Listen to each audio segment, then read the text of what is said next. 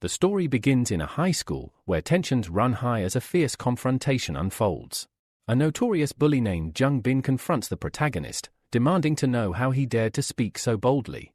Jung Bin, a feared assassin within the school hierarchy and commander of an army of 5,000 students, insists that the protagonist hand over his divine power, or face the destruction of his divine domain core. But the protagonist, Honu, stands firm. He calmly replies that there is no such divine power to hand over, and if one exists, Jung Bin is welcome to try and take it. Honu then declares that Jung Bin is nothing more than a foot soldier of the Locust clan. That comment triggers a wave of reflection in Honu's mind. Why is he even facing off against the school's top bully? His thoughts drift back to the events of a few days ago, when everything changed. It all began when Honu was transported to the Divine Realm, a mystical world where anyone could ascend to godhood. He recalls how he awakened to this realm at the age of 18, only to discover that his inherited clan was the weakest of all, the Locust clan. At that time, he considered the previous owner of his body a pitiful fool. While bedridden, an elder informed Honu that his parents were lost somewhere within the chaos of the Imperial College, but they might still be alive. The elder urged him that if ever given the chance, he must search for them. He also remembers a strange proposal made to him by a girl named Qin Shuang. She asked if he was willing to become her servant and provide her Thunderbird with enough locusts each day. In return, she promised to ensure he graduated from high school. But it wasn't a light decision. Honu had to weigh his dignity against survival. Meanwhile, Jung Bin and his cronies had imposed a cruel condition: Honu must provide 100 units of divine power every Monday. If he failed, his clan would face an invasion by a deadly dwarf army, an attack that could wipe out his entire bloodline and ruin his future. Faced with these impossible odds, Honu questioned how he ended up on the hell-difficulty path of life. Remaining in the Locust clan would mean certain doom, no entry to elite imperial universities and no chance of finding his parents.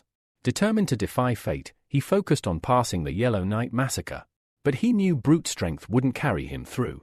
Entering a specialized machine, he equipped a divine accessory and reaffirmed his resolve. Everyone got where they are by trying. Giving up without even attempting is pathetic, he told himself. Moments later, a system notification confirmed a successful connection to the divine domain. Staring at the vast realm before him, Honu observed thousands of locusts, the signature of his clan. He opened his system interface, curious about any updates. His past life's memories revealed only two character paths, the chosen son and the life sacrifice. Uncertain about the distinction, he asked the system for clarification. The system explained, the chosen son is blessed by the heavens, gaining luck and a unique attribute for every level he ascends. The life sacrifice, on the other hand, can offer his own biological life in exchange for randomly generated divine products of equal value. It became clear the chosen son would be his golden opportunity, his so-called golden finger, while the life sacrifice would serve as a rare auxiliary skill in the divine biological stage. With these powers, he might one day fulfill his grandfather's final wish. But first, he needed to survive the bully's blackmail. The next day at school, Qin Shuang approached his desk. She asked again if he'd reconsider becoming her servant. She emphasized that with her protection, no one would dare touch him. Honu gave a firm no, leaving her stunned. She couldn't understand why he would reject such a safety net. He calmly explained, though I have no power or influence, I still have my dignity. I appreciate your concern, but I won't accept protection at the cost of servitude. Angrily, she turned away and warned that he would come to regret this choice. Soon after, Jung Bin's group arrived at his desk, demanding the promised divine power. Honu, however, stood tall and told them to stop bothering him. That triggered Jung Bin's fury. The idea that Honu would talk back was outrageous, and he threatened once again to destroy Honu's divine domain core. I'd like to see you try, Honu replied coldly. The students around them began to stir with excitement. They chanted for a duel, eager to witness a broken core firsthand. Someone even mocked the Locust clan's weakness, saying it wouldn't take much to force Honu to drop out of school. They boasted that Jung Bin's dwarf army ranked among the school's top 60 units and would easily annihilate him. Pulling out his divine card, Jung Bin sneered. Since you're trash, I'll only need 10 divine power points to deal with you. He activated an intrusion card, valued at 10 divine power points. Once activated, it would open a spatial teleportation portal into Honu's divine domain, allowing direct invasion. Without hesitation, Honu flew through the portal and entered the divine realm. Before him stood a massive door, glowing with ominous energy. As it creaked open, a chilling sight awaited him, rows upon rows of grim-looking dwarfs, preparing for battle. At the top of the enormous gate stood Jung Bin, the school bully and self-proclaimed commander of the dwarf army. With a cold glare, he raised his hand and declared, "In the name of the dwarf god, I command you, wipe out every last locust and destroy their divine core." In response, the dwarf army roared with excitement, their weapons raised as they prepared for battle. Across the school, students gathered around to watch the spectacle, the system projecting the battle in real time for all to see. As the dust cleared, students began discussing what they saw. One pointed out that the dwarf army seemed larger than before, estimating that their strength now rivaled the top 50 ranked divine domains. Another corrected him, noting that each dwarf was equipped with iron weapons, making their power comparable to even the top 30. But then something unexpected happened. Qin Shuang, watching closely, noticed Honu summoning his own forces, an army of crimson-red insects. The crowd murmured in confusion. At first glance, they seemed like ordinary locusts. But they weren't. These were explosive locusts, elite-level life forms. Such a thing was unheard of. No one imagined that lowly locusts could evolve into elite creatures. Despite this revelation, a student scoffed, "Even if they are re-elite, trash is still trash. Those bugs won't match the raw combat strength of dwarfs." But then, the locust surged forward and detonated. A series of massive explosions rocked the battlefield. In the middle of the chaos, Honu smirked to himself, remembering the decision he made the previous day. It had all started with a massive magical circle he had drawn. Determined to change his fate, he made a bold wager. From a population of 500 million locusts, he kept only 10 million adults to ensure racial survival. The remaining 490 million were sacrificed. As the ritual activated, a pink fire engulfed the circle, consuming the sacrificed locusts. From this great offering, the system presented him with 3 reward options: 10,000 elite goblin warriors, the Eye of Life, a sacred artifact that continuously nurtures the environment, a level 1 artifact, explosive heart. Honu considered each. The goblin army could solve the immediate crisis, but it was a one-time tool, useless for future threats. The Eye of Life was a long-term asset, but it wouldn't protect him from school bullies. Ultimately, he chose the explosive heart, a lasting investment in his clan's strength. An icy stone appeared before him. Without hesitation, he crushed it in his hand. Divine energy surged outward, birthing the explosive locusts, obedient elite creatures capable of massive destruction. Though lacking intelligence, they followed only the commands of the gods and lived for 180 days. He tossed one forward, and it exploded on impact. The explosion alone wouldn't kill a single dwarf, but with such overwhelming numbers, the story might unfold differently. As the smoke cleared, the crowd strained to see what remained. The battlefield had changed. The dwarfs lay defeated, scattered across the ground. Only a single elite dwarf remained, injured and barely standing. In front of him stood Honu and his blazing red swarm. Qin Shuang watched with intrigue. "Now this is getting interesting," she whispered. Honu ordered his locusts to finish off the last standing dwarf. Panicked, Jung Bin screamed from above, "Retreat! All dwarfs, return to the divine realm." But Honu merely smiled. "Too late," he muttered. His entire swarm surged toward the portal, rushing through to invade Jung Bin's divine realm. The resulting explosion echoed across the sky. Jung Bin was left stunned. "Stop! Call off the locusts," he screamed. But it was far too late. Explosions began ravaging his domain, tearing down everything in their path. One by one, the dwarfs fell. Desperate, Jung Bin raised his hand in surrender. "I give up. Remove the locusts. I surrender the battle." Honu stood tall, eyes gleaming. "But didn't you say you'd destroy my core? Shouldn't I return the favor?" Jung Bin trembled, furious and humiliated. "My parents won't let this go. They're demigods." "I don't care," Honu replied coldly. "Let's see how you handle this." He ordered the locusts to aim directly at the core. Jung Bin panicked, his voice breaking as he pleaded. "Please? Stop. I admit defeat. I swear I'll never bully you again. Whatever you want, I'll do it. Just don't destroy my divine core." But Honu didn't care for bargains. "This isn't about what I want. This is about what you did. Just as the locusts closed in, a voice echoed in his mind. That's enough. Stop, in my name. It was Professor Lu. The teacher's voice rang with authority, yet Jung Bin immediately turned to him, crying out, Professor! Please? Stop him. He's insane. But Honu didn't waver. The locusts continued their approach, cracking the core bit by bit. Jung Bin weakened by the second, collapsing under the pressure. Professor Lu urgently addressed Honu. Didn't you hear me? I said stop. Honu finally turned his attention to the teacher. Oh? Now you show up. Why are you here? I'm your class teacher. I can feel everything happening inside the school's divine domain, Lu explained. Then let me ask you this, Honu said, his expression darkening. If you could feel everything, why didn't you show up when I was being beaten? Or extorted? Or threatened with death? The professor didn't answer. His silence was deafening. Is it because I'm not the child of a demigod? Honu continued. Because protecting me might offend Jung Bin's powerful parents. Still no response. Lu eventually muttered, let's discuss this after you stop the attack. But Honu pressed further. Then let me ask one last thing. If it was my divine core under attack right now instead of his, would you have stepped in? Professor Lu remained silent. No need to answer, Honu said quietly. I already know. As Honu finished speaking, his crimson locust surged forward and exploded directly on Jung Bin's divine core. The impact shattered the realm, leaving Jung Bin collapsed on the ground, tears streaming down his face as he realized it was all over, his divine realm was gone. He was now nothing. The system screen displaying the fight blinked off. Back in the classroom, the teacher rushed in, calling out for Honu. A student casually replied, he went home. He didn't show up after the fight.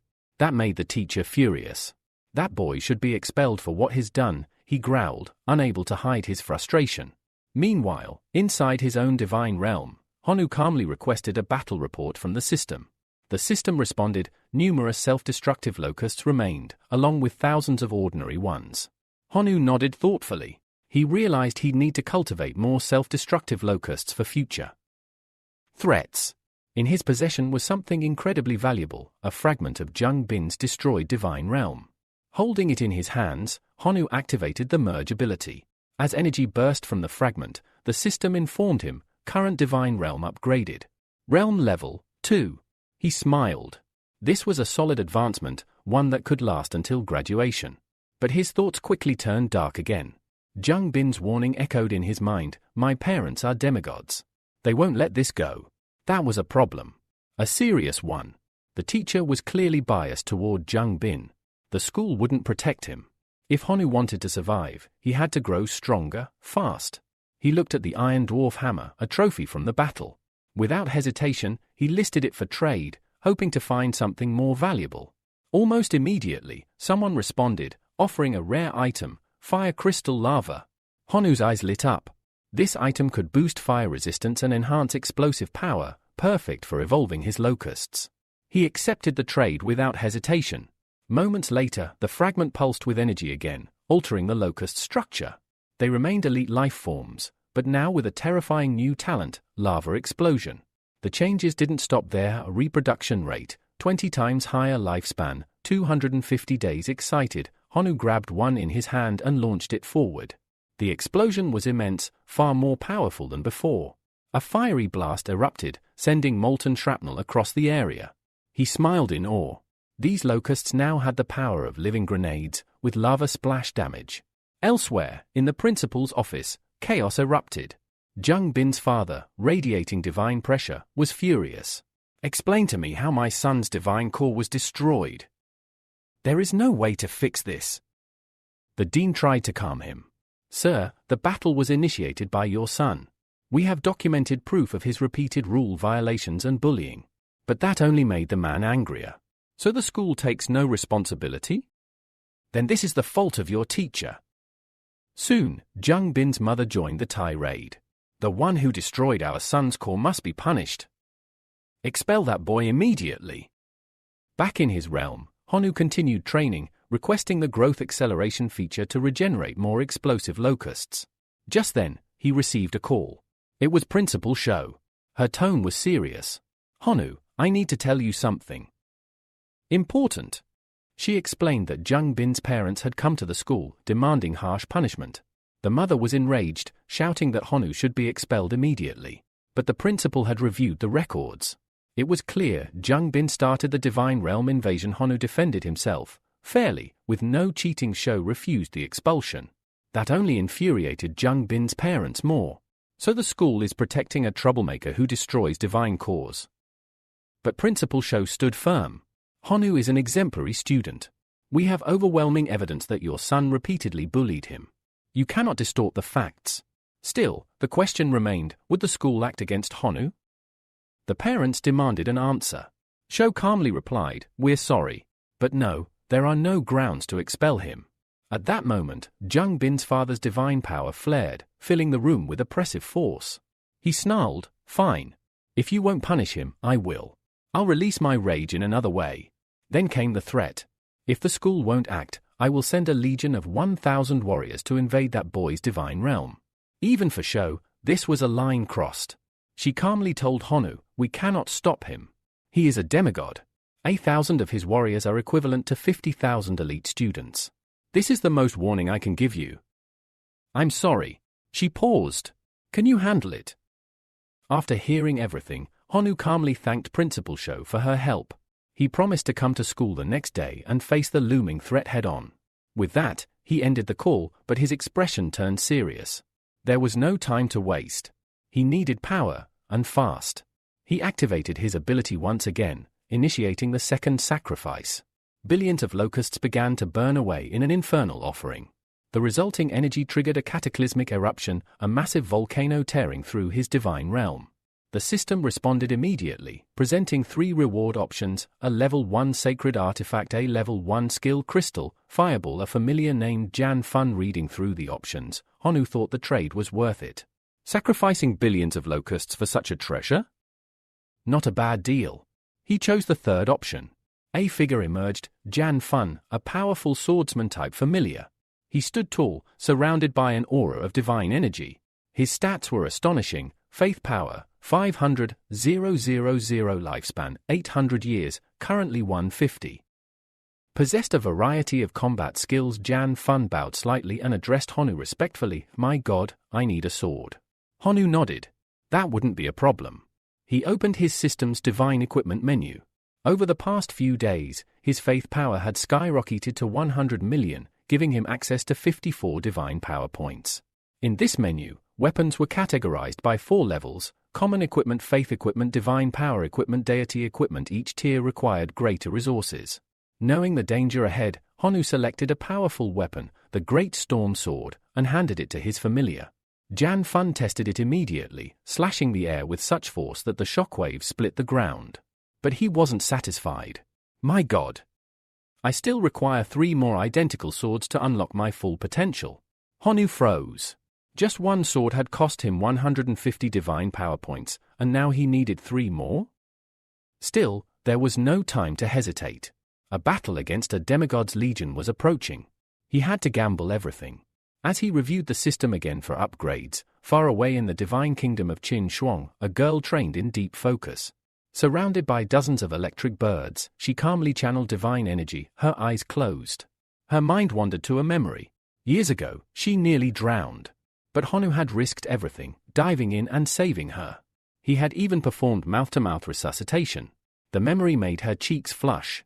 "That idiot," she mumbled, flustered. "He deserves to be squeezed to death." Despite her complaints, she had a powerful family, 1 true god, 23 demigod relatives, so technically, she didn't need anyone to protect her. Suddenly, her system rang. It was Honu calling. She picked up with a smirk. "Changed your mind? Ready to be my obedient slave yet?" Honu replied calmly, "No. I just need to borrow your divine power." She scoffed. "What are you offering? Trash? Those bug familiars you summoned in the fight? Please, don't think you're impressive just because you beat Jung Bin." She added one final insult, "Those exploding grasshoppers? Garbage." Silence. Honu paused, then simply said, "Sorry to bother you," and ended the call. Her eyes widened. Why did I say all that? Panic rose in her chest. She immediately called him back. Honu answered. More insults. Embarrassed, she quickly asked how much divine power he needed and requested his transfer details. She didn't know why she cared, but she did. With the divine energy acquired, Honu purchased more swords for his familiar, whispering to himself, "I'm risking everything on this. I hope it's worth it." The next day arrived. In the classroom, whispers filled the air, "He's crazy for showing up. Doesn't he know a 1,000-man army is coming for him? Let's see how brave he is when his core is shattered." Clearly, everyone already knew about the demigod's revenge, and many were hoping to watch Honu fall. Just then, Qin Shuang walked in. "So that's why you called yesterday," she said. "To face off against a demigod's legion? You're insane." She warned him, "You should give up. 1,000 men blessed by a demigod? You won't stand a chance." But Honu simply smiled. "Even if I had a choice, this is the only path I can take." Qin Shuang narrowed her eyes. "You do have a choice. Become my slave. My family has influence, one true god, 3 demigods. I can stop all this." He turned to her and said sincerely, "Thank you, but I'll handle this on my own." Then, he left to prepare for war. From the shadows, another figure watched them both. Rage burned in their eyes. Why does she treat him like that? That mysterious observer wanted only one thing: to see Honu dead. The classroom door burst open. A teacher stepped in, followed closely by Jung Bin's enraged parents. The teacher pointed directly at Honu and said, "That's him." "Mrs. Du's fury exploded instantly. "You bastard! You destroyed my son's divine core." Her husband, Jan Lin, tried to restrain her anger. "Calm down. We're in a school. We must follow the rules." The teacher motioned to Honu, asking him to come forward. "Don't waste the time of the Jung family. Show some respect." But Honu didn't budge. Calm and composed, he replied, "I'll wait for Principal Show. I want an official witness." Letian scoffed at that. "You think such a small matter needs the principal? I'm enough. Get over here, or things will escalate." Just then, Principal Show entered the room, her voice sharp. "And who, may I ask, are you speaking to like that?" The teacher quickly tried to explain, claiming he was merely dealing with student discipline. But the principal cut him off. "You're a teacher at a respected academy, not a watchdog for a demigod." Her words hit hard. Jung Bin's parents seemed pleased with her presence and asked if they could proceed. The principal turned to Honu. "Are you ready?" Honu nodded, full of confidence. "Yes." At that moment, Jan Lin wasted no time. He activated his invasion card. Immediately, Honu's consciousness was transferred to a battlefield. As he materialized, countless hostile gazes locked onto him, the eyes of ferocious wolves. Spectators at school watched the scene unfold on the large display screens. "That's the wolf cavalry, right?" one student gasped. Another added, "Yeah. A mix of green orcs and dire wolves, all geared with high-level equipment." Honu's finished. The wolf army, led by a powerful cavalry captain, began to march. And at the rear stood Jan Lin, pulsing with divine energy. "You destroyed my son's divine core," he growled. "Now you'll pay, with blood." Qin Shuang, watching the battlefield closely, furrowed her brow. "That's 2 units. They said they'd send 1,000-man legion, but there are 2,000 units here. That's cheating." Principal Show remained silent. Even she couldn't intervene now. As the wolves charged forward, a buzzing roar filled the sky. Honu's grasshoppers had arrived. Students leaned forward, stunned. 7 million elite explosive grasshoppers. Yesterday he had only 20,000. How did he cultivate that many overnight? Despite the impressive swarm, the first wave of explosions did little. Only a handful of mounted wolves were slightly injured. Letian observed from the side, shaking his head. "He's talented, but this is an obstacle he won't overcome. Otherwise, he could have made a name for himself." Then suddenly, someone gasped. "Wait! Look at the sky." A massive black cloud loomed overhead. It wasn't natural. Explosive grasshoppers rained down like a storm. The sky ignited. Each insect erupted with devastating force, sending shockwaves and magma into the air. The battlefield turned into a volcanic wasteland, annihilating entire squads of the wolf cavalry. Even Qin Shuang was stunned. "What the hell are those things?" "That explosion, it launched magma." The principal asked if any student or teacher could identify the creatures. One stepped forward, activating his detection skill. These are evolved elite forms of the explosive grasshoppers. Principal Shou was impressed. Well done. Excellent progress by my student. But Jan Lin was unfazed. Do you really think a few bugs can defeat my cavalry? He raised his hand, and the wolves howled in unison. Their bodies surged with supernatural energy. A blue wind swept through their ranks, an icy aura capable of neutralizing the explosions. A student watching whispered, "In the end, a demigod is still a demigod. These grasshoppers, they were strong, but only 500,000 remain. And they're exhausted." Jan Lin's face twisted with fury. "Let me show you true fear. Destroy his core." The wolves charged once again, faster and fiercer. The principal lowered her head, sighing. It's over, but then someone pointed to the screen. Wait! Look at that divine form inside Honu's core. Qin Shuang's eyes widened. The wolves had stopped and were staring at a dark figure emerging from the shadows. Is that a familiar? Another student asked, aren't those storm swords? The ones that cost 50 divine power points each. 4 of them would be 200 points. How can Honu afford that? He's an orphan. The principal stepped forward and calmly explained, that's Jan Fun, a familiar from a legendary clan. A clan known for producing extraordinary life forms. As the battle raged on, a student watching the screen muttered grimly, it won't make a difference anymore. We're dealing with a demigod's army. That cavalry captain will take care of the familiar, while the rest will destroy Honu's core. But something didn't feel right. The girl stared harder at the familiar. Wait, that's not just an extraordinary life form. Her voice dropped. That's a heroic life form. This revelation sent shockwaves through the crowd, and even Jan Lin was shaken. Impossible! I fought my whole life, and only once did I manage to create a heroic life form. How could a mere high schooler have won? Realizing the danger, he bellowed, destroy his core. Now! He wasn't just trying to win anymore, he wanted to capture the heroic life form for himself. But before his wolves could reach the MC, Jan Fun's eyes began to glow with concentrated power. The wolves charged, and were immediately cut down by a powerful slash, Storm Cut's level 3 ability. More wolves leapt into the air, only to be tossed away by a spinning gust, Whirlwind, level 1. But then, a monster unleashed its freezing breath, managing to trap Jan Fun's feet in solid ice. The wolves lunged in to finish the job. Jan Fun didn't flinch. He raised his 4 swords and activated Iron Cut. A circle of energy pulsed through the air, expanding, until it exploded outward with devastating force, creating a crater and annihilating the attacking wolves. The classroom fell silent. Can a familiar really have that much power? One student whispered.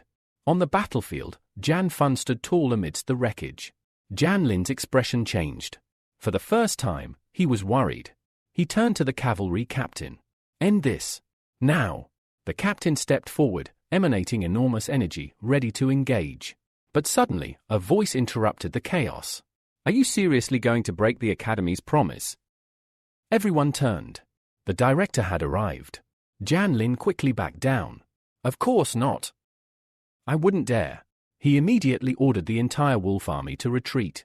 The director's gaze shifted to the battlefield and saw something surprising.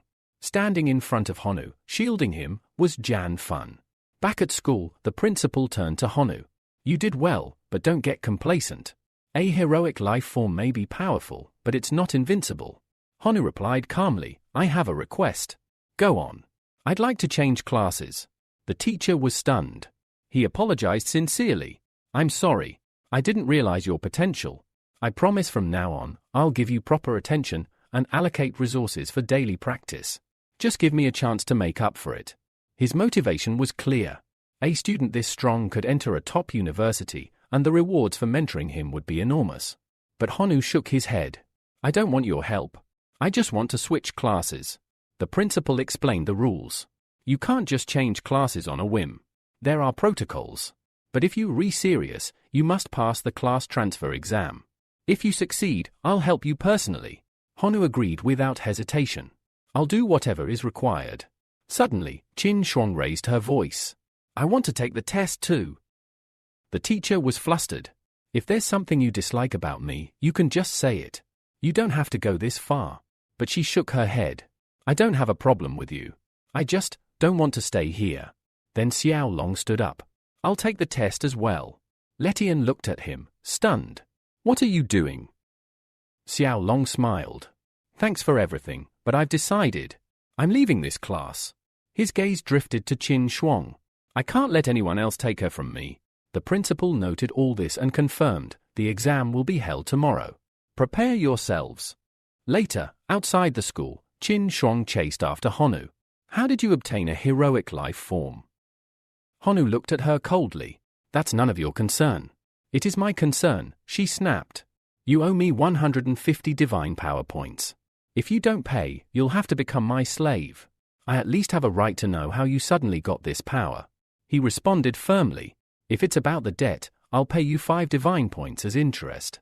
But if it's about my familiar, you'll remain in the dark. Without another word, he teleported away, leaving her stunned and seething. Inside his divine kingdom, Honu reviewed his forces. 1 billion common grasshoppers, 1 million explosive grasshoppers, 30,000 detonating grasshoppers. He was unsure if this would be enough for the class transfer exam. Just then, Jan Fun appeared. The wolf cavalry. They're hiding in the mines. Should I destroy them? Honu paused. That made sense. Many wolves had escaped the earlier assault. Killing them would be a waste. He thought for a moment, then gave his order. Capture them. Keep them alive. They may still be of use. 2 hours passed, and the protagonist returned, dragging behind him all the wolves, tightly bound.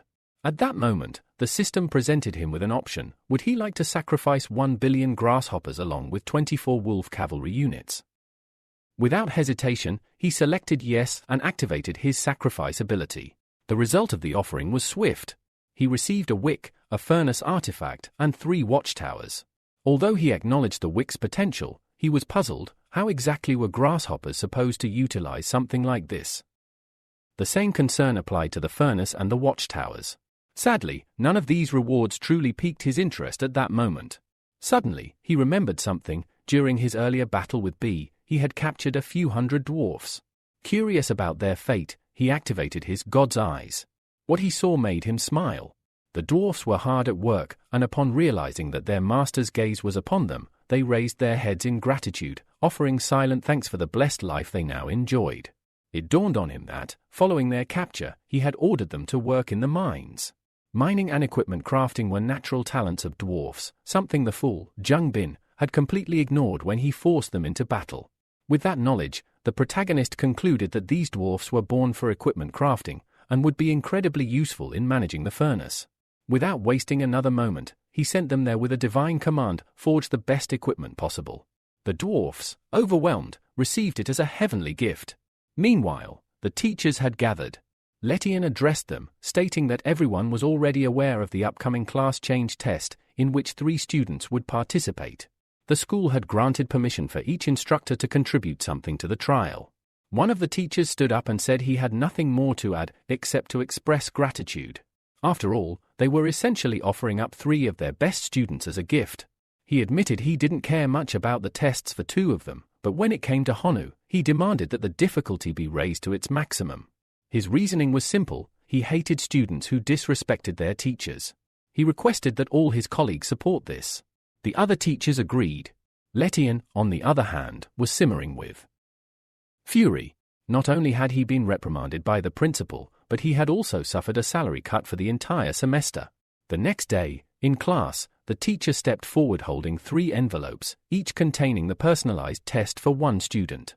Shuolong, Qin Shuang, and the main character each took their envelopes. Upon opening his, the protagonist was stunned. His evaluation test had been set at level 10, requiring him to defend against an onslaught of 10,000 foreign invaders. Even the principal was taken aback. He turned to the teacher and asked if this test wasn't excessive. However, the teacher calmly replied that it had been a collective decision by all the staff. The protagonist smiled and told the principal not to worry. Letian, after all, was desperate to see what he could really do.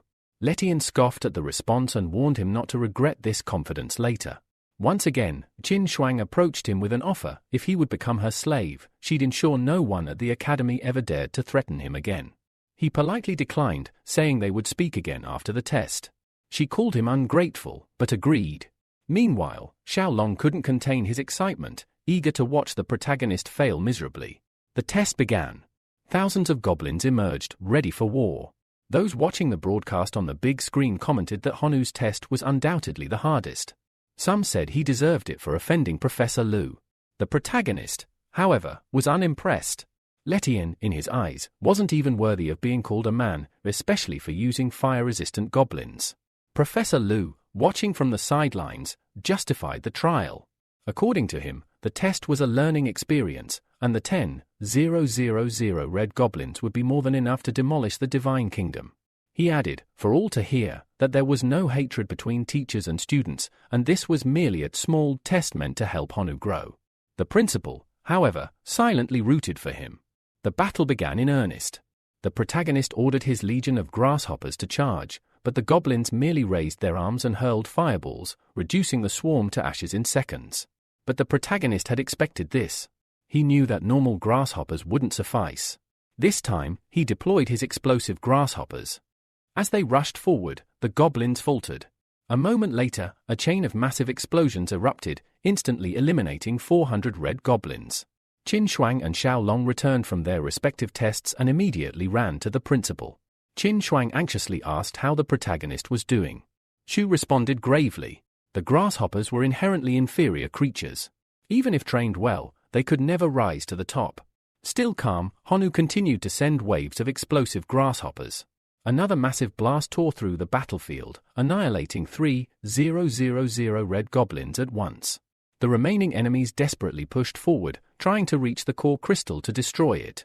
A student watching muttered, "It's over this time." He acknowledged that while the protagonist had a heroic life form, even that would be meaningless against 500 red goblins. Qin Shuang, equally distraught, feared that the army would completely destroy her classmates' core. Concerned, the principal reached out to Honu directly. He told him that if he could no longer endure, he should simply concede. There was no shame in defeat, he could rise again in time. But the protagonist's reply was resolute. He had already made up his mind. He was going to change classes, and he would fight until his last breath. He had not lost yet. As the protagonist stood his ground, he calmly spoke, his familiar relentlessly delivering blow after blow to the advancing goblins, finishing them off one at a time. The goblins, however, soon grew furious. With savage roars, they launched wave after wave of fireballs, causing a series of explosions across the battlefield, especially near Jan Fun's location. Observers began to think it was all over. Surely, they believed, the familiar must have sustained serious damage in the onslaught. Among the crowd, the professor was the most excited, convinced that Honu would finally learn his lesson. But just as the professor was basking in his premature victory, a student suddenly pointed toward the battlefield and urged everyone to look more closely. In the midst of the chaos, an army of dwarfs emerged. They charged forward, shouting their intent to protect their god. The red goblins, momentarily stunned, were now gripped with fear. The tide of the battle shifted. The students watching from afar were equally stunned. "Isn't that the same dwarf faction once led by Jungan?" one whispered. Given this kind of talent and control, they reasoned, Honu must easily rank among the top 10 students of the year. With the dwarfs overwhelming the goblin forces, the protagonist claimed victory, even while at a significant disadvantage. Both the principal and Qin Shuang were pleased with the outcome, though the professor was visibly irritated. When the 3 students returned from their tests, every teacher on the panel was eager to recruit them into their respective classes. They promised to provide the maximum available resources to each of the top performers. Xiaolong, with no personal ambition of his own, simply declared he would go wherever Qin Shuang went. Still, something continued to trouble the main character. Turning to the principal, he asked why his test had been made so difficult. The principal explained that the level of each test had been determined through a collective vote by all the teachers in that grade. Understanding, the protagonist then politely asked to review the voting summary. She agreed and handed over the compiled opinions regarding the class transfer evaluation. Upon reading it, it became clear many teachers were dissatisfied with Li Shen's conduct, labeling the entire episode a disaster due to his biased support against a student. Seeking clarity, the MC approached 2 teachers who had voted fairly and asked what resources they would offer if he joined their class. The first teacher acknowledged that the test had made one thing clear: Honu had an exceptional ability to cultivate dwarfs. If he joined his class, the teacher promised to provide an army of 10,000 dwarfs. With that support, Honu could easily make it to the top 10 and secure a bright future. The second teacher offered a different path.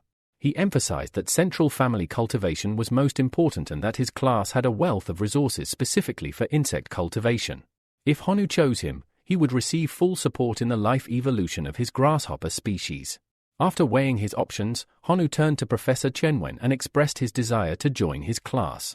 Qing Shuang, hearing this, immediately announced that she too would join Professor Chenwen's class. Xiaolong, as expected, followed her lead. The professor was overjoyed that so many promising students had chosen him. He declared this was how one earned the Outstanding Teacher Award, and truthfully, he couldn't have asked for more. As a token of appreciation, he presented the protagonist with a special gift, a hive construction letter. This artifact allowed for the creation of a hive spanning 1 square kilometer, capable of hatching 1 million insectoids annually. The protagonist's eyes lit up. This gift was perfectly suited for him. He began to plan his future strategies. Once the hive was constructed within his divine realm, he would be able to bless it with 2 level 1 relics. The hive would then amplify the power of those relics, and in turn, enhance the eggs within. This meant one thing: 1 million new grasshoppers every year. He expressed his gratitude, but the professor simply replied that there was no need for thanks, just deliver the best results. That, he said, would be the true reward. The principal then addressed the room, reminding everyone that the day's test had been a minor one. There was no need to overreact. However, in 7 days, a far more serious exam would take place, one that would involve the entire school and determine future resource allocation between classes. Later, inside his divine realm, the protagonist assessed his current resources: 2 million grasshoppers, 5,000 self-destructing grasshoppers, 300 explosive grasshoppers, 52 dwarfs, and Jan Fun, his heroic life form. His expression darkened. Given his current strength, participating in the school-wide exam might result in the lowest score of all. He needed to act. He had to find a way to increase both the number and power of his grasshoppers. Then, something caught his attention. The dwarf status had changed. They were no longer ordinary. They were now listed as Red Forge dwarfs. Curious, he flew directly to their location to see what this meant. Upon arrival, he immediately noticed the difference. These dwarfs had evolved into elite beings, possessing a variety of new talents and a significant boost in power. He couldn't help but think how much better it would be if they belonged to his main family line. With that, he could use growth acceleration on them far more frequently. For days passed. Now armed with 7.3 billion grasshoppers, he activated his life sacrifice ability once again, this time on all of them. Watching the system's interface, he wondered what kind of reward such a monumental offering would bring. Then the system responded. First option unlocked, a sacred item, level 2, Law of Gluttony. Once charged within the Divine Realm's core, the main race would gain the ability to consume voraciously. If the total energy of consumed food surpassed their own by 1,000 times, it would trigger an evolutionary breakthrough. A new path had opened. The system offered 3 tempting rewards. The second option was the hero model, an upgrade that could promote an extraordinary life form to a heroic life form. And the third option would grant the MC a fragment of divinity, the equivalent of absorbing 100 billion faith, a jackpot reward in any system. Faced with these remarkable choices, the MC was thrilled and conflicted. All 3 rewards were excellent, making it difficult to decide. He weighed his options carefully. The first option, the Law of Gluttony, had the potential to transform a wide range of grasshoppers into elite life forms, but it might come with a price he couldn't afford. The second, the hero model, could elevate one of his existing creatures into a heroic force. The third offered raw divine power, a leap that could boost his cultivation immeasurably. In the end, after much contemplation, he chose the first option. 3 days later, Honu stared in awe at the massive beast in front of him. He couldn't even tell if it was still a grasshopper or some kind of colossal lizard. Whatever it was, he named it the Explosive Plus Grasshopper. Back at school, Qin Shuang approached him with a smirk. Teasingly, she asked if he had considered becoming her slave, given that he had no backing or resources. She doubted his chances of standing out among the numerous demigods in the academy. Though she admitted his grasshoppers were strong, she dismissed them as unimpressive in the grand scheme. As for the dwarfs, sure, they were cool, but not being part of his main family limited their potential. The MC thanked her for the advice but calmly replied that they'd all find out the truth after the upcoming exam. Qin Shuang didn't appreciate his indifference and muttered that he was driving her crazy. Meanwhile, Xialong watched silently from his desk, wishing that Honu would vanish from Qin Shuang's sight altogether. The professor soon addressed the class, stressing the importance of the general exam. It would directly determine the future distribution of academy resources. He promised to offer sacred relics, domain lands, and core fragments if necessary. More importantly, he urged every student to read the exam rules carefully. The structure of the test was clear: elimination phase, fail and you're expelled from school. Ranking phase, everyone would be graded under equal difficulty. The MC realized this was no ordinary trial. Being expelled upon failure was harsh, but the rewards? Absolutely extraordinary.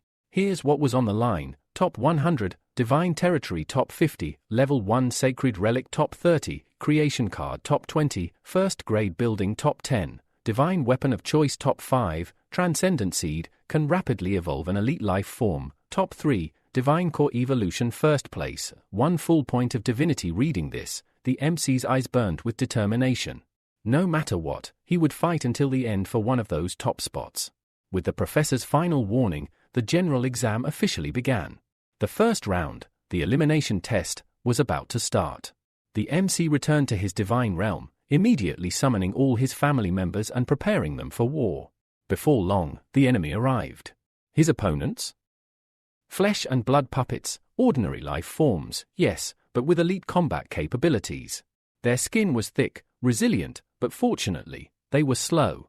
Without hesitation, the MC ordered 50,000 magma-type grasshoppers to self-detonate. A chain of violent explosions tore through the battlefield. The monstrous puppets let out deep roars, their flesh burning, the scent of roasted meat filling the air. An idea struck him: could his grasshoppers consume these monsters? He asked the red goblin dwarfs to collect the bodies from the battlefield. Upon inspection, he discovered high-quality supplements in their remains. It made him question whether this was even a test at all. If it continued like this, the coming stages of the exam would be brutal. Back in the control room, the teachers watched everything unfold on a massive screen. One professor sighed, another student they had high hopes for had just been eliminated. Tianwen reported that 20 students from his class were out, reducing his numbers by a third. Another teacher had it worse: half his students were eliminated. He wondered aloud if the difficulty level was simply too high. The principal, however, explained, the 3 vice principals had been tasked with choosing opponents that reflected Demon Abyss civilization standards. That's why flesh demon puppets had been chosen. And since the enemies were of demigod level, there was no point speculating too much. But Tianwen was delighted. His student had turned the academy's nightmare enemies into a food source. He even asked the others if they knew of any relatives capable of resisting the toxic blood and meat of the demon puppets. Another professor grew curious: if the MC's grasshoppers could ignore demonic toxins, that was a major breakthrough worthy of academic research. Letian, unimpressed, said it was just luck. In his view, those grasshoppers were trash when it came to actual combat strength. Tianwen, however, disagreed. Luck was also a form of strength, he argued. Those grasshoppers had been cultivated to perfection, they were anything but weak. Letian sneered, insisting that at the end of the day, they were still just grasshoppers. In combat terms, they were equal to goblins, maybe even inferior in some respects. Tianwen countered sharply. Letian was being biased, comparing the grasshoppers' weaknesses to the strengths of another race. Grasshoppers had one unmatched advantage: explosive population growth. They could multiply 100 to 1,000 times a year. He challenged Letian: can goblins do that? Letian waved it off, refusing to engage in pointless debate. Instead, he made a bold wager that in the end, his nephew Leo would score higher than Honu. Tianwen accepted the bet without hesitation. All the teachers bore witness to the agreement: the loser would pay 5 points of divinity. Letian smirked, confident. Leo had every advantage: backing, bloodline, and resources. There was no way Tianwen would match that. Back on the monitor, the first phase of the exam concluded. Out of all participants, only 430 candidates passed the first round. The next phase would narrow it down even further to just 300 students. The real battle had only just begun. Leon scoffed, calling the remaining 130 survivors useless bastards. Another professor quickly warned him not to blame the students, reminding everyone that failure was common given the extreme difficulty of the ranking test. The next phase began with waves of skeleton warriors appearing. The teachers watched with mild surprise, questioning if this was all there was to the challenge. It almost felt like a giveaway. But the MC's eyes lit up with excitement. He had 1,000,000,000 hungry baby grasshoppers ready. Suddenly, countless skeleton soldiers flooded the battlefield. It felt like a cruel joke. The MC commanded his grasshoppers to devour the entire army. Despite their glowing eyes and eerie presence, the skeletons stood no chance. 2 hours passed. The MC felt relieved. This was just a warm-up, a great appetizer. But then came the second wave. Another horde of skeletons charged, only to be annihilated immediately by the self-destructing grasshoppers. The MC observed that as lava rose higher and higher across the field, the skeleton soldiers would soon be unable to swim through it. The increasing temperature would become their undoing. With this in mind, he ordered the red goblin dwarfs to pour molten lava from the great furnace onto the battlefield. They obeyed instantly, killing every skeleton that emerged from the portal. One professor was impressed. Honu is definitely coming up with some brilliant strategies, he noted. Tianwen smiled knowingly. Of course. He's in the best class possible. Leon, however, remained unimpressed. The MC had only just reached the 7th wave, but Leon's nephew Leo was also at that level. Meanwhile, inside Lumo's divine realm, the scene was entirely different. Lumo stood surrounded by an impressive array of defenses, arcane towers, lightning towers, fire towers, and more. The professor who observed this smiled, convinced this student must hail from a wealthy family. He had invested heavily in his nephew's success, determined to secure first place this year. Then the conversation shifted to Qin Shong's divine realm. Peering inside, the professor's eyes widened. There were 100 lightning towers, 300 000 elite thunder natural life forms, and 100 gigantic ancestral trees. Everyone was impressed. Qin Shong's family was undeniably powerful. Even many demigods lacked such an overwhelming arsenal. Rumors whispered that she ranked among the top 3 students in the entire series. Letian seethed with anger, knowing all of this was due to Honu's influence. That boy will pay dearly for this, he hissed. The 10th wave ended, leaving only 18 candidates still standing. The professor announced the impending 11th wave, warning that the difficulty would spike dramatically. Suddenly, a shadow emerged from a glowing red portal, shocking everyone. It was a heroic life form. The monster revealed itself as the bone collector of the skeleton race. As it passed, all bones on the ground trembled. A pink aura surrounded it as it raised its staff.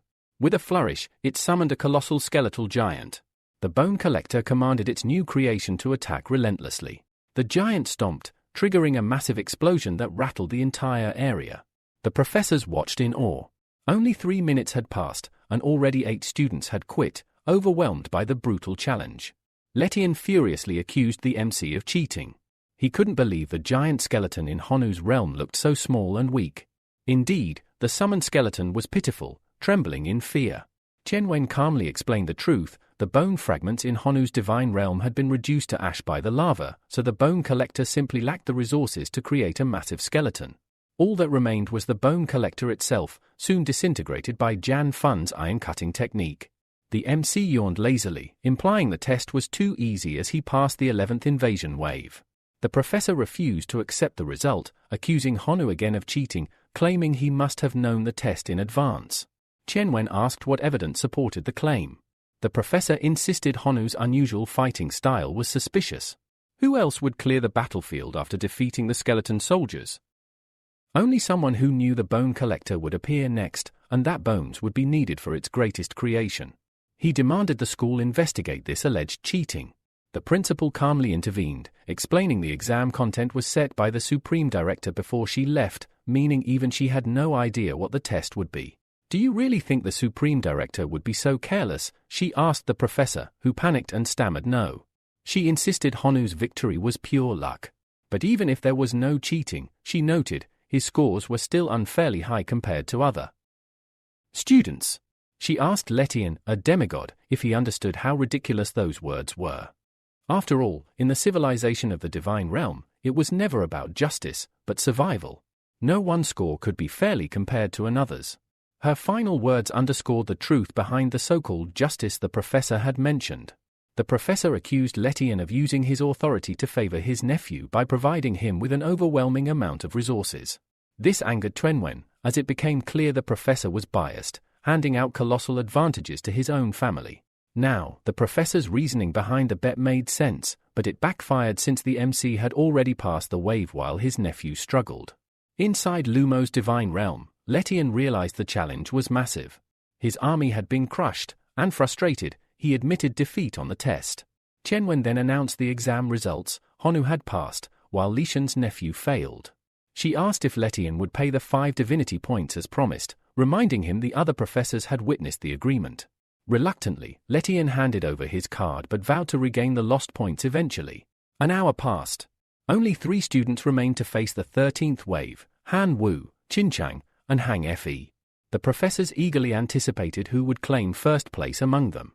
In Hang Fe's divine realm, the challenge became unbearable, and he gave up at the 14th invasion wave.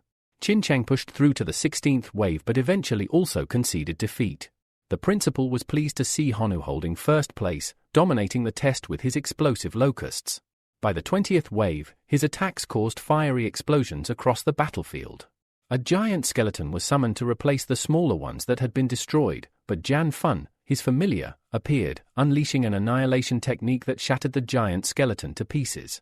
After 15 minutes, the system announced the start of the 21st invasion wave, warning that the difficulty would increase dramatically and urging all candidates to prepare.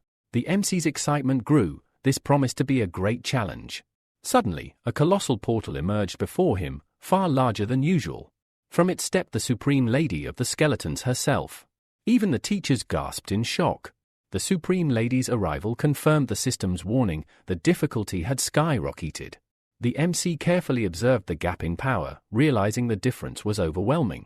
He thought it might be best to surrender right there. Raising his hand, he signaled surrender. Frustrated, the Supreme Lady demanded to know why, but the portal began pulling her back, out of the divine realm. She roared furiously and hurled a bone shard past him, causing a massive explosion. Even though it was a simple attack, the MC couldn't help but ask what that was. Finally, the portal closed, and the MC was sent back to the normal world, ranking first on the leaderboard. The final results showed Chenwen's class with a total of 252 points, placing first, 20 points ahead of second place. Meanwhile, Leon's class scored 192 points, coming in 8th. Furious at the defeat, Leon's teacher believed his class was entitled to first place. The students who had failed were worried about being expelled, but Honu only cared about celebrating his victory. An hour later, the rewards were distributed. The MC received an iron ore resource card, a divine territory worth 100 divine powers, a card exchangeable for a level 1 sacred item, a level 1 temple, a divine weapon valued at 100,000, a card with extraordinary seeds, 1 additional level in the divine realm, 1 extra divinity point, a familiar reproduction card. The other students were stunned to see these rewards displayed on the big screen. Honu pondered carefully which cards to trade first. Chenwen reassured him not to worry, promising to guide him in choosing the most suitable rewards. This made Honu happy. His teacher was reliable and trustworthy. Back in his divine realm, Honu used his territory card to expand his domain to 20 square kilometers. He applied the relic and all other items won. He carefully examined the divine weapon and realized the trade card only allowed for 1 exchange. Giving it to a familiar wouldn't be very useful, but he thought it might be interesting to give a hammer or similar weapon to his dwarfs. He found a warhammer valued at nearly 1 million divine power, forged from the core of the infernal hydra of the Supreme Lord. The minimum requirement to wield it was to have a heroic fire life form. Unfortunately, Honu didn't have one yet, so he would have to wait for one of his red goblin dwarfs to evolve. An hour later, still at school, the teacher commented on the overall exam results. He believed that the students remaining at the school were the elite. He also invited the top 3 students to the stage to receive their prizes. The 3 stepped forward. The teacher announced Honu's excellent performance, securing first place overall. As his reward, Honu would get to choose any superior resource. This made the MC thoughtful, wondering what treasures awaited him. The system listed the options: Giant's Fist, Fountain of Life, Iron Mine Core Level 2 Skill, Frozen Missile Level 2 Buildings, Goblin Nest Extraordinary Life Form. Without hesitation, Honu chose the Fountain of Life, a water fountain imbued with vital energy that could nourish life and greatly improve the environment. The teacher praised Honu's choice, acknowledging how remarkable it was. Unlike others who stubbornly chase raw power, Honu recognized his own strengths and sought to develop them thoughtfully. Soon after, a man approached the MC, congratulating him on his newfound wealth. He urged his colleague to sell the divinity point Honu won in the overall exam, offering an exchange price of 105 million divine power. Honu silently wondered how this man dared to give orders when offering just 5 million extra. Curious, he asked why the man wanted the divinity point. The boy responded casually, saying there was no special reason, he simply wanted to see if Honu would agree to trade for 105 million divine power. That amount was enough to focus his efforts on the locusts or any other goal. Honu refused the request. The student persisted, explaining that his grandfather was preparing to be promoted to a true god and urgently needed divinity. If Honu sold it, the boy promised to owe him a favor in addition to the agreed divine power. This made Honu think. 105 million divine power was a huge sum, enough to greatly strengthen his locust army. He admitted it was an interesting offer until his phone rang. The message shocked him. Qin Cheng was offering 150 million divine power for the same divinity point. He couldn't believe such an absurdly high amount. Clearly, she had money to spare. She challenged his valuation, asking if he really thought 1 point of divinity was worth only 100 million. She questioned his common sense.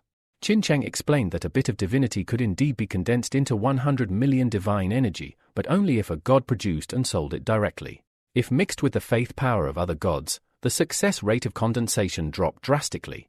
Therefore, the current market price of divinity was about 145 million divine power, though there wasn't even a formal market for it. With this explanation, Honu understood better. Shuju had tried to scam him earlier. He firmly rejected his classmate's offer, leaving him nervous and warning Honu not to get cocky just because he ranked first. But Honu no longer cared. The 150 million divine power had just been deposited into his account. Feeling rich, he smiled. Back in his divine realm, Honu instructed that the level 1 temple be built near the Red Goblin site, and it was constructed immediately.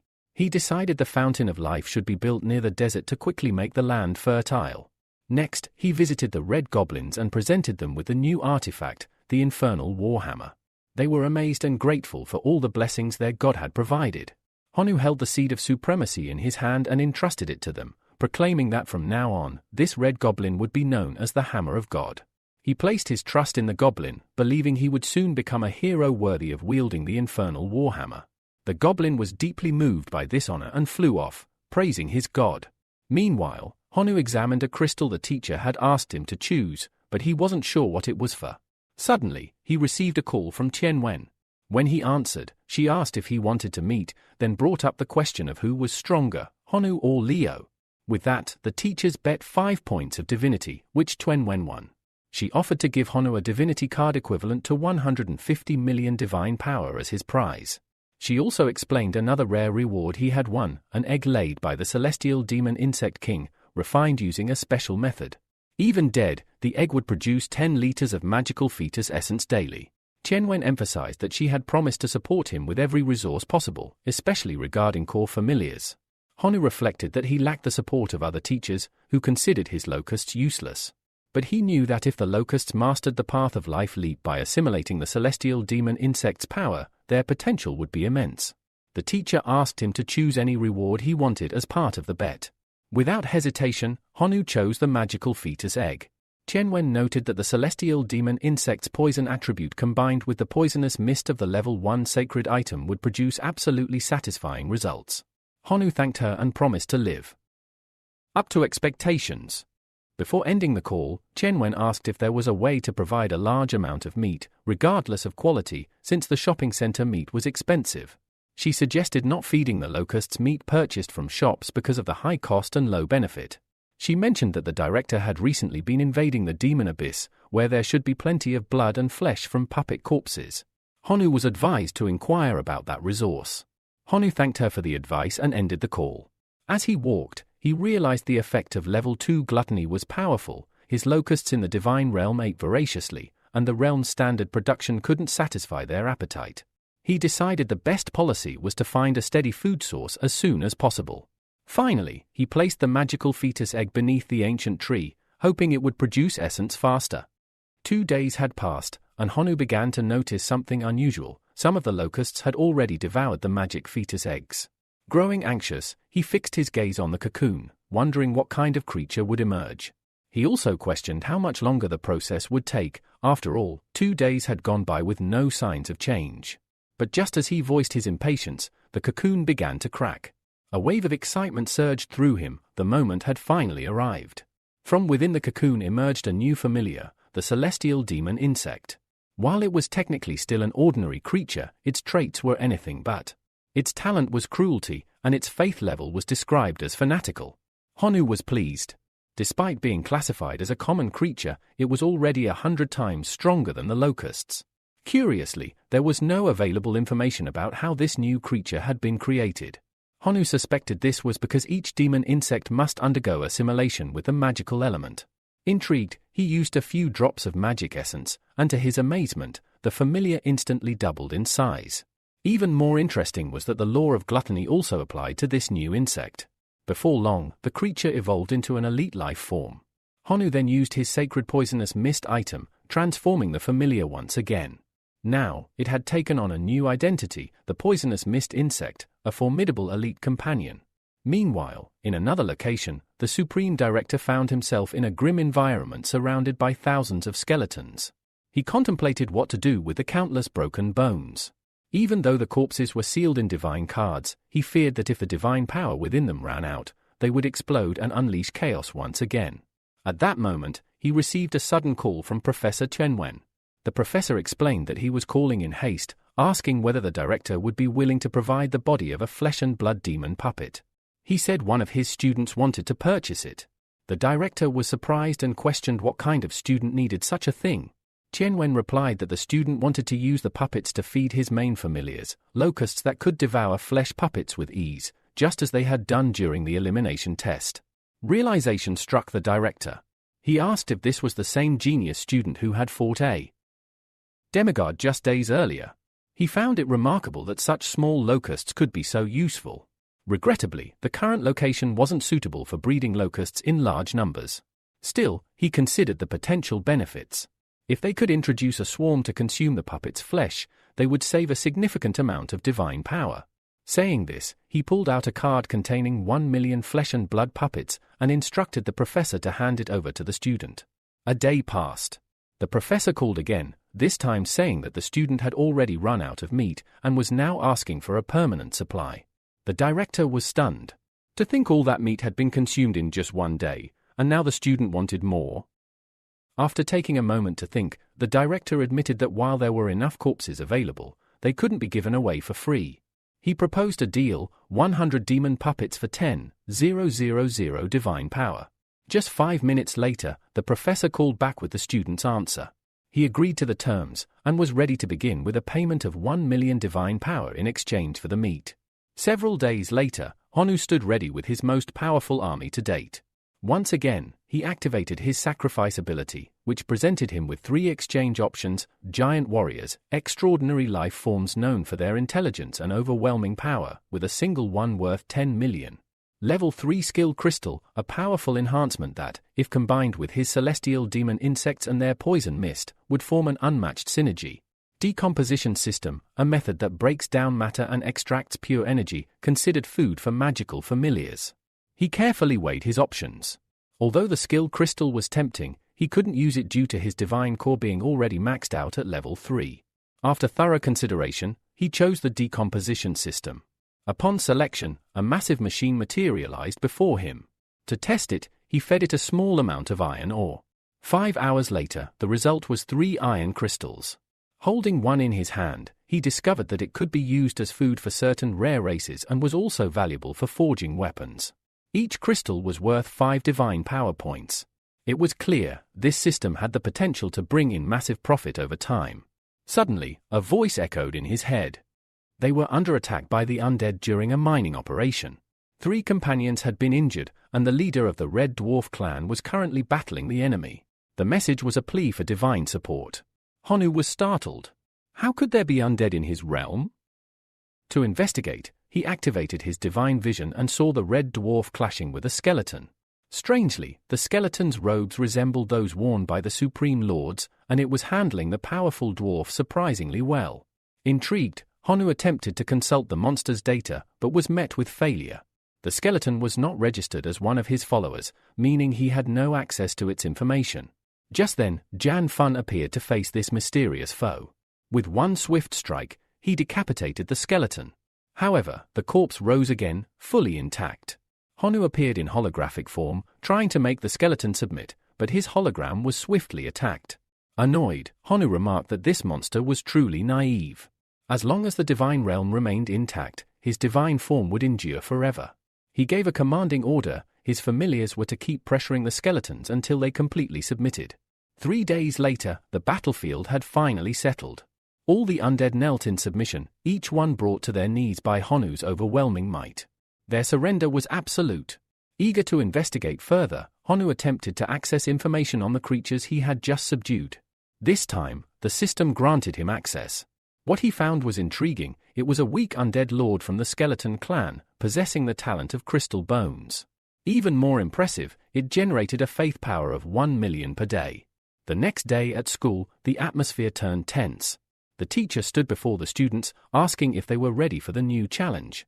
He warned them that the upcoming test would significantly widen the gap between participants and would directly impact which colleges they would be eligible for in the future. Honu, silent but focused, remembered his grandfather's dying wish that he one day enter Imperial College. It was one of the most prestigious institutions in the divine realm, and it might hold the key to finding his missing parents. The teacher continued, announcing that all students would be transported to the demon abyss for the next phase. The full exam details would arrive via email. A concerned student commented that the abyss was notorious, said to corrupt the minds of those who entered, twisting them into demonic servants. Only undead beings, it was said, could survive its malevolent energy. Xiaolong, watching quietly, smirked with confidence. He believed that this was finally his chance to defeat Honu. Just then, Xiaolong received a mysterious system call. When he answered, Professor Letian appeared on screen. The professor asked for Xiaolong's help to eliminate someone. Without needing clarification, Xiaolong guessed it was Honu and responded coolly, saying he'd take care of him during the test anyway. Pleased, Letian called Xiaolong his favorite student and presented him with a powerful gift, the Demon Dragon card, representing a race as strong as a heroic life form. With that, the exam began. All students were teleported into the demon abyss. The rules were strict, only one familiar incarnation could be active at a time. If it died, the student would revert to their true form. They could summon one familiar per day, with a limit of 100 total. The objective was to eliminate 90% of the skeleton enemies. The lowest-ranked enemies were common undead, while the strongest were extraordinary undead. Honu received a prompt asking him to choose his starting familiar. His choices were the Locust, the Red Dwarf, Jan Fun, or the Weak Skeleton Lord. He chose the Skeleton Lord, reasoning that, as an undead, it would be immune to the abyss corrupting aura. But the moment he made his choice, his body was enveloped in a strange aura. He was immediately teleported, now embodied in the form of the Skeleton Lord. Looking around, Honu confirmed his theory. The demon abyss was indeed an undead paradise. He then summoned 100 locusts and sent them to begin harvesting the bone demon fruit, which he'd located nearby. Just as he gave the order, a strange sensation struck him. He turned around and spotted a massive undead army approaching. Rather than fear, excitement surged through him. This was the perfect opportunity to test his new incarnation's strength. 10 minutes passed as Honu clashed with the undead. Confident in the results, he estimated that the bone demon fruit would only yield about 20 evaluation points, a far cry from the 100-point task, which required defeating a demigod. Knowing he needed to think bigger, he ordered his locusts to harvest all the fruits in the abyss, betting on quantity over difficulty. One day later, he had them all. With his inventory full, Honu opened his system and posted an announcement, selling 100 bone demon fruits for mission 49. Also open to trades. Immediately, students began to respond. One accused him of cheating. Another defended him, saying it was called resource integration. Soon after, offers rolled in, each one for 50 divine power points. Then, Professor Chuanwen stepped in. He warned Honu that only resources gathered within the abyss were allowed in trades. This was his first warning. 3 would mean disqualification. Despite the reprimand, Honu couldn't help but smirk. He truly was a business genius. No matter the obstacle, he found a way to turn the situation to his advantage. Elsewhere, a figure cloaked in dragon scales and flanked by wolves read Honu's trade messages and smirked. It was Xiao Long in his dragon familiar form. The messages had revealed Honu's location. Xiao Long now knew exactly where to strike. Back in the abyss, Honu noticed his ranking was dropping. He grew frustrated. His current familiar was too weak to earn points quickly. Without taking on higher-tier missions, he'd be overtaken in no time. That's when he spotted another undead army. Deciding to take a risk, he approached them directly. With a loud, commanding roar, he asked whether they recognized him. The army of skeletons froze. Their hollow eyes stared at him. Then, one by one, they bowed. These were common undead soldiers, but their faith was absolute. They were true believers, and they now served him. Honu stood still, confused. He couldn't understand what was happening. Without warning, more than a dozen skeleton soldiers, all true believers, had knelt before him in complete submission. There was no command, no trigger. They simply bowed, pledging loyalty. Though puzzled, Honu didn't overthink it. He immediately ordered his familiars to rise and begin patrolling the camp. An hour later, his army had grown. A skeleton knight had now joined his forces. This one wasn't ordinary, it possessed the talents of iron bones and skeleton summoning. Unlike the others, its faith was that of a true believer. Honu was stunned. In such a short time, his modest undead squad had become a formidable force. The knight stepped forward and introduced himself. He revealed he was once part of the first skeleton legion, who fought in the battle against the flesh and blood demon. After the legion split during combat, he had remained behind, enduring endless waves of corrupted corpses, zombies, and puppets. His numbers dwindled, forcing him to send skeleton scouts in search of the bone demon fruit for survival. Now under Honu's command, the knight and his men were eager to follow orders. Honu, pleased with this development, began to think about how to strengthen them further. Checking the current exam rankings, Honu's name sat at position 178. That wasn't good enough. Determined, he made a decisive move. He distributed bone crystals to empower his soldiers and left the rest of the equipment for them to use freely. 10 minutes later, the transformation was evident. His undead army looked far stronger. He then set their next mission, eliminate the flesh and blood demon puppets. The army marched toward a dark cave, the lair of their next challenge. Honu stood at the entrance and addressed his forces. There are 10,000 flesh and blood demon puppets inside. We only number 1,000. We must fight as one. Inside the cave, they were soon greeted by a wave of twisted creatures charging forward. It was hard to tell whether they were monsters or humans. The skeleton soldiers formed their battle lines and began cutting down every puppet that approached. From afar, Honu watched carefully, hoping that these slain enemies might transform into skeletons and bolster his ranks. Time passed, and the plan worked. Now his army was 7,000 strong. Only 3,000 puppets remained. Seeing the finish line, Honu shouted, "Advance with all your might." 3 hours later, one of his soldiers returned carrying an item. It was a key drop from the lair. Upon receiving it, Honu's score increased by 60 points, pushing him up to rank 108. Meanwhile, outside the lair, a lone wolf sniffed the ground aggressively. Its master, Xiao Long, was furious. He couldn't find Honu anywhere. Frustrated, he checked the rankings and was shocked to see that his target had just earned 60 points. Did he clear the entire flesh and blood demon lair? Xiao Long growled. His eyes narrowed. That's the last bit of luck he'll have. Without hesitation, Xiao Long charged toward the lair. When he arrived, what he saw enraged him further. Honu had secretly created a full skeleton corps, a personal undead army clearly designed to skyrocket his score. Xiao Long didn't wait. Hellhounds, attack! The beasts lunged at Honu, but the skeleton stepped forward, shielding their master. A massive battle broke out. Xiao Long gritted his teeth. 2 days. Just 2 days, and this guy's gathered an entire army. If I let him continue, he'll become unstoppable. He shifted into his dragon form and prepared to crush the resistance. But before he could move forward, he was blocked by none other than the skeleton knight. Honu watched the scene unfold and called out calmly, "Xiao Long, what is the meaning of this?" But Xiao Long was seething. "I don't need a reason. I just hate your face. Die already." With a roar, he unleashed a flurry of slashes, each strike landing directly on Honu's incarnation. The skeleton soldiers were outraged. Their master had just been attacked. But to Xiaolong, they were nothing more than cannon fodder. Riff-raff, he scoffed. Not even worth killing. Just as they prepared to retaliate, Honu stirred. He rose again, his skeleton lord form had resurrected. He stood firm and gave a single command, "Don't stand still. Retreat immediately." With one final glance at Xiaolong, he added coldly, "Next time we meet, your death is certain." The skeleton army disappeared into the darkness. Xiaolong, panting and frustrated, checked the rankings again. Why isn't he eliminated yet? He muttered. But then he noticed the number, rank 1063. Honu had escaped death. Again. Xiaolong's rage erupted. "I'll hunt them all. I'll wipe out every single skeleton if that's what it takes." He flew straight back to the lair, only to find it completely deserted. Not a single skeleton remained. He barked an order to his wolves, search the entire 100-mile radius. Don't let a single one escape.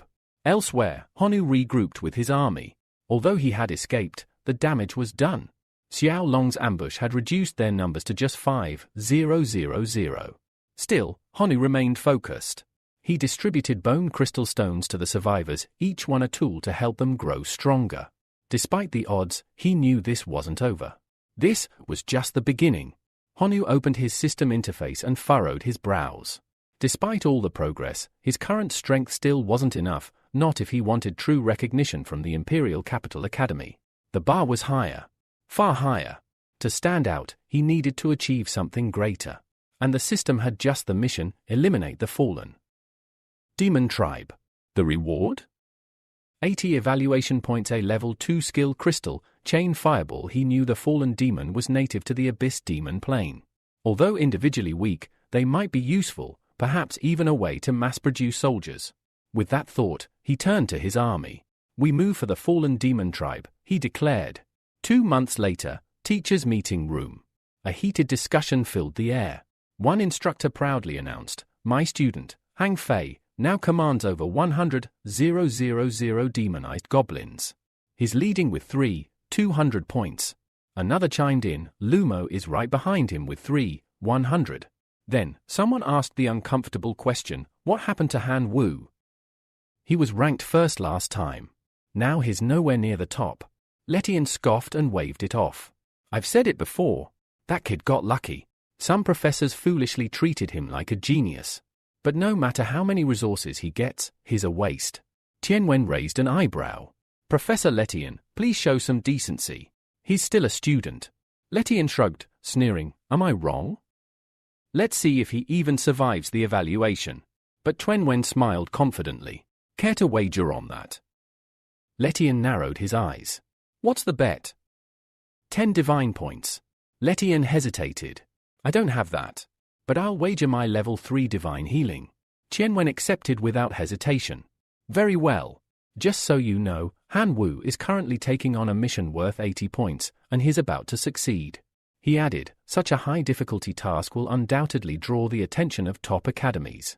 Even if his final score isn't first, just getting noticed will change everything." Back in the Abyss Demon Plane. The desolate lands had once teemed with millions of abyssal demons. Now, less than 100,000 remained. Atop a mountain, Honu watched silently, pleased. His strategy was working perfectly. His undead army had swelled to 900,000 skeleton warriors, and it was time to collect the final debt. "Advance," he commanded. The army descended like a tide, crushing every monster in its path. Within 20 minutes, the tribe was cornered and defeated. Honu raised his victory banner. Then, the skeleton mag stepped forward and began chanting. Resurrection spells burst into action. The fallen enemies were reborn, not just as common soldiers, but as skeleton revivers, a rare and powerful class. One of them stood tall and laughed deeply. This new being was a transcendent undead, with talents like hard bones and skeleton resurrection. Its belief system? Universal. Even stronger than the elite skeleton knights, it began summoning more undead, each more formidable than the last. Honu was thrilled. He handed over storage items to the reviver, hoping to prevent damage to his troops in upcoming battles. Just then, a soldier approached, kneeling before him. "Master, this is the loot." Honu's eyes widened. It was a sacred weapon, the fireball staff. It had once been charged at the Divine Realm's core. Now, it could grant members of the central clan the ability to cast level 1 fireballs, while also offering resistance to demonic erosion and negative effects. Even more interesting, it carried the source of desolation, capable of triggering a life transition, something he planned to test later with his locust swarm. Now with over 1 million soldiers, Honu finally felt ready to face Xiaolong's army head-on. He checked his mission status. Mission complete, 80 evaluation points earned, new rank, 401 reward, level 2 skill crystal, fireball barrage. A new mission appeared, targeting another native race, this one worth 70 evaluation points. Honu didn't hesitate. March! 3 days passed. Inside the faculty hall, professors tuned into the abyssal live feed, watching closely. One of them turned to Tianwen, amazed. Your student? Han Wu. He's completed several missions in a row. He's now in 4th place overall. Letian grunted, so what if he's 4th? He's still not 1st. But just then, a message alert flashed across the screen. Battle Fury Academy had just sent a message, requesting a post-evaluation interview with Honu. Hidden Dragon Academy followed suit, expressing strong interest in recruiting him. Then came Qingshan College, offering Honu the chance to skip the entrance exam entirely and enroll directly. Letian turned red with fury. The student he had once called trash was now being courted by the best schools in the nation. As the news of university invitations poured in, Professor Shu couldn't help but question the director. Why are you only showing invitations for Han Wu? What about the others? The director remained calm. Because no one else has received any invitations yet. Shu was stunned. But Han Wu is only in 4th place. There are 3 students ahead of him, shouldn't they be the priority? The director explained firmly, the criteria are clear, a student must have a total score of at least 3,000 and must have completed at least one mission worth 80 points or more. Right now, Han Wu is the only student who meets both conditions. Soon after, Qin Shong completed her own 80-point mission, and she too received an invitation from Battle Fury Academy. But the mood shifted. The focus wasn't on invitations anymore, there were very few missions left. And Han Wu's chances of taking 1st place were diminishing. With concern rising, Letian secretly contacted Xiaolong. There are only 3 missions left. If you want to beat Han Wu, you must act now.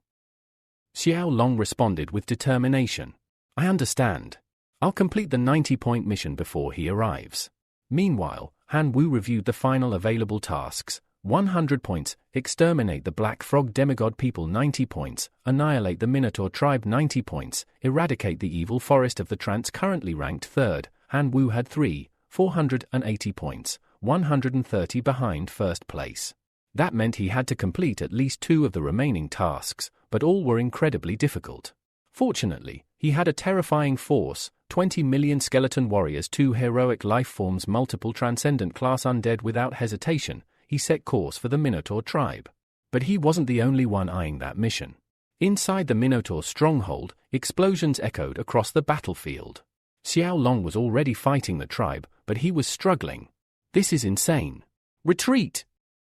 We're just wasting resources, he shouted. Another student beside him agreed. Even together, we can't finish this evaluation mission. But then, they saw it. A massive, shadowy army advancing, millions strong. Their eyes widened. What the hell is that? An entire skeleton army marched straight into the Minotaur tribe. At first, Xiaolong and his ally thought they were just unlucky to cross paths with undead. But then they realized, this army wasn't here for them. It was here to conquer the Minotaurs. While the skeletons were numerous, their combat strength was spread thin. We can still break through, one of them said. But Han Wu saw their intentions. You're not going anywhere. He summoned his bone controllers, elite undead commanders, and ordered them to attack. The skeleton mage cast endless spells, reviving every fallen lizard man into a new undead soldier. The 2 students began to panic. We can't fight this, it's endless. Suddenly, a giant skeleton appeared and roared, don't move. Both students froze. Then, atop the colossal skeleton, Han Wu appeared. Xiaolong. Susan. Xiaolong looked up in disbelief. Han Wu. Aren't you from the Locust clan? Shouldn't you greet us? Han Wu didn't respond directly. He simply smiled and said, "Goodbye. Courtesy is essential, after all." With that, the giant skeleton stomped down, crushing Xiao Long beneath its foot. His scream was silenced instantly. Susan's eyes went wide. "Wait! There's no conflict between us." "If this is about a misunderstanding," Han Wu interrupted him, "letting you live doesn't benefit me." Susan begged, "I'll give you everything I found in the abyss. Please spare me." Han Wu considered the offer, then nodded. "Fine. Go." Without another word, Susan turned and ran for his life. 5 hours later, the Minotaur tribe was completely defeated. The survivors surrendered and pledged allegiance to their new master. Han Wu's evaluation score rose by 90 points, bringing him to 3,570. Now, he was just 40 points behind the top rank, with 2 missions left. But suddenly, the system displayed a shocking update. Only 1 mission remained. Someone else had completed one. Quickly checking the leaderboard, he saw that Qin Shong had risen to 3,580 points, taking second place. Han Wu smiled. "She's strong. I'm not surprised." Now, only one path remained, the Black Frog Demigod people. A 100-point task. Incredibly risky. No one in history had ever completed it. But to attract the attention of Kyoto Academy, the most elite institution in the realm, he had to claim first place. "Mobilize the army. We're heading to the Black Frog Nest." Back at the academy, the faculty gathered. 11 classes have completed their evaluations. Only 3 students remained: Qin Shong, second place Han Wu, third place Susan, seventh place Letty, and scoffed. "What are they still doing in the abyss?" He sneered. At the monitor. "They must be insane. The only task left is to slay a semi-divine being. They fail, and they lose everything." No one in 11 classes had dared to even attempt that task. No one in history had ever completed it. But Han Wu was marching toward it. And this time, the entire world would be watching. Professor Trenwen watches the battlefield through the divine projection and calmly states, "That's right. They are going to challenge the semi-divine frogman." She has complete confidence in her students. Suddenly, her army of Thunderbirds launches the first wave. Bolts of electricity rain down from the sky, striking the enormous black frog. Sparks explode, thunder echoes, and lightning sizzles as the assault begins. The giant demonic frog roars in rage, activating a protective shield and thundering, "You dare invade my tribe and slay my kin. I curse you all." The moment he speaks, Tianwen senses something is off. A massive, ominous force gathers, shaped like a colossal bird, and rushes toward her. Struck mid-air, she spirals downward, injured. Forced to act, she invokes her divine purification, healing herself and regaining composure. Reinvigorated, she commands her birds to unleash more lightning, relentlessly targeting the frog's barrier. Thunderbirds dive and strike in perfect formation, pouring electric fury upon the shield until it shatters.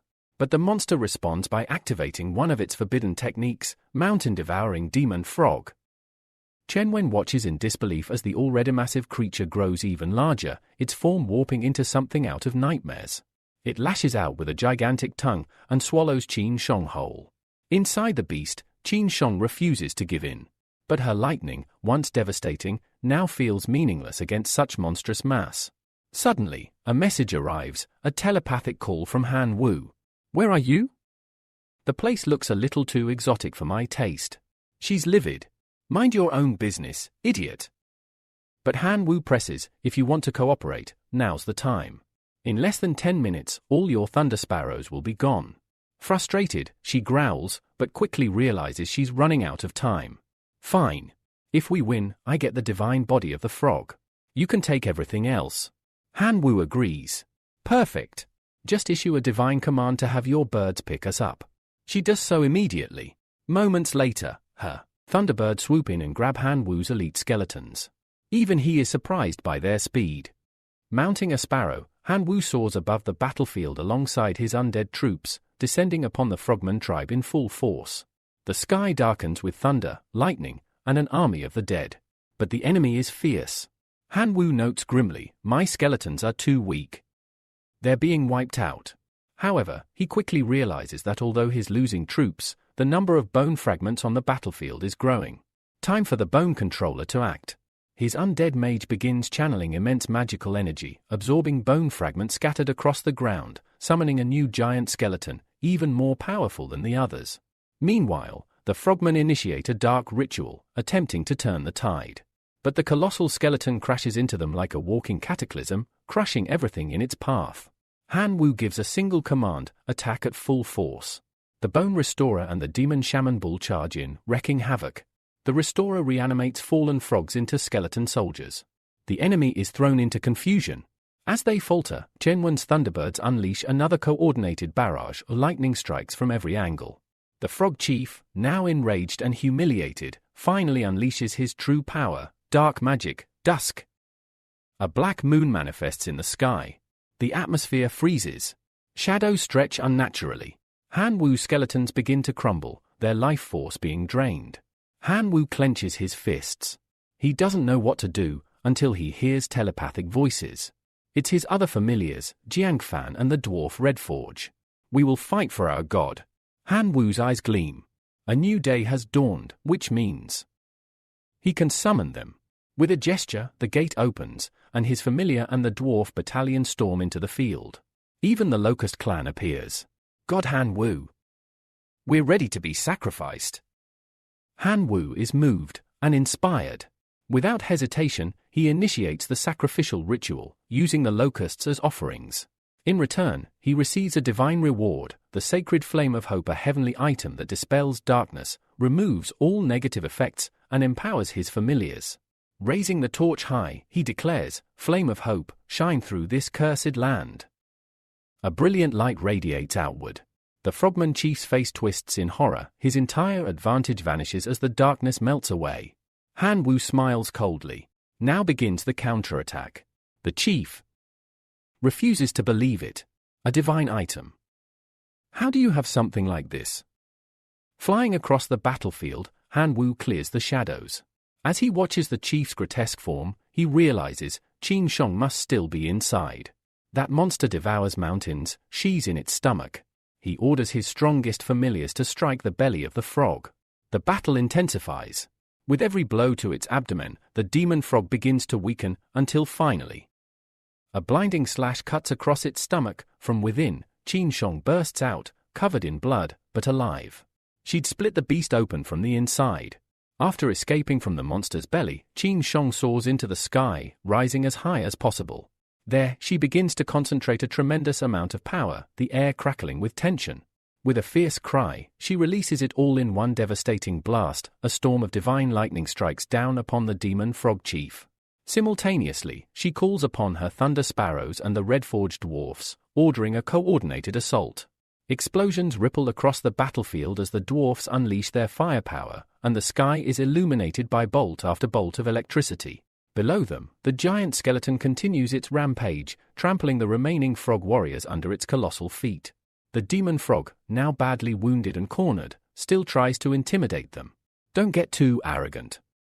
But before he can finish, Han Wu appears, his figure bathed in the golden glow of the sacred flame of hope, illuminating the battlefield.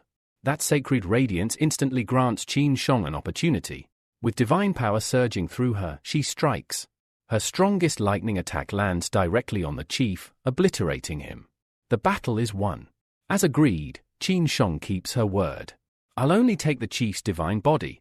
The rest of the spoils go to you. The demon frog, barely clinging to life, begins to beg. Spare me. I'll give you everything I have. But Han Wu coldly replies, after I kill you, everything will belong to me anyway. And with that, his familiars finish the job. 30 minutes later, all the treasures scattered across the battlefield are gathered. Han Wu, now wearing a crown he found among the spoils, jokingly asks, "May I at least keep this as a token for your help?" Qin Shong blushes slightly but nods. Fine. A deal's a deal. Just then, a telepathic message from Professor Chen-Wen reaches Han Wu. The professor commends him on his performance and informs him that the directors of the top universities want to meet him. He's to return immediately. Chen-Wen leads both students back, warning them sternly, don't say anything foolish. These professors are in the true God realm. Soon, they arrive at the university gathering hall. Han Wu can feel the divine pressure in the air and wonders uneasily, can they see my life sacrifice ability?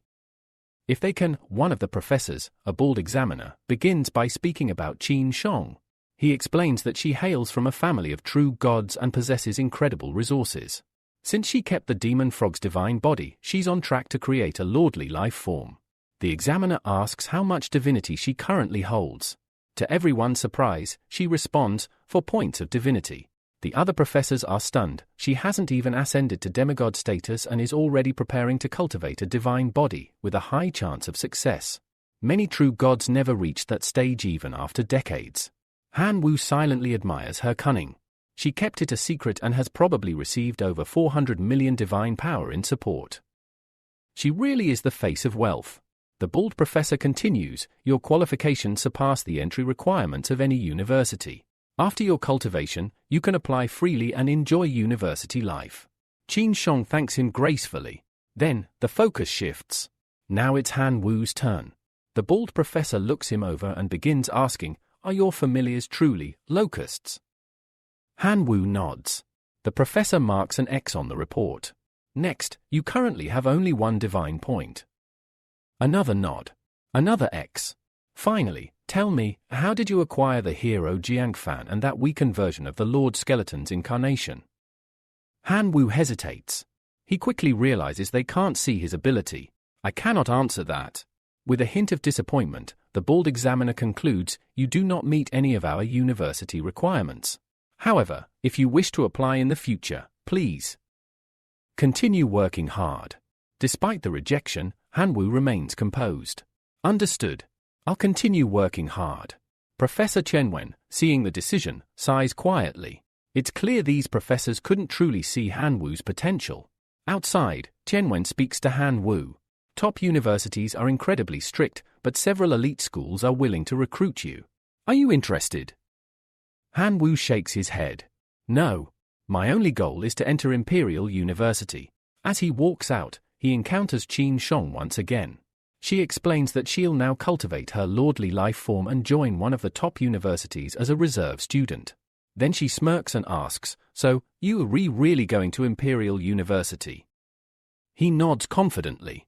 I have to. My parents disappeared into the Star Sea of Chaos. That place holds the answers. Imperial University is my only path. She responds, good. I'll be going there too, as a reserve student.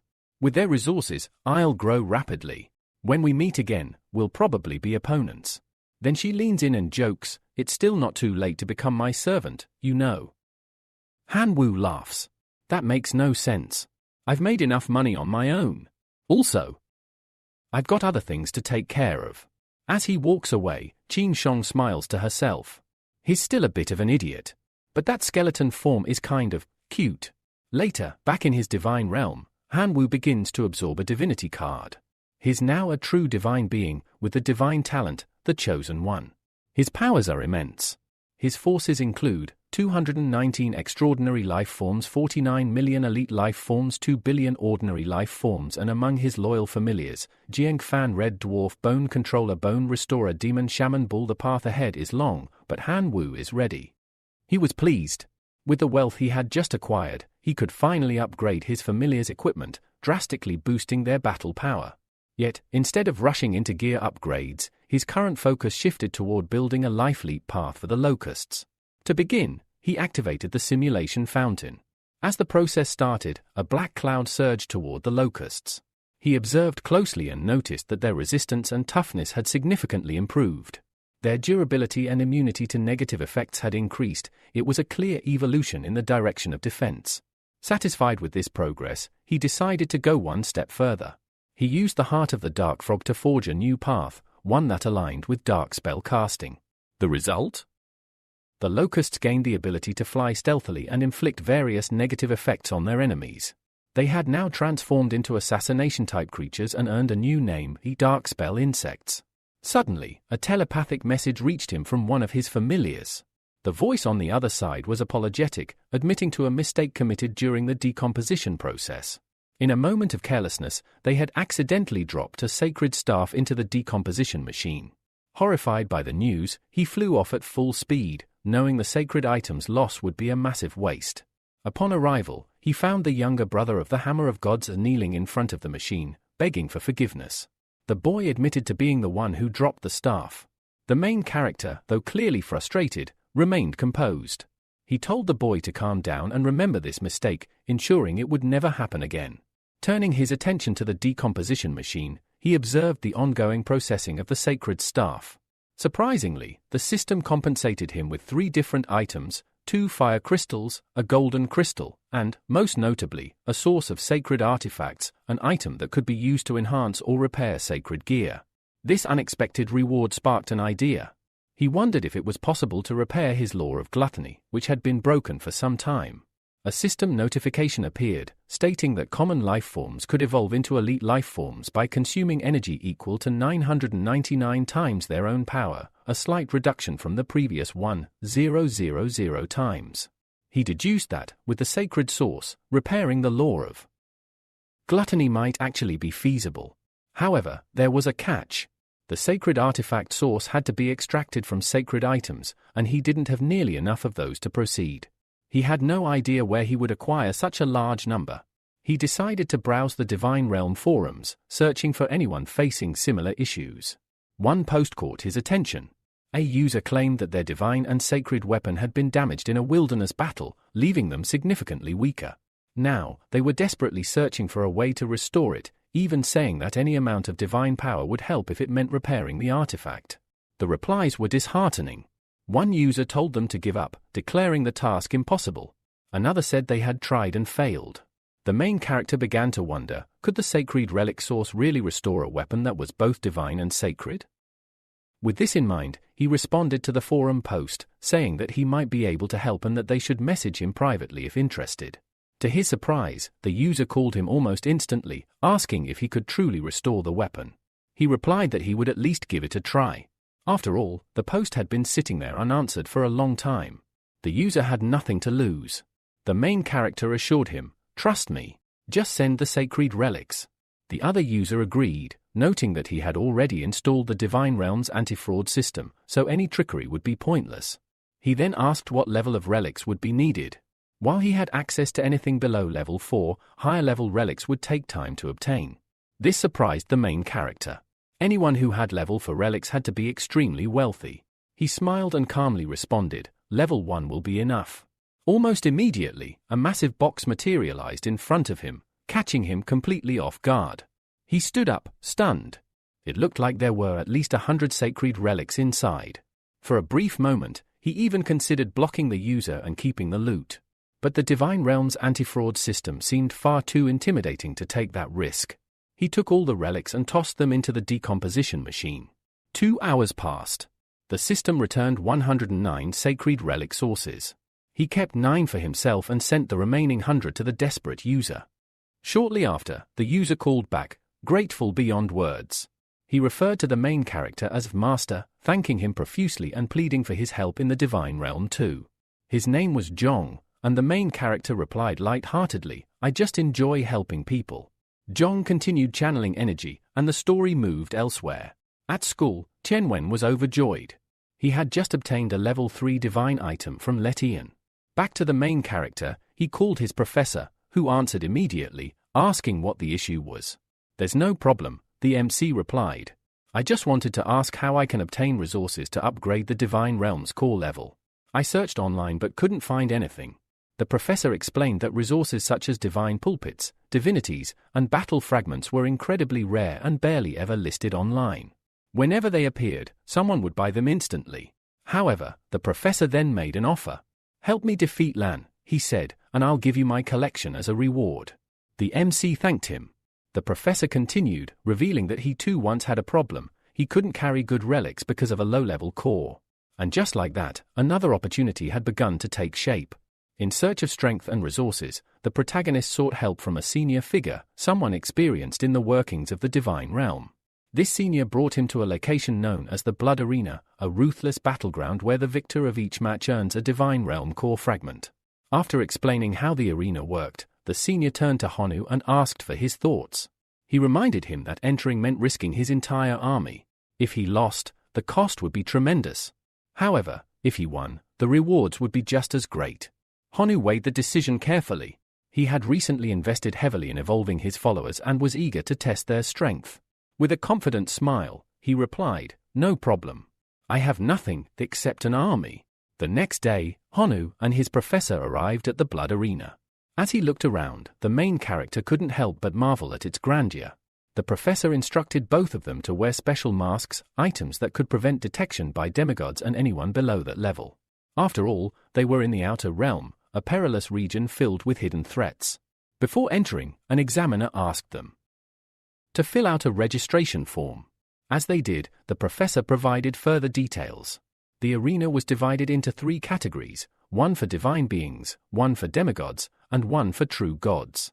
Battles between different categories were rare and only occurred by special request. There were no limits to how many followers a competitor could bring into the match, but a contestant would automatically lose if more than 50% of their followers died. Some competitors, stubborn to the end, even fought until their mortality rate reached 100%. Not long after this explanation, Honu received a notification from the system. He had been matched with his first opponent, and the battle was about to be broadcast. Without warning, he was sucked into a different dimension, startled by how sudden the transition was. He found himself standing in a massive arena. Across from him stood his opponent, who sneered and asked mockingly if he was a rookie. "Don't worry," he added smugly. "The Rat Lord will make this quick." From the crowd, whispers began to circulate. The rookie had been matched against a rat disciple, a fighter infamous for his brutality. A system prompt informed Honu to release his followers. He had 3 minutes before the match would begin. His opponent wasted no time and summoned his army of rats. "I'll kill everything in front of me," the Rat Lord growled. But Honu only laughed. "You really want to compete in numbers?" With that, he summoned his army of locusts. The Rat Lord burst into laughter. "Locusts," he mocked. "This match will end before it even starts." A notification blinked across the arena. The battle was about to begin. The rats swiftly raised their bows. At the signal, they unleashed a volley of arrows. But Honu, calm and collected, commanded his locusts to activate their shields, completely blocking the attack. Enraged, the Rat Lord ordered another barrage. But Honu had already begun his counterattack. With a sharp cry, he instructed his dark spell insects to launch a surprise attack. His flying familiar soared above the rats and unleashed a special ability that threw them all into confusion. "Now!" Honu roared. "Demonic insects, kill them all!" With deadly precision, his demonic insects charged forward, stingers ready. The rats, still dazed and disoriented, stood no chance. The audience watched in stunned silence as the slaughter unfolded.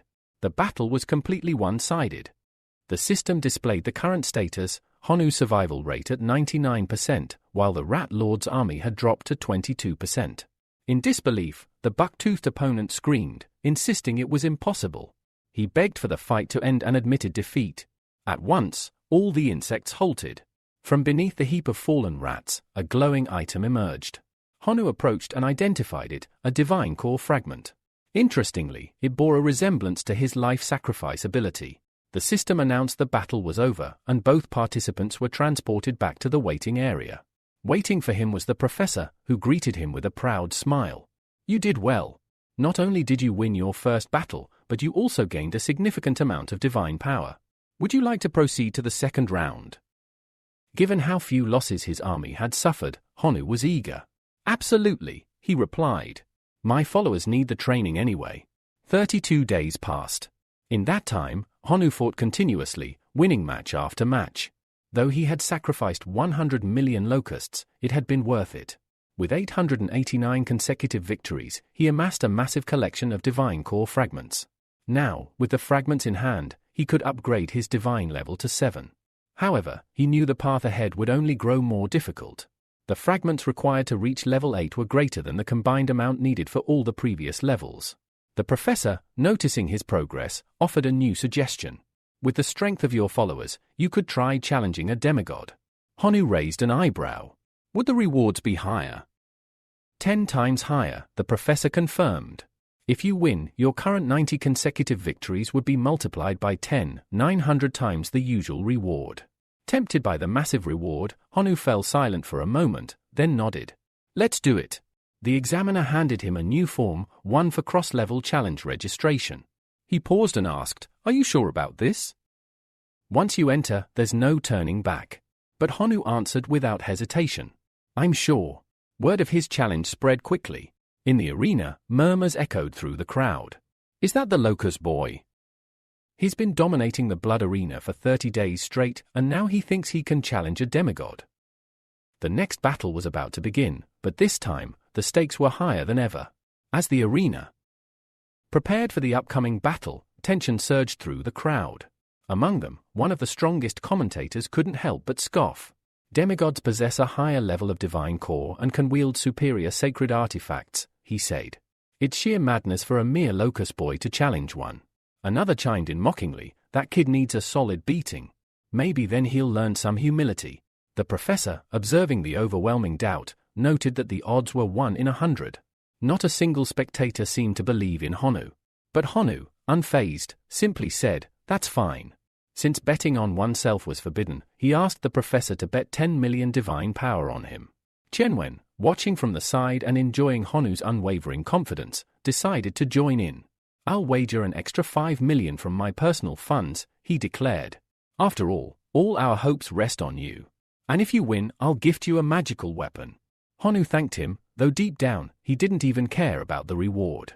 What truly thrilled him was the chance to fight someone strong. Back in his divine realm, he realized he had yet to link any sacred artifacts to his divine core. He considered his options, but the law of gluttony and the pearls of poisonous mist now seemed too weak to make an impact. Just then, the same senior who had helped him before contacted him. "Did your master extract the source of the sacred artifacts today?" he asked. Honu confirmed it and asked if he truly had level for all lower sacred items. The senior responded confidently he had an abundant stock and could send anything required. Excited, Honu specified his need: powerful level 2 sacred items with poison, earth, darkness, or fire attributes. Almost immediately, a giant box appeared in front of him. Staring at it in awe, Honu muttered, "This guy is definitely ridiculously rich." He began by extracting 2 powerful relics, Lava Orb of Earth and Fire, a level 2 sacred relic with earth and fire attributes. It enhanced the defense, resistance, and regeneration of his followers. Nail of Shadows, another level 2 sacred relic, this one bearing the shadow attribute. When connected to the divine core, it granted compatible followers the ability to nail shadows, effectively immobilizing enemies. He found both perfect, especially for his submerged locusts and dark curse locusts. Wasting no time, Honu combined the 2 relics. A massive explosion lit up the sky. He summoned his locusts to absorb the fused power, and immediately, they began to evolve. Empowered once again, Honu felt a surge of confidence. His army had grown stronger, and future battles now looked even more promising. Just as he completed this upgrade, he was summoned by the battle arena system. Competitors were instructed to proceed to the preparation arena. He teleported instantly. Upon arrival, the entire arena thundered with cheers for Mr. Elephant, the demigod. Standing proudly, Mr. Elephant took in the applause and turned to Honu. "You must be blessed," he said with a grin, "to face me, a demigod, this early in your journey." He tilted his head and added coldly, "It's admirable, really. But courage is not strength. I'll show you the terror of facing a higher being." With that, he summoned his army of giant mammoths. The audience roared, urging him to crush everything and give them a spectacle. Mounting one of the massive beasts, the demigod smiled. "Do your best to entertain us." Honu, calm and ready, responded, "That's fine." With emotion, he summoned his swarm of locusts. This time, his dark cursed locusts carried the power of both the law of gluttony and the nail of shadows. Meanwhile, his explosive submerged locusts were infused with gluttony and the lava orb of earth and fire. Mr. Elephant raised an eyebrow. Interesting. This might be a fun fight after all. Then, with a command, his mammoths charged. Honu did the same. Dark cursed locusts, attack! The locusts launched forward, their stingers gleaming. Upon contact, they nailed the shadows of the mammoths, completely immobilizing them. "What kind of cheap trick is this?" the demigod shouted, but before he could finish, the explosive locusts launched their own attack, releasing a devastating toxic explosion. But the thunder mammoth, Mr. Elephant's mount, didn't budge. Unfazed, the demigod smirked. "It doesn't matter how evolved your locusts are," he said. "Even in their transcendent state, my mammoth is invulnerable. It could stand still forever, and still, your attacks wouldn't matter." Honu stared at him. "Are you sure about that?" Suddenly, a colossal explosion rocked the arena. Realizing Honu was trying to win by numbers, Mr. Elephant's expression hardened. Fine. Let's see who can outlast who. He ordered his army to advance at full speed, and Honu responded in kind. More locusts launched themselves, self-destructing in waves across the battlefield. The demigod gritted his teeth. The damage was becoming visible. Finally, he activated 3 divine arts: armor, blood chi, and healing. Instantly, his wounded mammoths began to rise again, bolstered with divine resistance and regeneration. He turned to Honu with a grudging nod. I didn't think I'd need to use divine arts. I acknowledge your strength. Then, with a cold voice, he said, but now, I'll kill half your army. After that, I'll let you surrender, so you won't suffer a total loss. The real battle had just begun, and Honu would now have to fight not just to win, but to survive against a true demigod. With a calm smile, the main character met his opponent's arrogance head-on. Do you really think that's all I have? He asked. His voice then rose with conviction. Giving up is not an option. At his command, the demonic bull clan surged forth, charging directly at the enemy mammoths. The sudden emergence of this fearsome force left Mr. Mammoth shaken. To his disbelief, Honu truly did possess a demonic bull as a familiar. Before long, the tide shifted, the mammoths were being crushed, one after another. But the battle was far from over. The gate opened once again, and this time it was the skeleton clan that stepped onto the battlefield. Leading them were the formidable Bone Controller and the mysterious Bone Restorer. Honu turned to the Bone Restorer and entrusted him with the authority to determine the battle's course, which instantly triggered a pang of jealousy in the Bone Controller. Fueled by competition, the Controller leapt into the fray and began casting necromantic magic, resurrecting fallen mammoths from the battlefield. Mr. Mammoth's confidence began to waver. These undead monsters were a nuisance. But still, he sneered. This isn't enough to shake a demigod, he declared. In retaliation, he commanded his troops to activate their war gun skill and ordered his mammoths to charge once again, this time with the intent to completely annihilate the enemy. Honu quickly countered, calling his demonic bull clan to retreat. Then, turning to the Bone Controller, he gave a new command. Advance! The Bone Controller stepped into the center of the arena. With a surge of dark energy, he began to gather the bones scattered across the battlefield. His body began to grow giant, surreal, towering dozens of times taller than even the massive mammoths. For the first time, Mr. Mammoth looked genuinely unnerved. In response, he used his multiplication ability, causing his own mammoth to grow into a colossal form. The two giants charged. Mr. Mammoth's beast struck first, aiming its tusks at the skeleton, but it was blocked. The Bone Controller let out a furious roar, lifting the mammoth into the air and slamming it down. He leapt into the air and punched downward, but the mammoth caught the blow with its trunk and hurled him to the ground. In an instant, it raised its legs to crush him, but the Bone Controller rolled away just in time and counterattacked with a devastating kick to the face. It's time to end this. Honu roared. The Bone Controller obeyed, lunging at the mammoth. With a monstrous grab, he tore one tusk clean off, sending waves of shock across the arena. Mr. Mammoth panicked, shouting for his troops to respond. But it was too late.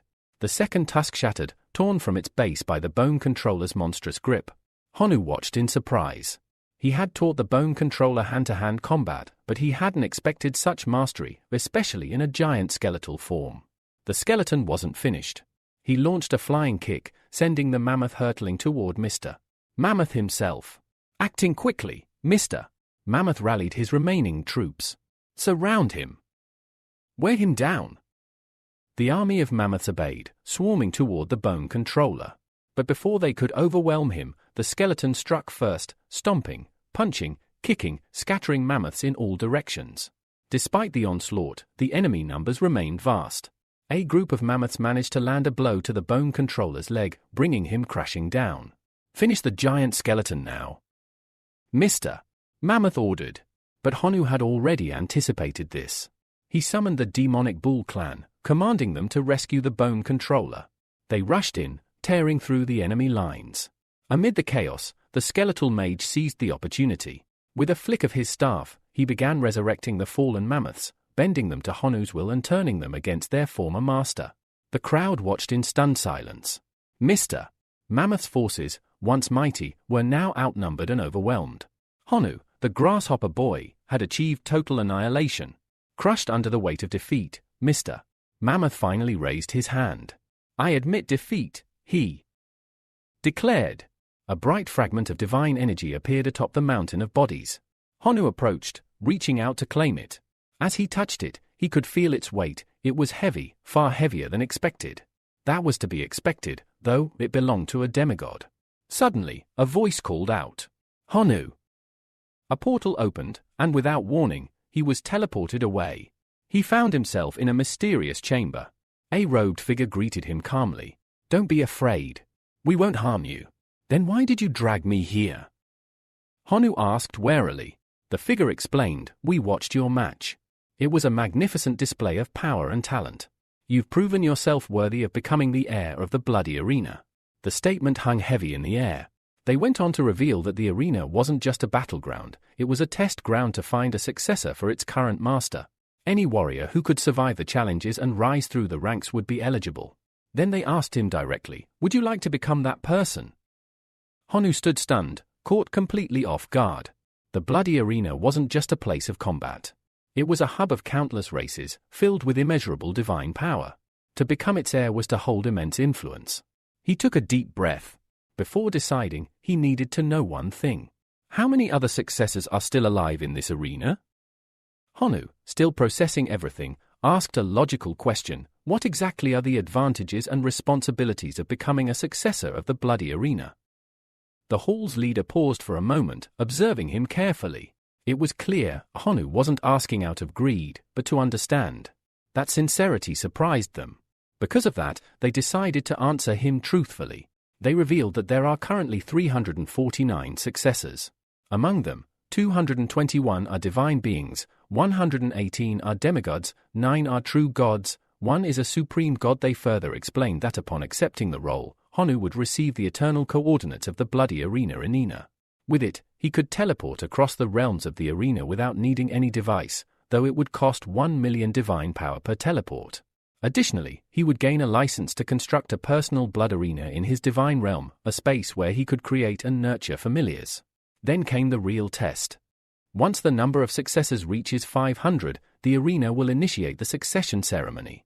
Held within the bloody arena itself, it will pit all 500 successors against one another. The final survivor, the last one standing, will become the master of the bloody arena. Honu immediately understood, this wouldn't be a traditional trial. It would be a war. He did the math. He was about to become the 350th successor, meaning there were still 150 slots left. It could take years. Perhaps by the time the succession began, he would have already risen to the rank of supreme god. The leader of the arena looked at him again and asked, "Are you willing to become a successor?" After a moment's thought, Honu nodded. "Yes." A notification rang out. "Congratulations! You are now the 350th successor of the bloody arena." But there was no time to celebrate. A beam of light struck his chest, and a glowing aura rose around him. He stood frozen, confused. Suddenly, one of the teachers in the room rushed toward him with a broad smile. "You really are a lucky star, Honu. We made a fortune here." Still stunned, Honu didn't understand what he meant until Tianwen handed him a device. He glanced at the screen. His jaw dropped. His account balance now read 1 billion. Completely speechless, Honu muttered that it was hard to imagine spending such a huge sum. Tianwen laughed and advised him to buy a proper magical weapon first. Honu hesitated. "I'm still just a divine being. I'm not even a demigod. Can I really control such a weapon?" Tianwen reassured him, stating that as his teacher, he would never recommend anything harmful. Besides, he knew a trustworthy store where they could find what he needed. Honu smiled. "Perfect. What a coincidence, I wanted a new weapon anyway." Just then, a familiar voice shouted from behind, "Grasshopper boy! There you are!" Mr. Mammoth came running, eyes wide, clearly determined. Without hesitation, Honu dashed behind his teacher, pleading, "Save me." Tianwen stepped in front, calm but firm. "As long as I'm here, no one harms my students." To everyone's surprise, the bearded man stopped and raised his hands. "Calm down. I'm not here for revenge. I just wanted to talk." He introduced himself with a grin. "Name's M. I'm a freshman at Western University." That explained his immense power. Honu greeted him respectfully and asked if he was truly from that university. "Mr. M nodded and then asked a surprising question. "What university are you planning to attend?" Honu sheepishly replied, "None for now. I'm still a high school student." M froze. "Wait, what?" Honu added, "Why would I lie? That's my teacher behind me. He can confirm it." Tianwen nodded. "It's true. Despite being approached by multiple universities, his dream is to enter Imperial University. Unfortunately, their professor didn't show interest." M blinked, then laughed in disbelief. "Imperial, huh? The strongest of the top 3. You're aiming high. I respect that." He told them he would report this situation to his university that very night. With Honu's potential, the higher-ups would definitely contact him soon. Then, he made a request. "Keep your family informed. That way, you can get listed on our university's reserve list." Still wary, Honu asked, "You're really helping me?" "Just like that." "Mr. M chuckled. "Of course. I see great potential in you. Besides, when you become a student, I get rewarded too. It's mutually beneficial." Honu nodded in understanding and thanked him for the support. Mr. M offered one last piece of advice: focus your investment on your main familiars. And soon, start developing heroic life forms. They'll be crucial later. With that, Honu and his teacher made their way to Want Street, heading straight toward the treasure pavilion. As they entered, a beautiful woman greeted them, her tone polite and professional. "Welcome. Are you here for equipment, or perhaps to meet Master Tony?" The moment the name was spoken, Honu blinked. "Master Tony?" Sounds more like a top-tier hairdresser than a blacksmith. Still, they followed her. She smiled and informed them that Master Tony had already been contacted and was ready to meet them. Soon, she gestured toward a portal. "Please, step through." The two exchanged a glance, then stepped forward into the unknown. On the other side of the portal, the first thing they heard was Master Tony's voice booming with amusement. "So, Tianwen, this time you brought me a very fat sheep." The moment Honu heard that, he laughed nervously, joking to himself that it might be too late to run away.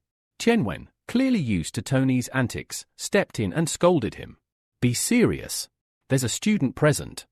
Despite his playful nature, the hefty blacksmith composed himself and began to explain how his shop worked. He made it clear that although the store welcomes everyone, there are no special student discounts. This disappointed Honu. As a student who had just gone through so much to earn 1 billion divine power, he felt that there should at least be some kind of student package. Tianwen reassured him, despite how he acts, Master Tony is one of the finest blacksmiths out there. Hearing that, the big man grinned. Finally, after all these years, a compliment. Though internally, he muttered, "Tough? Who's he calling tough?" He then invited Honu into his workshop to take a look at his creations.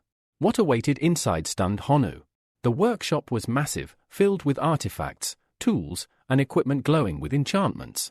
It was clear, every piece was handmade and bore Tony's personal seal of approval. As they walked, the professor casually asked Honu which item caught his eye. Honu thought for a moment. Considering that he might face trials from Western University in the future, he wanted something useful rather than flashy. His gaze landed on one weapon in particular. "I want that one," he said, pointing to a 2-star magical artifact, the Goot. Tony raised a brow, then explained, "That item contains a dimensional space that can hold up to 100,000 insects. It's designed for the Goo refinement ceremony, where the insects battle each other. The final survivor has a small chance to evolve into a heroic life form." Tianwen smiled in approval. "Not the strongest weapon, but it's perfect for you." Tony revealed the cost, for divinities, or 580 million divine power. Honu's jaw dropped. "That much?" Tianwen turned to Tony and warned, "Charge less. Or give it to us for free. Or I'll scold you." Tony reluctantly agreed. Fine. I'll charge 600 million, but I'll throw in a 0-star artifact, the Eye of Detection." With that, the transaction was completed, and the two prepared to leave, until Tony called out again. "Wait! I've got something special. A brand new artifact, created from remnants of a lost civilization." He held it out to Tianwen, who examined it carefully. After a few seconds, the professor's face twisted in annoyance. "Are you kidding me? This thing has no power. Are you trying to scam me again?" Tony quickly waved his hands. Calm down. Let me explain." The artifact was named Greedy Wolf.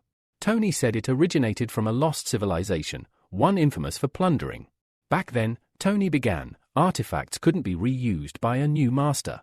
So, once plundered, they became worthless. The civilization's ruler, heartbroken over all the wasted treasure, gathered all his best craftsmen.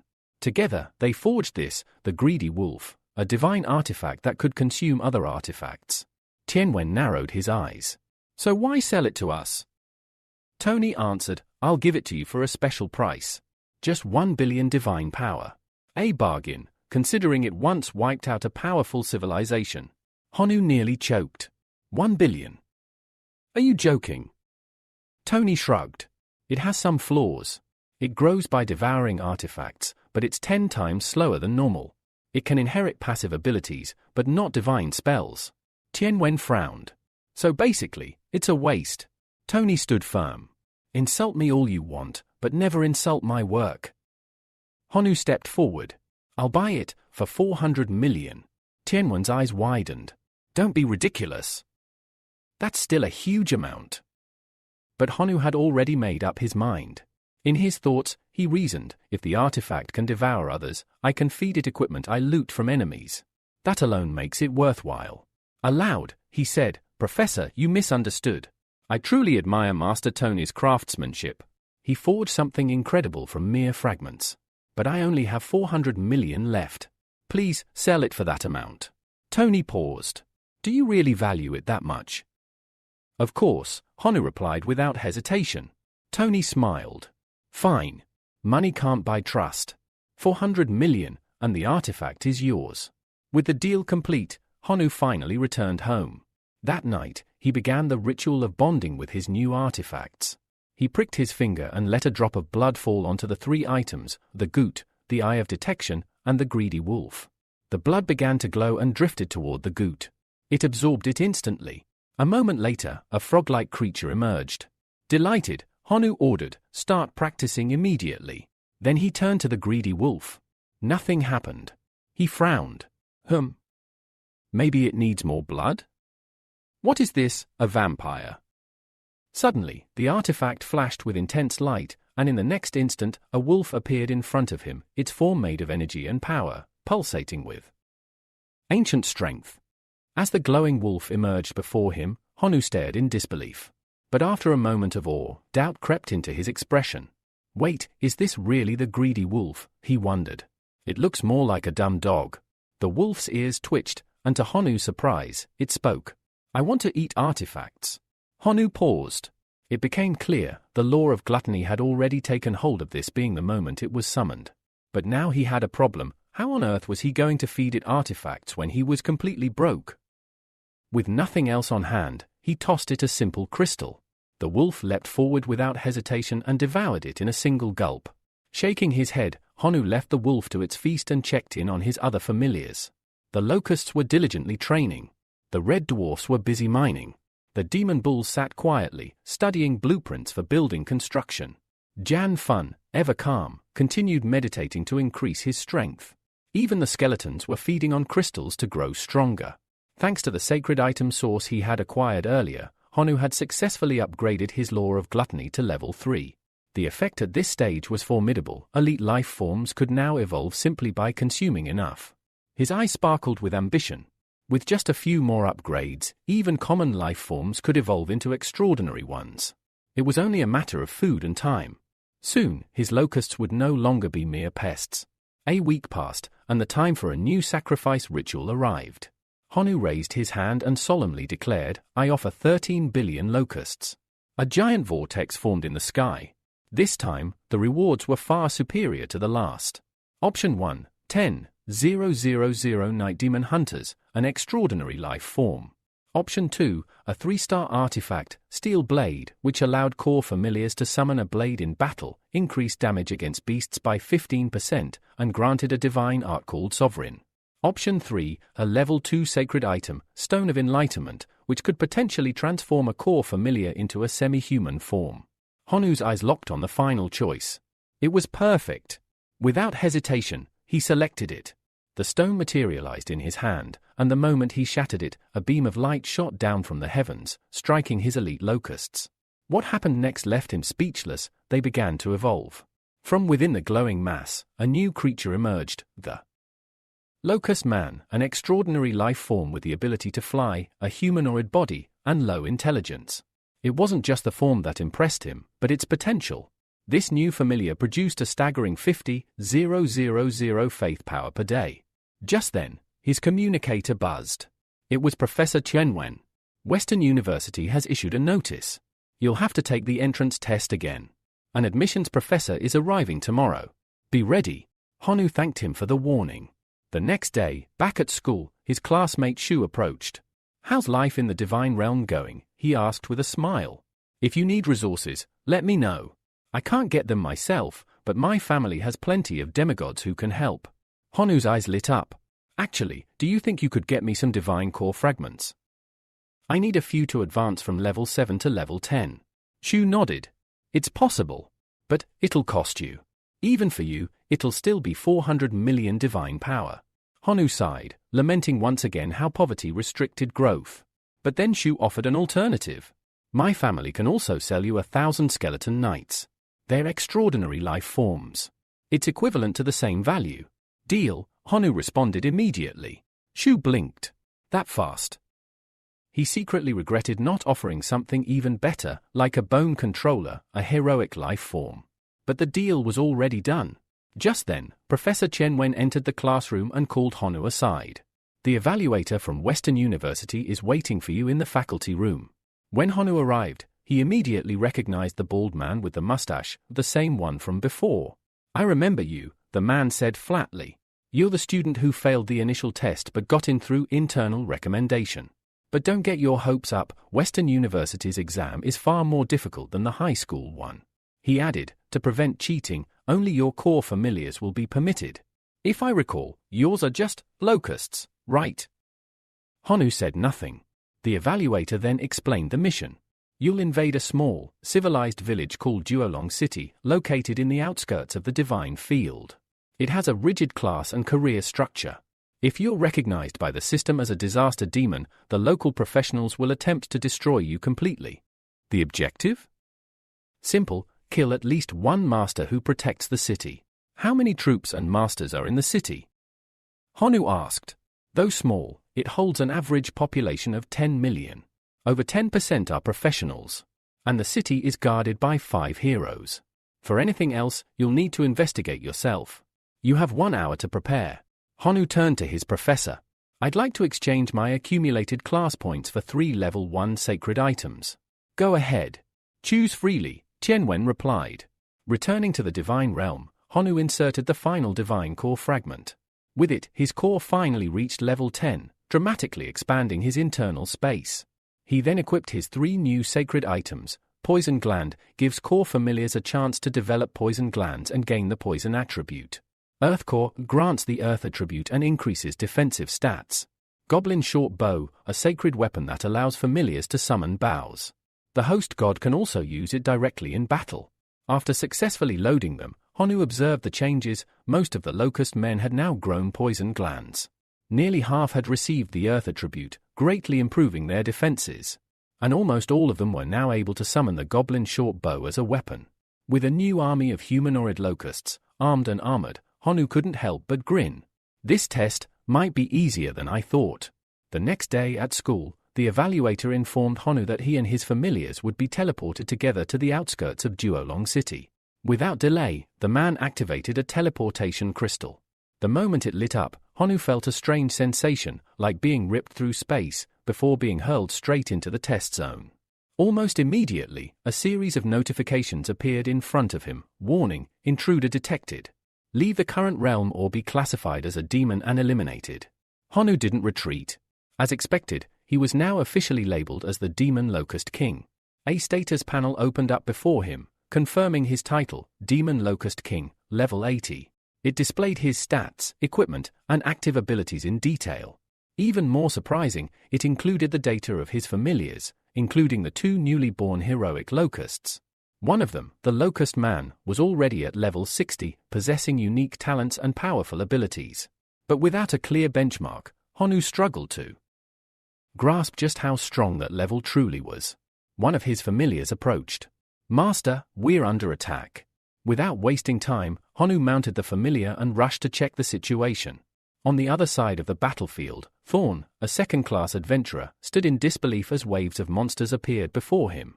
At his side was a man known as the Fist of Fury, a first-class adventurer who remained unfazed. "Cheer up," he said. "The more monsters, the more rewards. Once we've earned enough, we can advance our classes." Nearby stood a female adventurer dubbed the Water Sage, alongside a fire mage who scoffed, "These locusts are pathetic. No matter how many come, they'll just keep dying." Thorn, however, wasn't as confident. "Don't get careless. We have no idea what might come next." Just then, Honu arrived and saw his beloved locusts being slaughtered. He activated his firefly detection eye to assess the situation. The spell immediately revealed Thorn's identity, level 37, profession, warrior. Interestingly, all four adventurers wore matching badges, but Thorn's was made of silver, while the others bore bronze. This told Honu all he needed to know. Thorn was the team leader. When the adventurers saw the sheer volume of approaching locusts, panic set in. "We can't kill them all!" Thorn shouted. "Fall back!" But Honu had other plans. He ordered the locust man to engage them. As the humanoid insect landed before the group, it declared ominously, "No one is leaving." The adventurers froze in disbelief. "It's a third-class monster." Realizing they were outmatched, they tried to flee while launching a powerful coordinated attack. But to their horror, the barrage barely scratched the locust man. One of them admitted aloud they didn't stand a chance. Moments later, the locust man delivered a devastating kick, disarming one of them entirely. One by one, the remaining adventurers were captured and dragged before Honu. He stood tall, his aura oppressive. "Tell me," he said coldly, "how do I look to you?" One of the adventurers, still shaken, cried out, "Stay away, you ugly monster." Honu's expression twisted. "Ugly? I am a handsome guy. Why would you call me that?" Still, he offered them mercy, on one condition. "Answer one question, and you may live. I want to know, how do I look in your eyes?" The boxer clenched his fists. "I'll never answer a monster's question." Without warning, the locust man punched him hard in the stomach, knocking him out cold. Even Honu was stunned. "I was just trying to scare him," he muttered. "Didn't expect him to actually hit." The girls began to scream in panic. Honu turned calmly to his venomous insects. "Silence them." In unison, the bugs unleashed a wave of venom, silencing the room. Thorn, trying to remain composed, asked, "What do you really want?" "I already said," Honu replied, his voice softer. "Just tell me how I look." The swordsman, nervously eyeing him, answered, You have big eyes and long antennae." Honu paused. That sounded exactly like a giant locust. He laughed darkly. "So this place is tarnishing my image. I see." Delighted, he decided to keep questioning them. 3 hours passed as he interrogated the group. Eventually, he untied Thorn. "I've learned what I needed. You can go." Wasting no time, Thorn fled in terror, racing to report the incident to the Adventurers Guild. But Honu wasn't finished. Taking to the sky, he followed from above, using his familiars to track them. As Thorn neared the city, Honu realized his location could be compromised. "Sorry," he whispered, "but I can't let you go just yet."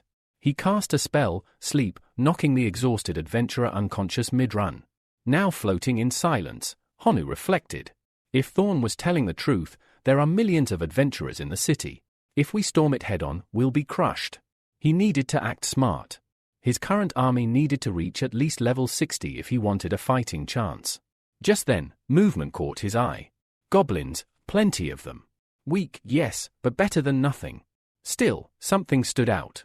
Among the low-level creatures, their leader was level 62, already a third-class being. How? Honu thought to himself. How did that goblin get so strong? His curiosity had just found its next target. Honu approached the goblin leader with curiosity burning in his eyes.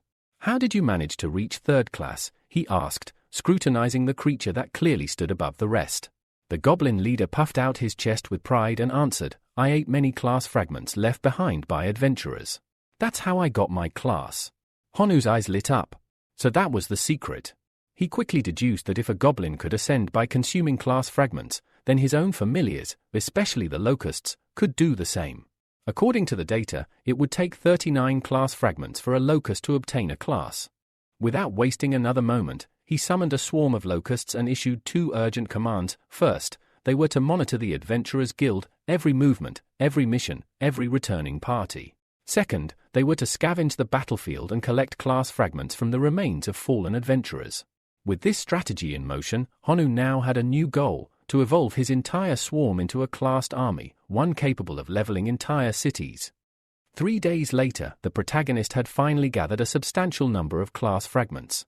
Confident that the time had come, he initiated the fusion ritual. As he began, a class selection interface appeared, presenting options such as mage, fighter, warrior, and archer.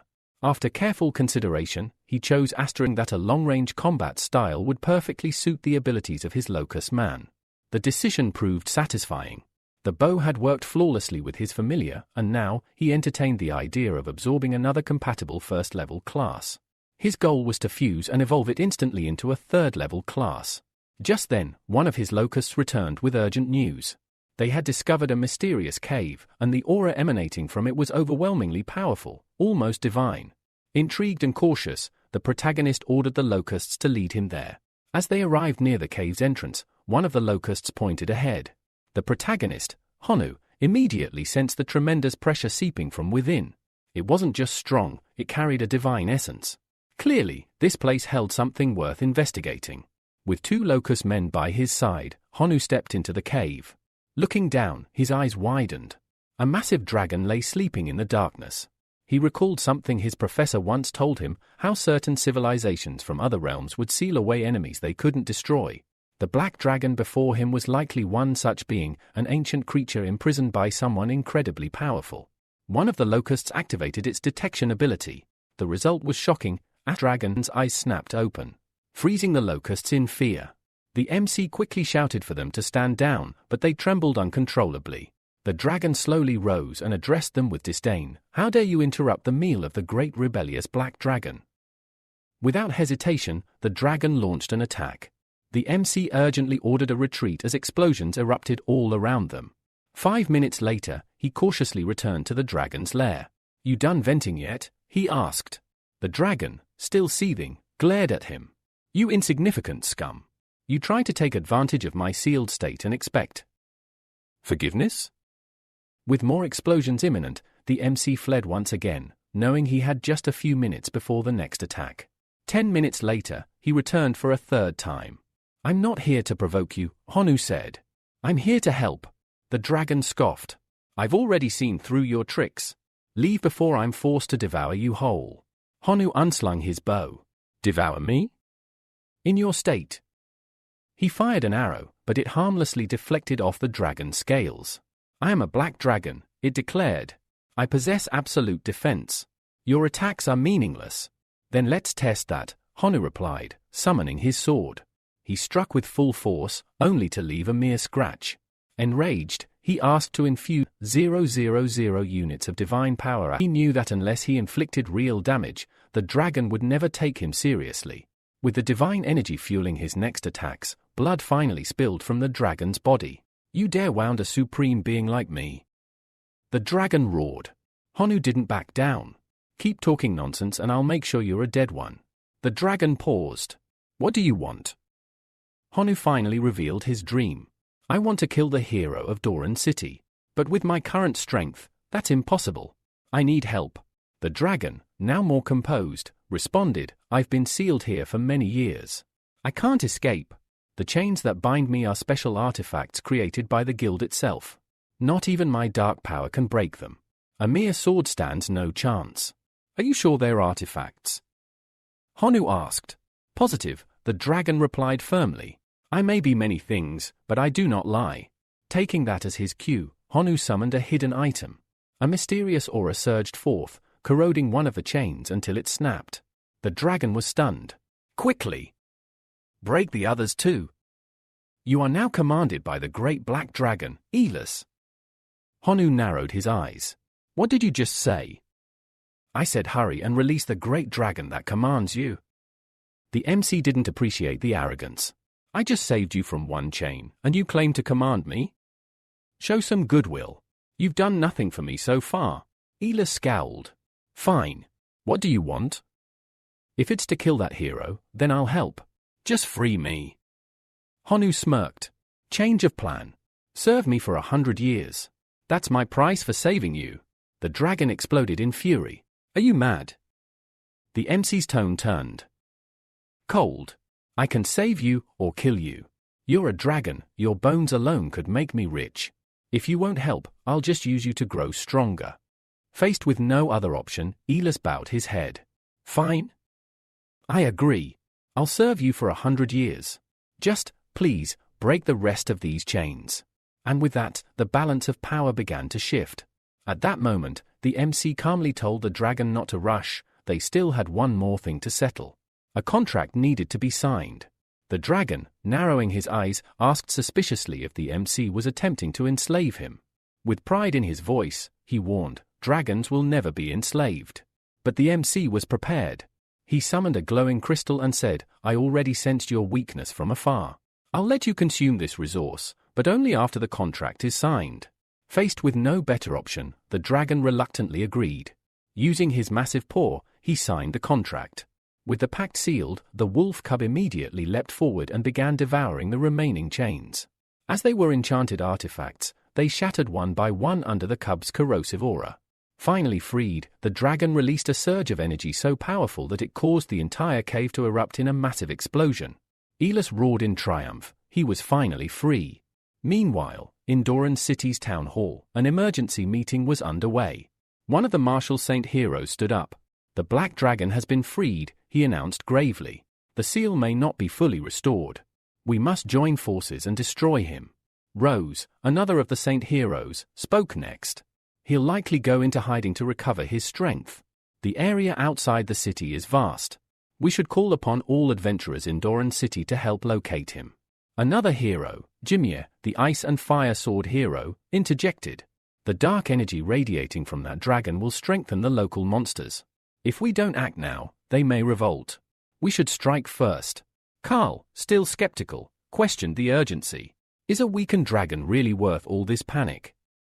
He turned to his brother, a seasoned dragon slayer. What do you think? His brother replied coolly, one dragon isn't a problem. I've slain a wind element dragon solo. Difficult, yes. Impossible? No. But Gordon, another senior member, disagreed. This one's different. According to historical records, this is a rebel race dragon. We must not underestimate him. Ben, one of the city's top-ranked heroes, stepped forward with a confident smile. Are you doubting my strength? I'm a fourth revolution. Dragon Slayer, chosen by destiny to destroy these beasts. After that, the bearded man who had been silent the entire time merely nodded. Ben turned to the group. Focus on the city's defense. I'll handle the escaped dragon myself. The Green Archer added his support. I'll go with you. While the heroes prepared for war, Honu was already on the move.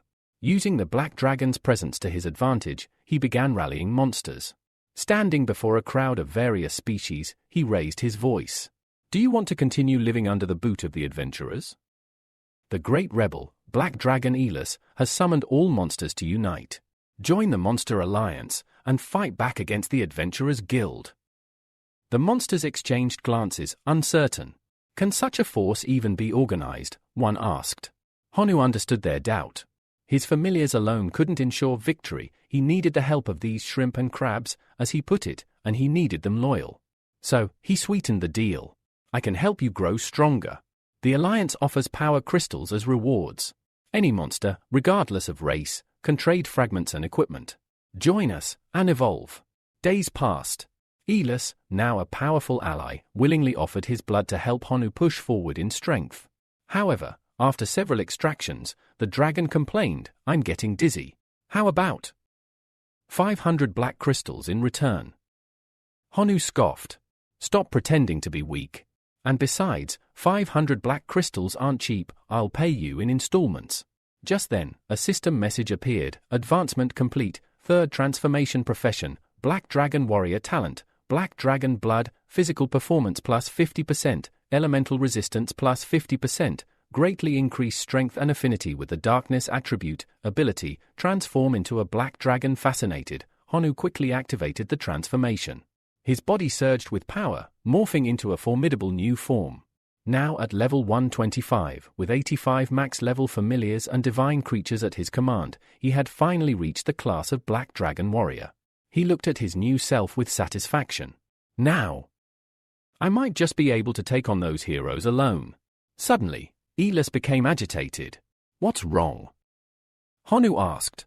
Before the dragon could answer, beams of light shot down from the sky. Two figures descended before them, Ben, the Dragon Slayer hero, and the Green Archer. Ben's gaze locked on the dragon. As expected of a pureblood. Once I kill you, my class will evolve even further. Turning to the archer, he ordered, raise a barrier. We can't let other monsters interfere. The archer nodded and raised his hand, casting a massive shield that enveloped the entire area. As the golden dome shimmered around them, the archer's eyes landed on someone unexpected. The level 125 Locust King. I didn't think such a monster existed so close to the city, he said, narrowing his gaze. No matter. I won't let you interfere. Honu smirked. This was exactly what he'd wanted, a hero to test his new strength against. He activated his detection eye and focused it directly on the Green Archer. Honu used his detection eye, and in an instant, the identity of his opponent was revealed, Carl Smith, a level 131 Windrunner, currently in his 4th transformation. He had multiple advanced skills, but Honu wasn't intimidated. Without hesitation, Honu leapt into the air and hurled his twin swords at Carl. Yet, with impressive speed, the hero dodged the attack and reappeared right behind Honu, delivering a dual strike from both sides. Confused, Honu questioned how there could be two of him and quickly ordered his locust swarm to break the barrier immediately. Meanwhile, the clash between dragons had already begun. Ben, the Dragon Slayer, was radiating a powerful aura, one so intense it felt like multiple dragons were bearing down at once. The fight between him and Elis erupted into an intense battle of raw strength and speed. Suddenly, Ben appeared behind Elis and struck him hard with his blade, sending the black dragon crashing into the ground. Ben walked up to the dazed dragon and summoned the dragon spirits, commanding them to carry Elis back to Doran City. Then, he looked over at Carl and asked if he needed help. Carl shook his head. I can deal with this demon locust alone. Go back. I'll join you soon. Ben gave a nod, turned away, and left the battlefield with the unconscious Elis in tow. Watching this unfold, Honu's fury exploded. He roared at his swarm to shatter the barrier at any cost. His army of locusts obeyed immediately, battering the shield with overwhelming force. To Carl's disbelief, cracks began to form across the magical wall. Desperate, Carl unleashed a flurry of techniques to destroy the locusts, but the sheer number was overwhelming. His mana was running low, and panic started to set in. Die! All of you, he screamed. But it was useless. The swarm only grew. Within seconds, they reached him, completely engulfing his body. His screams were short-lived as the locusts devoured every last piece of flesh, only bones remained. At that moment, a voice echoed, the evaluation professor. He appeared before Honu, commending him for completing the mission and announcing that a portal was now open for his return. But Honu refused to leave. The bald professor raised an eyebrow. You intend to go after the captured dragon, don't you? That's right, Honu replied firmly. He's my contracted partner. I won't abandon him. The professor warned him. If you go to Doran City now, you won't just face Carl. There are 4 heroes waiting for you there, and millions of armed adventurers. Even a demigod would struggle, let alone a small divine being. I know what I'm up against, Honu answered. That's why I'm requesting permission to release all the races within my divine domain to fight by my side. There was a pause. In return, Honu added, I will raise the mission difficulty by capturing the entire city of Doran. The examiner stared at him, stunned by the sheer boldness of the plan. After a long silence, he approved the request. The portal widened, and one by one, Honu's elite familiars appeared. John Fun, level 140 the Red Dwarfs, God's Hammer, level 113 the Demon Bull Clan, level 135 the Bone Controller, level 75 the Bone Rever, level 86 the Skeleton Lord, level 132 though powerful, Honu knew they were still too few in number to conquer a city this vast. He had to find a way to isolate and eliminate the weaker adventurers. So, he sent an urgent message through his locusts to summon all allied monsters. Elsewhere in the forest, a rebellious group of monsters had gathered. A wolf, speaking to a group of goblins, scoffed at the idea of rescuing the black dragon. He's dead, the wolf said. And it's pathetic that a mere locust servant dares to summon us. We should just kill him and take the crystals. Before the words could even finish leaving his mouth, his head was severed. The goblin stood frozen in horror as Honu emerged, expression grim. What a disgrace, he muttered. Ants without loyalty, without honor, and now you wish to kill me for crystals. A goblin, trembling, shouted, "How dare you? We serve the Black Dragon."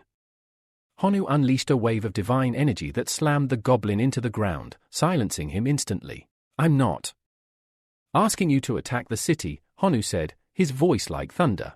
"I'm commanding it. Disobedience is death." The goblins dropped to their knees, trembling and weeping. "We obey, my lord. Our god. We'll follow your every order." With his army swelling and the city now in his sights, Honu gave a final command to all his forces: march. Doran's city will fall. At this moment, deep within the heart of Doran's city, the Black Dragon, Elis, remained imprisoned. An adventurer approached Ben, the dragon slayer, and informed him that the execution ceremony had already been prepared in the city square. He also added that Rose was asking why Carl hadn't returned yet. Ben pondered that for a moment, it had indeed been 12 hours since Carl left, and there had been no sign of him. Shrugging it off, he said the boy was probably delayed, and once the ceremony concluded, he would go search for him himself. Just then, a loud alarm pierced the air. The city guards rushed to the scene, shouting an emergency warning. A massive horde of monsters was approaching Doran City. All adventurers were commanded to prepare for battle, while women and children were told to seek shelter underground. From the lookout, the guards could see the monstrous alliance approaching: ants, goblins, locusts, and more, all united under a single cause. "Mags, take down the flying monsters with spells," a guard shouted. But before they could act, a flurry of arrows struck their chests. The attackers were locust men, and they were swift and deadly. The mags retaliated with a volley of explosive spells, but their efforts were futile. The locusts evaded the magic with ease. Meanwhile, at the city gates, a massive goblin wielding a hammer was relentlessly smashing against the barrier. Honu immediately issued new orders. The skeleton commanders were to attack while reviving a new undead army. The dead from the battlefield began to rise, and soon, waves of skeletons surged toward the gates. The orc finally shattered the entrance, forcing the city's defenses to collapse. But Rose was ready. She summoned thorny vines that coiled around the giant goblin, trapping it in place. Suddenly, Ben joined her, unleashing flames that engulfed the area, halting the goblin's advance. Elsewhere, Gordon was rallying the adventurers to hold the front lines. Mags readied their spells and released a storm of explosions on the invading goblins. From near the imprisoned dragon, Ben confidently told the crowd that if they repelled the invasion, he'd reward them with a grand display of slaughter, the execution of the Black Dragon. But Honu was already moving. He ordered the bone controller to take action. At his command, a giant skeleton formed from bones scattered across the battlefield. It marched through the flames, grabbed the thorny vines, and ripped them away, clearing a path into the city for the invading army. Honu stormed into the city alongside his forces. Seeing Elis, he shouted, "Wake up and save yourself." The dragon opened his eyes, stunned. How did you get here?" From afar, the heroes observed the chaos and were shocked by Honu's audacity. Gordon, burning with rage, flew straight at him, yelling, "You miserable monster!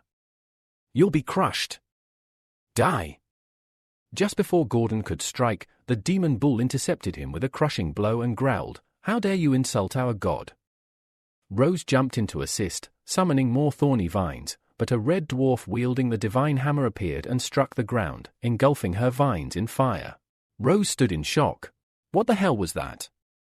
Ben, now visibly frustrated with the disruption, muttered that only minutes remained before the execution.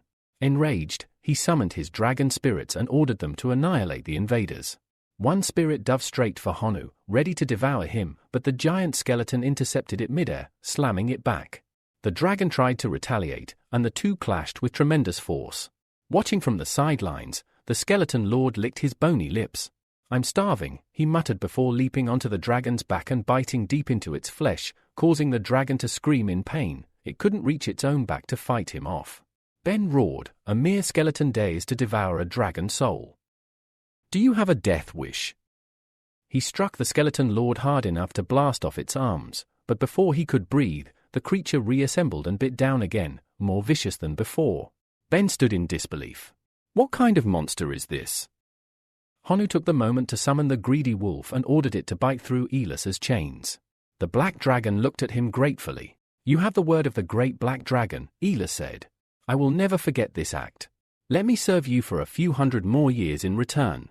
Eat the black crystals, regain your strength. Suddenly, Elis's eyes shifted. Something was wrong. Looking back, Honu saw that the red dwarf with the divine hammer was being overwhelmed by Rose's vines. He shouted for his army to assist, realizing they were losing momentum and risked annihilation. Then Elis, filled with emotion, turned to Honu. Let me give you something, my name. From now on, you are also the great rebel. With a flash, a spell activated.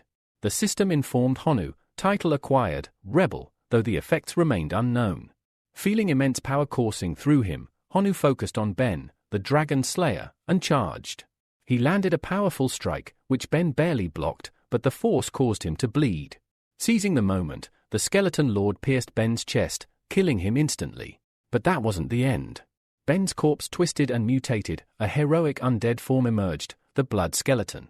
Furious beyond reason, Honu turned to Rose and struck her with a devastating flying kick, sending her crashing into the ground.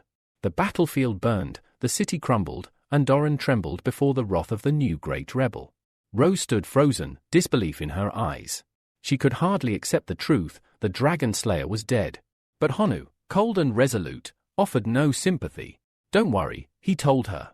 You're next. He turned toward the hammer of God, the red dwarf who once stood by his side. It's time, Honu said. Time for revenge for the pain she caused you. The dwarf nodded, thanked his god, and approached Rose with his divine weapon raised. With a single devastating strike, he finished her off instantly. Now turning his gaze elsewhere, Honu saw another battle unfolding. JN Fun was clashing with a powerful hero, struggling to keep up. Without hesitation, Honu rushed to help. His initial attack was blocked, but that small distraction was enough. His familiar closed the gap and landed a solid blow, sending the hero crashing to the ground, unconscious. Meanwhile, Gordon watched helplessly as one hero after another fell. Panic took hold, and he turned to flee, only to stop dead in his tracks. Standing in his path was Ben. But not the Ben he once knew.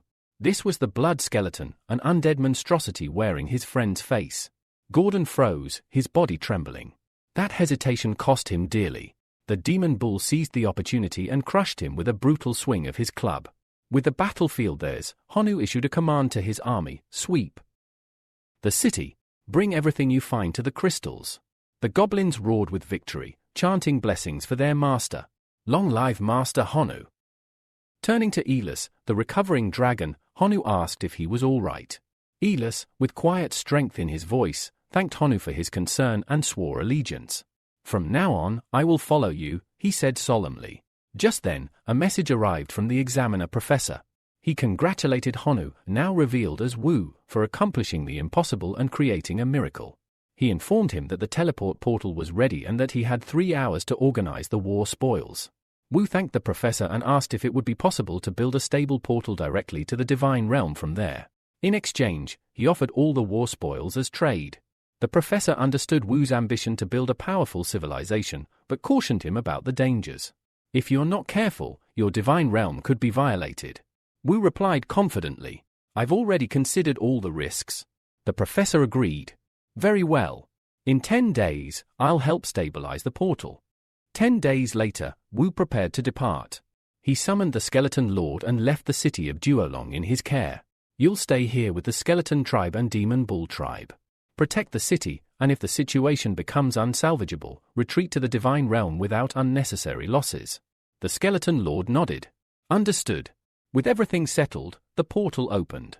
Wu stepped through and returned to school. As he walked down the hallway, a teacher stopped him, staring intently. What happened to your eyes? Wu was confused. Pulling out his phone, he checked his reflection and paused. His eyes had turned black and yellow. A side effect, perhaps, of his new special class, Rebel. Curious, he accessed the system to investigate this newfound power. But to his irritation, a message blocked him. You must reach at least semigod level to unlock details about this talent. Annoyed, he muttered to himself. He was still far from that level. At that moment, a bald teacher appeared. He informed Wu that he had successfully passed the test and received a recommendation to Jinxie Academy, but there were still conditions to enroll. He laid them out clearly: possess a family core as an elite life form, create a heroic life form, accumulate at least 4 divinity points, own a saint or lord level life form. 2 out of 4 had already been fulfilled. Wu only needed 2 more. But Wu wasn't pleased. These requirements were steep. The teacher simply told him to work harder, assuring him the doors of the academy were open if he could earn them. Determined, Wu went to ask Tianwen if there was a way to quickly earn divinity points.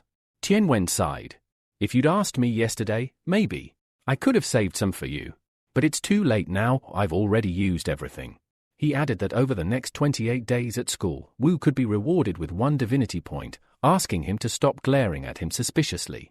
I swear on my honor, I'm telling the truth. Back in the divine realm, Wu tried everything.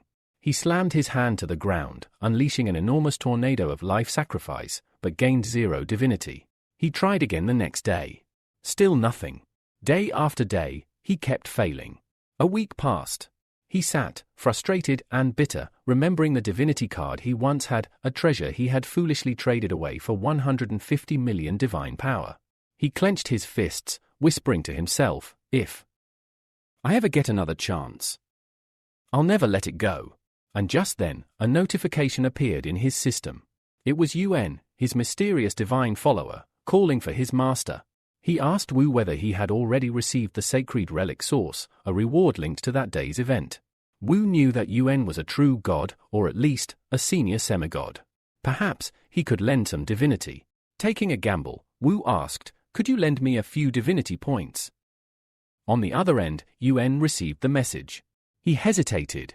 He didn't dare offend this powerful being. He knew Wu wasn't yet a true god, but something about him felt dangerously close. Yuan pondered for a moment, and then sent back a response. Han Wu's eyes lit up as he received a mysterious gift. He hadn't expected anything so soon, but as he unwrapped it, surprise turned to confusion. Inside the package was something called the Ruins of the Divine Ravine. What the hell is this? He muttered, raising an eyebrow. Curious, he searched online. The information shocked him. The Ruins of the Divine Ravine was a location long abandoned by divine civilizations. In their reckless pursuit of knowledge, their excessive research led to uncontrollable radiation, turning the area into a wasteland where life forms mutated into monstrous beasts. These mutants fed on radioactive minerals, and as a result, their bodies crystallized these materials into the Genin stones. These rare stones were immensely valuable, especially for cultivating familiars, treasured even among semigods and true gods. Honu was stunned. His colleague hadn't just given him a gift, he'd given him a real opportunity to compete with higher-level divine beings. How many points can I get from this ticket alone? He wondered. He immediately began scouting artificial mutant beast farms, feeling confident. After all, he had a decomposition machine, which meant he could refine low-quality radioactive minerals into purer forms. And if these beasts consumed refined ores, they could mutate faster, producing even stronger Genin stones. Deciding to act, Honu ventured to a city outside the divine realm, wearing a mask for protection. Since he didn't know the place well, safety came first. As he arrived, a man approached him, assuming he was new to the ruins. You'll need a reliable guide, the man said confidently. Honu narrowed his eyes. Give me one good reason to hire you. The man smirked. I know all 18 gathering spots where mutant beasts show up. Each location has unique characteristics. And I know every supply point in the city, who's honest, who cheats, who loves to play tricks. I can guarantee you'll get Genin stones at a fair price. Honu was impressed. Good enough, he replied. I just want to know, is there a merchant who sells radiation ore? The man gave a knowing smile. You must be here for breeding, he said. Not everyone knows this, but recently a god king bought inferior radiation ore. The beasts died before their mutation completed, and the breeding farm, worth over 1 trillion divine powers, collapsed. Just then, another voice joined the conversation. That's because he didn't buy it from me. Honu turned toward the new figure. A blond man approached confidently. I'm Hiko, he said. And he's right, I'm the biggest radiation ore dealer in the Divine Ravine ruins.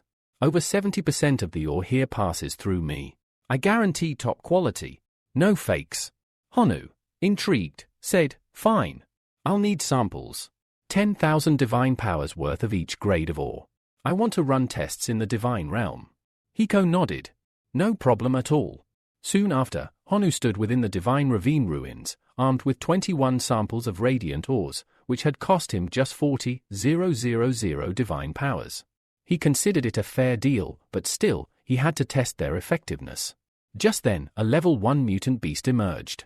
It was clearly a wild wolf, but with signs of radiation-induced mutation.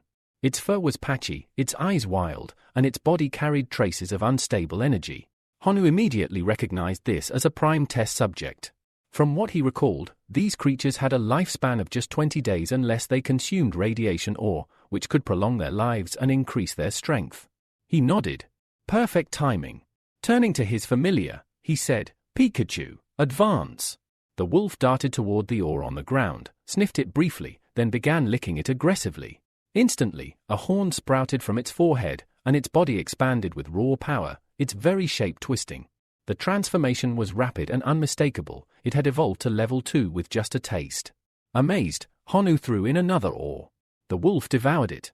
Its body surged again, bones cracking, muscles bulging. In mere minutes, the beast had reached level 3. Honu's jaw tightened in awe. That fast? From level 1 to 3 in 10 minutes. If this works on wild beasts, what will happen if I use this on my familiars in the divine realm? But before he could plan further, the wolf exploded, unable to contain the unstable power. From the gore, a glowing red genin stone dropped onto the ground. Honu stared at it. A smirk crept across his face. This was only the beginning. The main character carefully analyzes the situation and acknowledges that radiation is indeed dangerous. Genetic mutations, especially those caused by this radiation, need to be handled with extreme caution. Some are even capable of exploding due to the unstable power within them. Given the obvious side effects, he proceeds with care. Among the debris, he notices a special item, the Gene Stone. However, he quickly realizes that this item requires level 3 authorization to be transported into the divine realm. According to its description, the Gene Stone induces mutations specifically in the teeth of familiars, making them significantly larger and longer. However, this enhancement comes with a price. It shortens the familiar's lifespan by 3 years. Just as he is processing this information, someone appears behind him.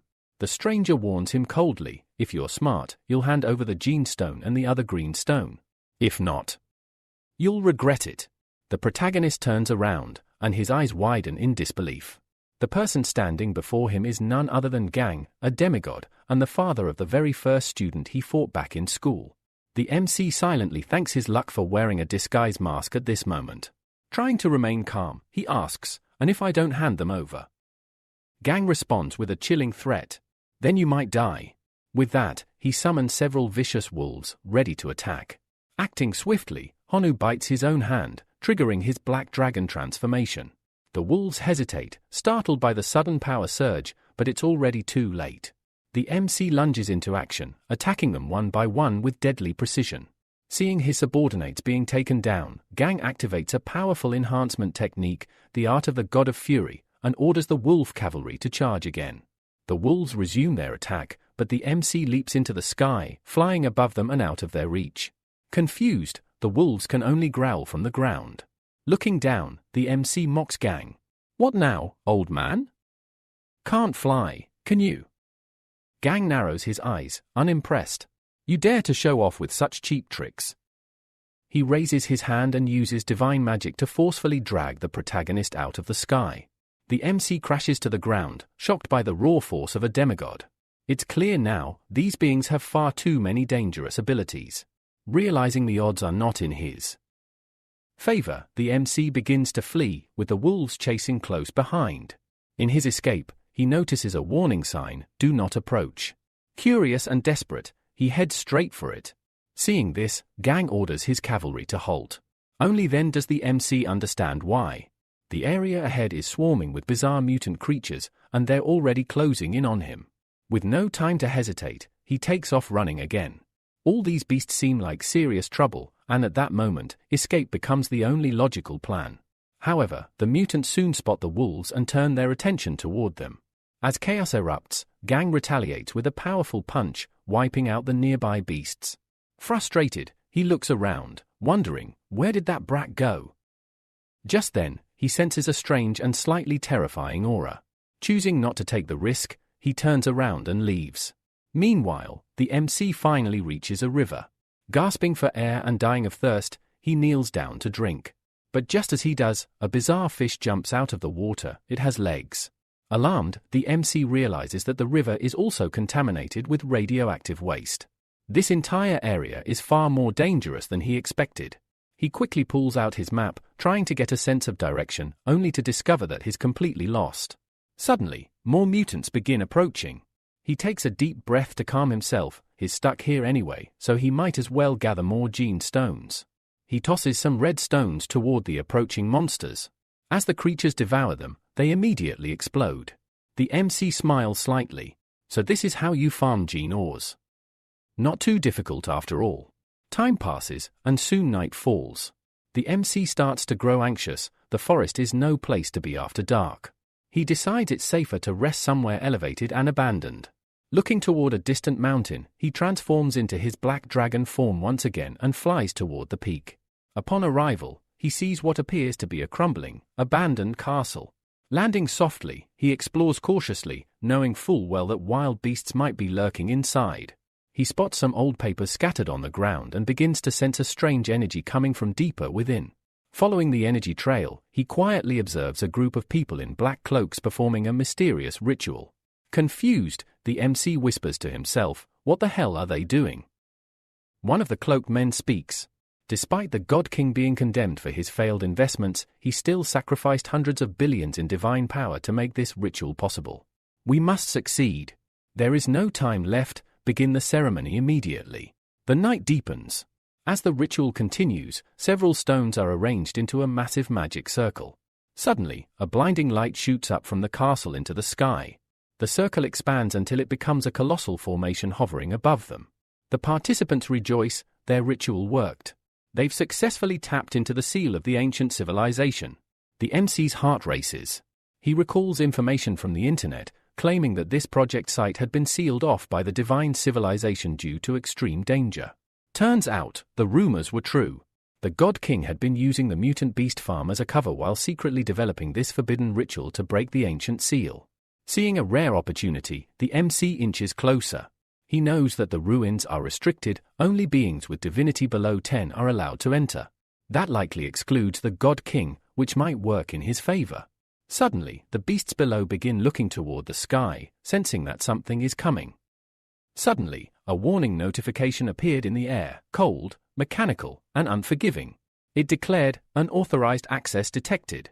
The individual attempting to unlock the seal is not recognized as a superior warrior of the Kamigawa civilization. Intruder status confirmed. Unlocking sequence suspended. Anti-theft protocol activated. Class 6 mutant, gamer, is being released. At the same time, another alert followed, stating that the formation had been obstructed. Worse, the source of the mutation had forcibly broken the seal and was now being suppressed. Those involved in the ritual instantly clutched their heads in pain, overwhelmed by the backlash. Honu, watching all this unfold, stood frozen in confusion. What the hell is happening? He wondered, why is everyone reacting like this? At that moment, something emerged from the formation. A strange entity greeted the group with eerie cheerfulness, addressing them as lovely players. It introduced itself as the source of the mutation and thanked them for helping weaken the seal enough to set it free. "For your generous assistance," it said, "I shall grant you a gift. You will all become candidates to be my vessel." Panic instantly spread across the room. "Who the hell are you?" one cultist shouted. The green, glowing creature smiled and responded, "Unfortunately, only one among you can become the vessel. So, let's play a little game." As it stepped forward, its body radiated an ominous green light. It explained the rules of the game. Each participant would receive 10,000 units of high-purity radiation ore, which they could use on their familiars. The goal was to cultivate a mutant beast strong enough to defeat the Class 6 mutant beast, Gamer. One man angrily stood up and declared that he had no interest in becoming a vessel. He demanded to be released immediately and threatened to sever his familiars from the dominion of God, vowing to destroy the entire place. But as he tried to act, he realized, with rising panic, that he couldn't connect to the divine realm. Before he could process the situation, Gamer appeared and devoured him in an instant, fully manifesting in front of everyone. Taking the opportunity, Honu stepped forward politely. "Excuse me," he said, "I can't communicate with the divine realm either, so I can't summon any familiars for this test." Everyone turned to stare at him, stunned. "Who the hell is this kid?" they whispered. The source of the mutation chuckled. "You won't regret this mutation." It summoned a portal to the divine realm, shocking Honu. He hadn't expected that. The system had been designed to allow familiars to exit, not for himself to enter, which meant he had no way of escaping. 3 hours passed. One man sighed in frustration. "This is going terribly. Most of my familiars died after consuming the radiation ore. Less than 10% showed any improvement." Another added grimly, "Only about 20% of mine are even alive." Meanwhile, Honu looked rather pleased. "The decomposer is a treasure," he said. "It only cost me 100 million locusts to convert into 6,000 high-purity radiation crystals. Thanks to that, my mutant beast reached level 3. He knelt beside his familiar and whispered, "I'm counting on you. You've got great recovery abilities. Don't hold back, all these crystals are for you." 3 months later, the cultists were in disbelief. One of them muttered, "Is this kid even human?" All eyes turned toward Honu's monstrous creation, a mutated grasshopper named Chiang, which now stood ready to challenge the Class 6 mutant, Gamer. The source of the mutation was thrilled and called out to Gamer, signaling the start of the final test. The beast charged forward, devouring another familiar as if it were nothing. The green monster grinned. "Losers don't deserve to live." It gave the command, and Gamer began devouring the cultists, one by one. Screams echoed as they were consumed by the very creature they helped unleash. Now it was Honu's turn. He glanced at Chiang and sighed. "I had to sacrifice a lot of gene stones for this. You've undergone intense mutation, but now, your life expectancy is down to a single day. Show them what you're capable of." The green entity clapped gleefully. "Exciting! Gamer, attack!" The battle began. Chiang launched a barrage of strikes, triggering Gamer's rage. The massive beast retaliated with a crushing headbutt. Chiang immediately took flight, his body regenerating mid-air. But Gamer roared and activated a power of his own. "This is going to be good," the source of the mutation whispered, enjoying the show. The battle raged for a staggering 18 hours, until finally, Chiang stood victorious. "It was a glorious fight," the source of the mutation said, turning toward Honu. "You, my dear receptacle, are perfect." Honu froze. "What the hell are you talking about? Who's your operator? What are you planning to do with my body?" Without answering, the green creature began using its power. "From this moment on," it said, "we will share this body." Everything went black. When Honu opened his eyes again, he wasn't sure if he was dead. Then he saw it, a system screen flashing in front of him, status, Honu, source of the mutation, all attributes, displayed. What caught his attention wasn't the stats, it was the name. The system was now identifying him as the source of the mutation. Then, a familiar voice echoed in his mind. "Is my dear receptacle awake?" "Who are you?" Honu asked, unsettled. "I am the source of the mutation," it replied. "A superior gene. Be grateful. Through parasitism, I've granted you power far beyond the limits of divine civilization. I've overwritten your growth acceleration ability, direct mutation suits us better. But don't worry. We are one now. You may call me Kamigawa. I don't care about all that. Just tell me how the hell I can get out of here." Honu snapped. "Simple," Kamigawa responded. "The seal has been broken. The guardian beast is dead. We are free." In the next moment, they were teleported to the same castle where it had all begun. But Kamigawa had one last warning. "There's one small issue. The breaking of the seal made quite a lot of noise. Many demigods and even true gods are now headed this way. You couldn't have told me that earlier." Honu shouted, starting to panic. Thinking quickly, he activated the blood arena coordinates. As an affiliate, it was his best shot at escape. Meanwhile, the demigods arrived at the now deserted castle. Feeling a strange aura, they barged in, shouting that they wanted the treasure. But there was nothing left. Gang, who was among them, noticed a strange grasshopper corpse. He narrowed his eyes and muttered to himself, "Don't tell me, it was him." After that event, a mysterious figure storms into the castle, demanding to know who dared to steal his treasure. Furious, he orders his subordinates to continue broadcasting signals day and night in order to locate the missing seed. Meanwhile, back in the bloody arena, the main character discovers that teleportation costs a staggering 1 million units of divine power. This makes him wonder what would happen if he returned to school now. At that moment, the system suddenly appears. It informs him that it has been challenged by another divine being, an evil dragon. The system asks if he wishes to accept the challenge, warning that if he refuses 3 times or fails, he will lose his title as heir of the bloody arena. The MC finds this form of intimidation laughable and scoffs, asking if a beating is what they truly want, because he's ready to deliver it. Without hesitation, he accepts the challenge and steps into the portal. A large screen lights up, warning all competitors to prepare. The crowd erupts with cheers and chants, claiming that the evil dragon will undoubtedly win. However, a segment of the audience rallies behind the MC's locust race, shouting for the bone controller to appear and make the dragon fear the power of the giant skeleton. Among the crowd, Honu hears someone place a massive bet, 500,000 units of divine power, on the dragon's victory. He laughs and warns them not to cry when they lose everything. The evil dragon, known as Palm, finds the situation amusing. He mocks the MC, saying his locusts rely on skeletons to cheat in battle. But this time, things would be different. He finally sees an opponent worthy of facing him. The MC wastes no time. He summons his swarm and commands, "Less talk, more action." Palm responds in kind, summoning an army of half-dragons. The battle between the dragons and locust men begins. However, Palm is unimpressed. He questions whether he's being underestimated and demands to see the skeletal army. Honu calmly responds, "First, defeat the locusts. Only then will it be worth showing the skeletons." Infuriated, Palm orders his dragons to unleash their flames. The MC counters by shouting for his army to defend themselves and summons the celestial demon Locust. This entity silently appears and begins launching devastating attacks on the dragons. In response, Palm summons a half-dragon hero, who begins firing arrows at the cursed locusts. Mocking his opponent, he claims their resistance is pointless, they'll read just locusts and will fall easily. Han Wu, however, is unbothered. In fact, this is part of his plan, to use them as sacrifices. He considers whether it's time to summon his army of demonic bulls, raising his hand in preparation to call upon the divine realm's forces. Suddenly, Kamiawa appears and interrupts, demanding how he can tolerate such humiliation. This causes him to second-guess his choice of operator. He asks what she means. The source of mutation steps forward, declaring that she wants to see the locusts teach the arrogant half-dragons a lesson. The MC admits that, unfortunately, the locusts are no match against dragons. But then, a green slime reminds him of a crucial point: they are not weak. After all, they devoured the 6th-level grimoire.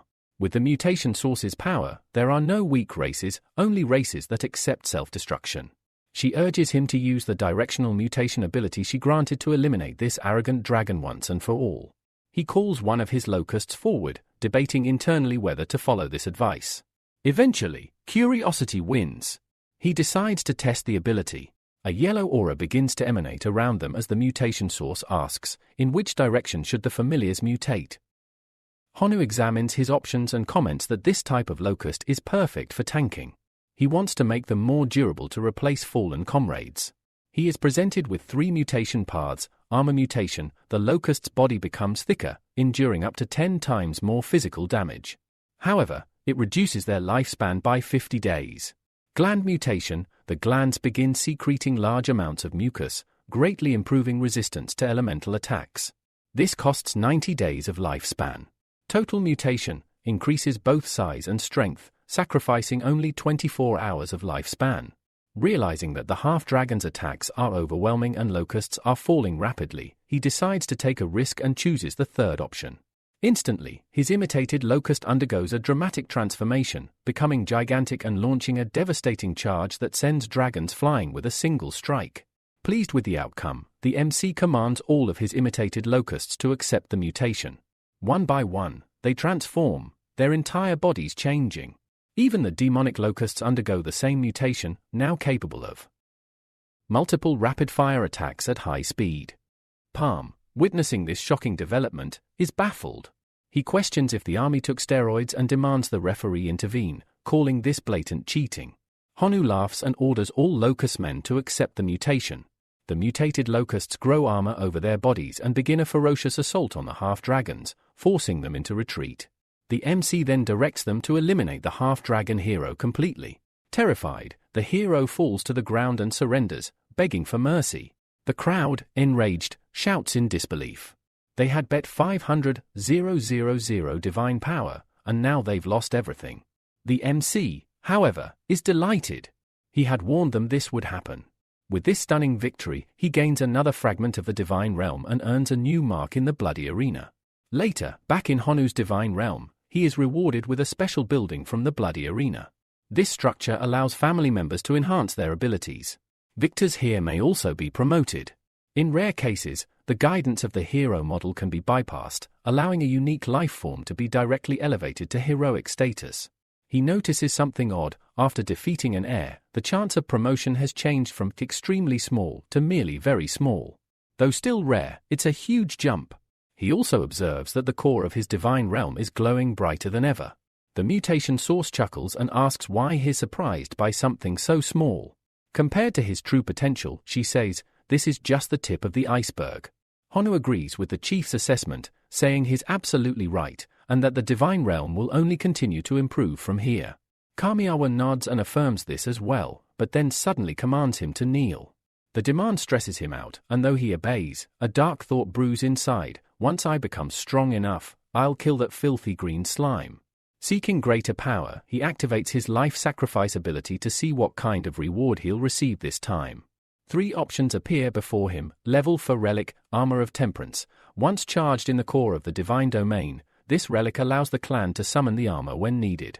Level 3 building, the Observatory. When built in the divine realm, this structure allows for clear surveillance of areas up to 10,000 kilometers away. The Book of Flesh Puppet Production. This book teaches how to use the flesh and blood of powerful creatures to craft puppets with incredible biological traits. However, the strength and abilities of each puppet are fixed upon creation and cannot be enhanced. Han Wu finds the third option fascinating. Intrigued by the potential, he chooses the Book of Flesh Puppet Production, eager to see what kind of upgrade he'll receive this time. Half a year passes within the divine realm, just 10 days in the outside world. Han Wu reflects on the investment, 10 million units of divine power. But the result? Absolutely worth it. Just one glance at his new creation makes his eyes shine with pride. He estimates that the flesh puppet's strength rivals that of a top-tier heroic life form. It's also exceptionally resilient, like a ferocious wolf. Pleased, he names this new member of his army Chiang. Now, he feels ready to face the real challenge. He contacts his grandfather to inform him that he has officially enrolled in the Imperial University of the West. However, he assures him not to worry, he still plans to visit Chaos Star University to investigate his father's disappearance. 3 days later, Han Wu arrives at Imperial University. He is stunned by the grandeur of the place and asks himself if this really is the best university available. Even the passers-by on the streets emit demigod-level auras, more than half of them, in fact. Just then, a man approaches and asks, "Are you Han Wu, the reserve student from the Imperial University?" Han Wu nods and replies, "Yes, that's me." The man greets him warmly and explains that he's been sent to escort him. He politely asks Han Wu to follow him to the aircraft that will take him to his accommodations.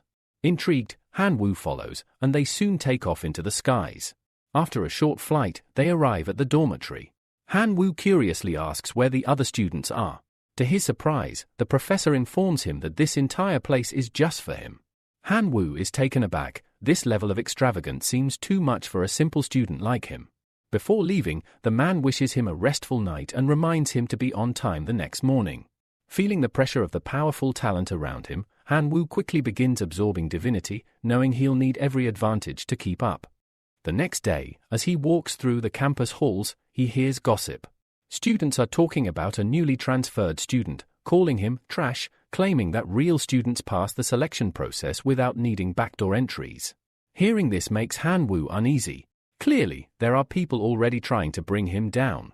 As he continues walking, a woman suddenly approaches him stealthily. She asks if he's Han Wu and introduces herself as Lena, the teacher in charge of the reserve student class. She offers to take him to the classroom. Once inside, she calls the class to order. One of the students, Chinuang, who also attends the same university, stands up and shouts his name in surprise. The rest of the class begins murmuring in confusion. They wonder what's going on. Why would the goddess of the class be familiar with a boy who supposedly got in through a back door? The teacher quickly re-establishes order. She informs everyone that the new student's name is Han Wu, and that he previously attended the same school as Chinuang. A skeptical student immediately questions why Han Wu was admitted into the reserve class. Lena answers with a sharp tone. She admits she doesn't know what exactly Han Wu learned in other schools, but makes one thing absolutely clear: in her class, students must raise their hand before speaking. And if anyone doesn't understand her lessons, she will personally make sure they learn, her intense gaze leaving no room for argument. The student immediately backs down, frightened, and apologizes for speaking out of turn. She forgives him but warns the class not to repeat the mistake. Then she turns to Han Wu and says, "If you're curious, ask him yourself how he earned his place here." Zuti, careful not to irritate the teacher, politely asks Han Wu if he could explain how he got into the reserve class. He also expresses his wish to challenge him, to test whether he truly deserves to be there. Han Wu raises his hand and calmly replies, "I'll have to decline." The refusal sends a wave of outrage through the class. Zuti explodes in anger, calling him trash for not having the courage to accept a simple challenge. The rest of the students join in, calling him a coward. Just then, Chinuang slams her hand on the desk, silencing everyone. She scolds the class, defending Han Wu. "He has never provoked anyone," she says firmly. "So why are you all slandering him without even knowing who he is?" Han Wu simply watches the scene unfold. He expected this. No matter where Chinuang goes, it seems like she always ends up surrounded by a pack of barking dogs. Moments after the teacher leaves the classroom, a group of students begins heading toward Han Wu's desk with unfriendly intent. But before they can get too close, Chinuang steps in front of him, blocking their path.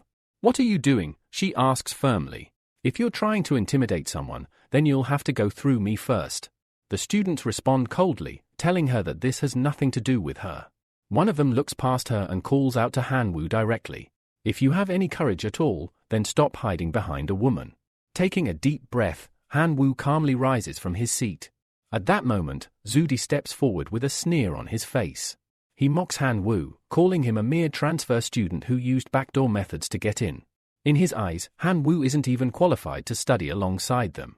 He tells him to leave the reserve class willingly, or be beaten out of it. Han Wu turns to Chinuang and mutters, "Must be tough studying with this bunch of idiots." Chinuang sighs, admitting, "They're usually not like this. I don't know why they're acting this way toward you." Han Wu is amused. Good, he thinks. That means she doesn't know them well enough to feel guilty when she beats them down. But she quickly warns him not to underestimate Zudi. His main relative is a rare, naturally elite Iron Man, a powerful summon that even her Thunder Sparrow might not be able to handle. Unbothered, Han Wu replies, "If you're worried about seeing them get hurt, that's fine." But Chinuang surprises him. "I don't care," she says bluntly.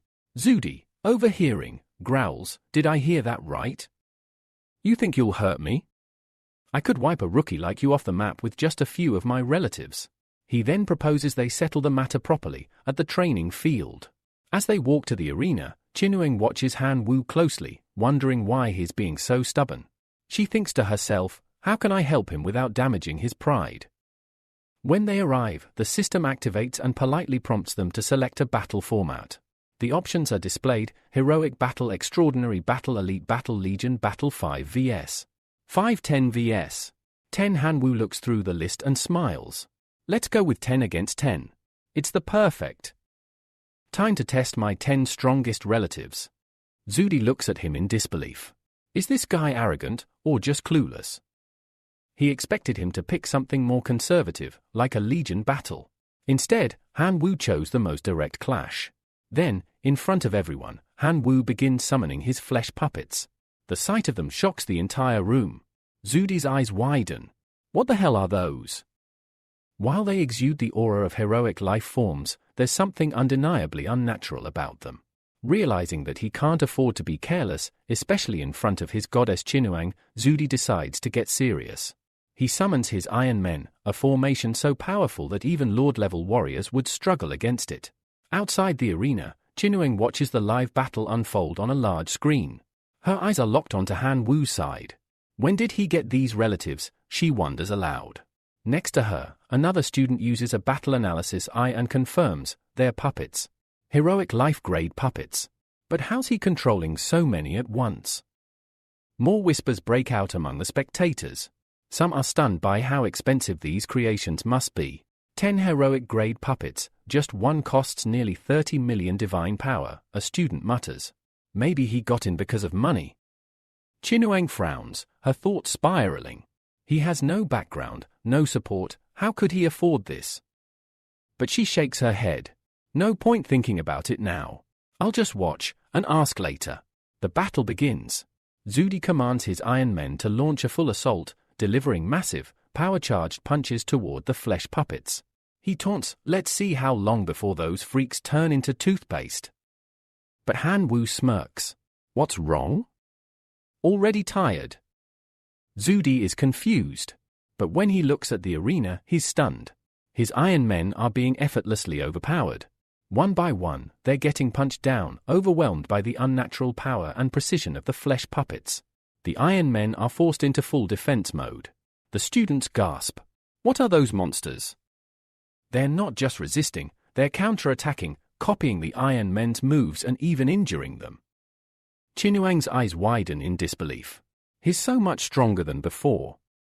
Back in the arena, Han Wu casually leans back and asks, hey little girl, still want to continue? Zudi grits his teeth in rage. I haven't even used my trump card yet, he roars, ordering his Iron Men to merge. Han Wu bursts into laughter. What's next? You gonna transform into a truck? You watched too many Transformers as a kid. The merging process completes. The Iron Men now stand fused into a single massive figure, shining so brightly that Han Wu winces. Ooh, too shiny. Gross. Explosions ripple across the field as the transformation finalizes. The giant robot looms over the battlefield. Zudi laughs maniacally. Scared yet? This is my masterpiece, 10 times the power of a regular Iron Man. Let's end this. Die already. The robot charges at full speed, swinging at all of Han Wu's puppets simultaneously. Zudi yells, now I'll show you the real power of a reserve-class warrior from the greatest university in the world. Han Wu chuckles. You call that strong? Zudi snarls and gives him an ultimatum. I'll give you one last chance. If you kneel and beg for forgiveness, I might spare the rest of your clan. He raises a hand and begins a countdown. 10, 9, as Zudi's countdown ends, Han Wu casually speaks up and says, 0. He smirks, clearly eager to see what happens next. Zudi grits his teeth in frustration. Fine. But don't blame me for what happens next. Yet before he can even begin his attack, a chilling scene unfolds. All of Han Wu's flesh puppets suddenly begin to regenerate, healing their injuries as if nothing had happened. Then, in perfect unison, they leap into action.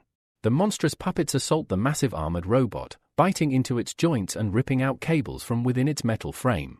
The spectators watch in horror as the fight turns brutally one-sided. The battle quickly devolves into a massacre. Even the robot's head is torn clean off, crashing to the ground in a heap of scrap metal. Zudi collapses to his knees, screaming, "This is impossible."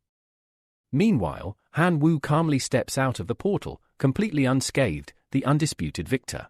Just as Chinuang is about to say something, someone else calls out, "Grasshopper boy!" Han Wu turns and sees a young man rushing toward him with open arms. The man hugs him tightly and says, "I knew you'd pass the entrance test. I told them you wouldn't disappoint me after I recommended you." Han Wu freezes for a second, confused. Then he realizes it's Xian Meng, the same person who once looked like a rugged warrior. But now he looks decades younger. How the hell do you look so young? Han Wu asks. Laughing, Xian Meng explains, "I just shaved my beard. My old look scared off all the girls." Other students overhear the conversation and their expressions change instantly. Realizing their mistake, they begin to apologize, admitting that they wrongly accused Han Wu of using backdoor connections. Now they know he was actually personally recommended. Han Wu smiles lightly. "It's fine. Don't worry about it." Xian Meng then steps forward with a much firmer tone. "I'm a first year at Imperial University and Han Wu's official protector. Anyone who messes with him Will have to deal with me. He then invites Han Wu to follow him, saying he wants to introduce him to a few friends. After climbing a flight of stairs, Xian Meng gestures to two other students. The first is a well-mannered young man who introduces himself. I'm Zine, a freshman at the academy. Pleasure to meet you. Next to him is a confident girl. My name is Yeling, she says with a smile. Is it true you beat Xian Meng in the arena? Han Wu scratches his head. I am just a rookie here. Beating your friend was pure luck. But Yeling waves off his modesty. Having luck is also a kind of strength. She quickly shifts the topic and reveals something important. We found out the next class for reserve students will be a survival simulation in Outland, the zombie city. It's a low-level secret realm. She then gives Han Wu a small request. While you're there, could you bring something back for us? Han Wu raises an eyebrow. You three are demigod-level students. Why would you need help from a novice like me? Yeling chuckles. Come on. Don't be so modest. You're nothing like a novice. She explains further. Zombie City is a special training area restricted by university regulations. Only reserve students can enter. We can't. Xian Meng nods in agreement. That's true. If I could go, I'd flatten that city. Zine laughs beside him. Yeling then adds one more detail. Inside that secret realm exists an extremely rare item, the wisdom fruit. It helps non-human races raise their intelligence, though each fruit costs 1 divine point to claim. Han Wu listens carefully. Divine points. I really need those. With that in mind, he agrees to help them out. Before parting, Yeling hands him a seed and says, take this. It'll be very useful in your upcoming class. That night, Han Wu lies on his bed, reflecting. If I can gather 6 divine points, I can perform the demigod ascension ritual. He recalls his teacher's explanation. 6 points is the minimum requirement to start the ceremony. But there's a catch. A demigod with only 6 points is considered a hybrid and can only merge with lower-level divine authorities in the future. That's why students at Imperial University rarely stop at 6. They continue gathering divine points to maximize their future potential. She explained that after 6 points, each new point requires even more divine energy. The 7th point needs 2 divine points. The 8th point requires 3. And so on, up to a maximum of 10 divine points. A demigod who ascends at 10 points has the highest possible potential and can eventually merge with 5 different divine authorities. Han Wu is amazed. So much valuable information. He also realizes that his teacher has high hopes for him. And so, with determination in his heart, he resolves to earn every divine point he needs, no matter what it takes. A few days later, one of the students casually approaches Han Wu and asks if he's heard the news. The next major class will be a supernatural survival simulation inside a low-level secret realm known as the Zombie Tower. Apparently, some of the senior students have already started buying up resources that novices usually gather from that place. Before Han Wu can process it all, Zudi shows up and throws out a bold challenge. Let's make a bet, he says. Han Wu raises an eyebrow. What kind of bet? Zudi smirks. Whoever gets the highest score in the simulation wins. If I win, you'll stay away from Qinuang. But if you win, I'll stop having any improper thoughts about her. Han Wu is dumbfounded. Seriously? Do you have something against the principal? Because I can't figure out how someone like you even made it into the university with that level of brainpower. He doesn't hold back. Whether you have improper thoughts or not, it doesn't even matter. She doesn't like you anyway. But Zudi doesn't care. That doesn't matter to me. As long as you stay away from her, I'm willing to pay any price. Just then, Qinuang walks up, having overheard the conversation. Did I hear that right? She asks. You'll stop bothering me if Han Wu wins. Zudi looks frustrated but nods. Yes, but I really like you. Why won't you give me a chance? She crosses her arms. Just answer the question. Defeated, Zudi mutters, yes. If Han Wu beats me, I'll give up. Turning to Han Wu, Qinuang urges him to accept the bet. It'll help me, she says. Han Wu hesitates. But aren't we all geniuses here? You can't blame me if I lose. She replies with confidence, that's fine. I know you'll win. At that moment, their teacher arrives and gathers the class. Is everyone ready? She asks. You should already be aware of the information. This time, it's a supernatural survival simulation. That means it will be more difficult than the secondary classes. With that, the simulation begins. The system announces Outer Realm Survival Simulation activated. To avoid alerting the Outer Realm's consciousness, all Divine Realm-related services are temporarily suspended. Gods will be affected by the aura of the Outer Realm and reduced to the state of ordinary humans. The leaderboard for point accumulation is now open. Then comes the scenario introduction, Zombie City, a beautiful yet dangerous place. Its hospitable zombie residents welcome newcomers by kindly ripping out their brains and feasting on them. Each night, they throw a gruesome carnival of death. Back in the simulation, the students begin to panic. They're starving but soon realize their spatial rings aren't opening, despite being full of food. Han-Woo considers the situation. These students are all deities. Normally, they could go without food for 10 days or even half a month.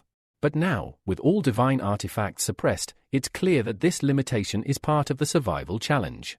Thankfully, Han-Woo confirms that his two most vital skills, directional mutation and life sacrifice, still function. That's enough to stay alive. He tells Chinuang he wants to explore the city. She agrees, slamming her hand on the ground to summon a massive bird. Let's go together. But Han-Woo waves her off. Not necessary.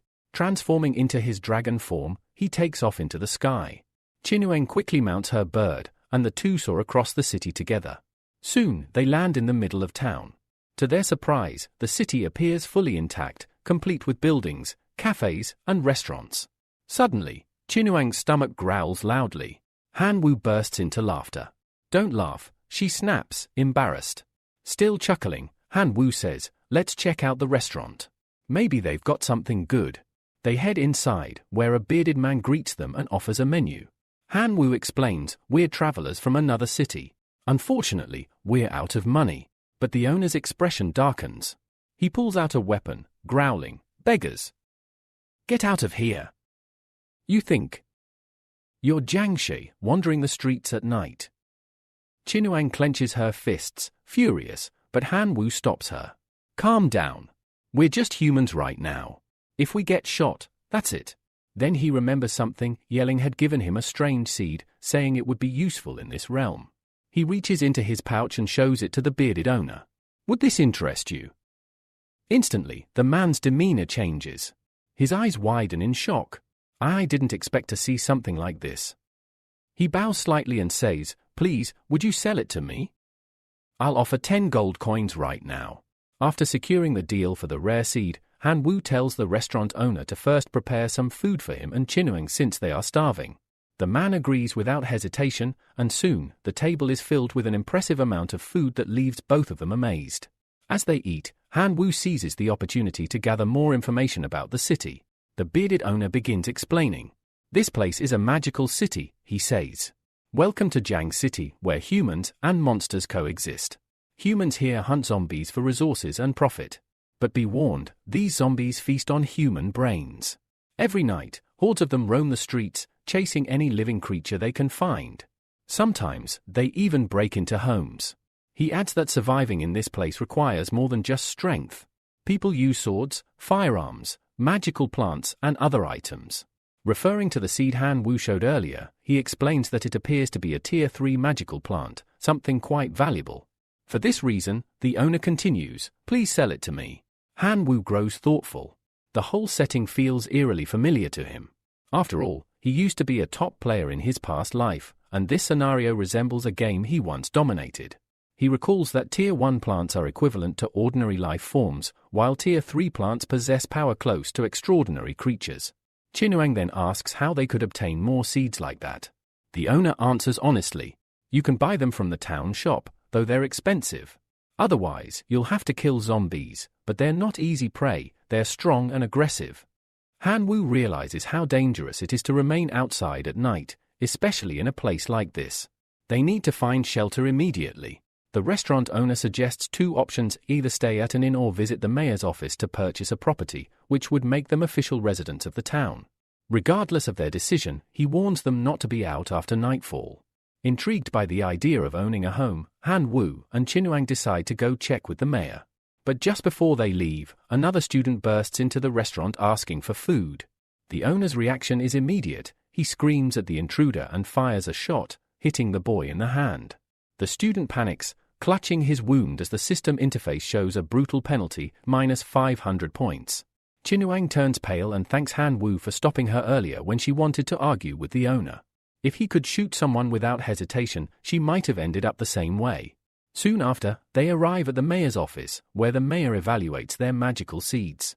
One is worth 321 coins, the other one, 160.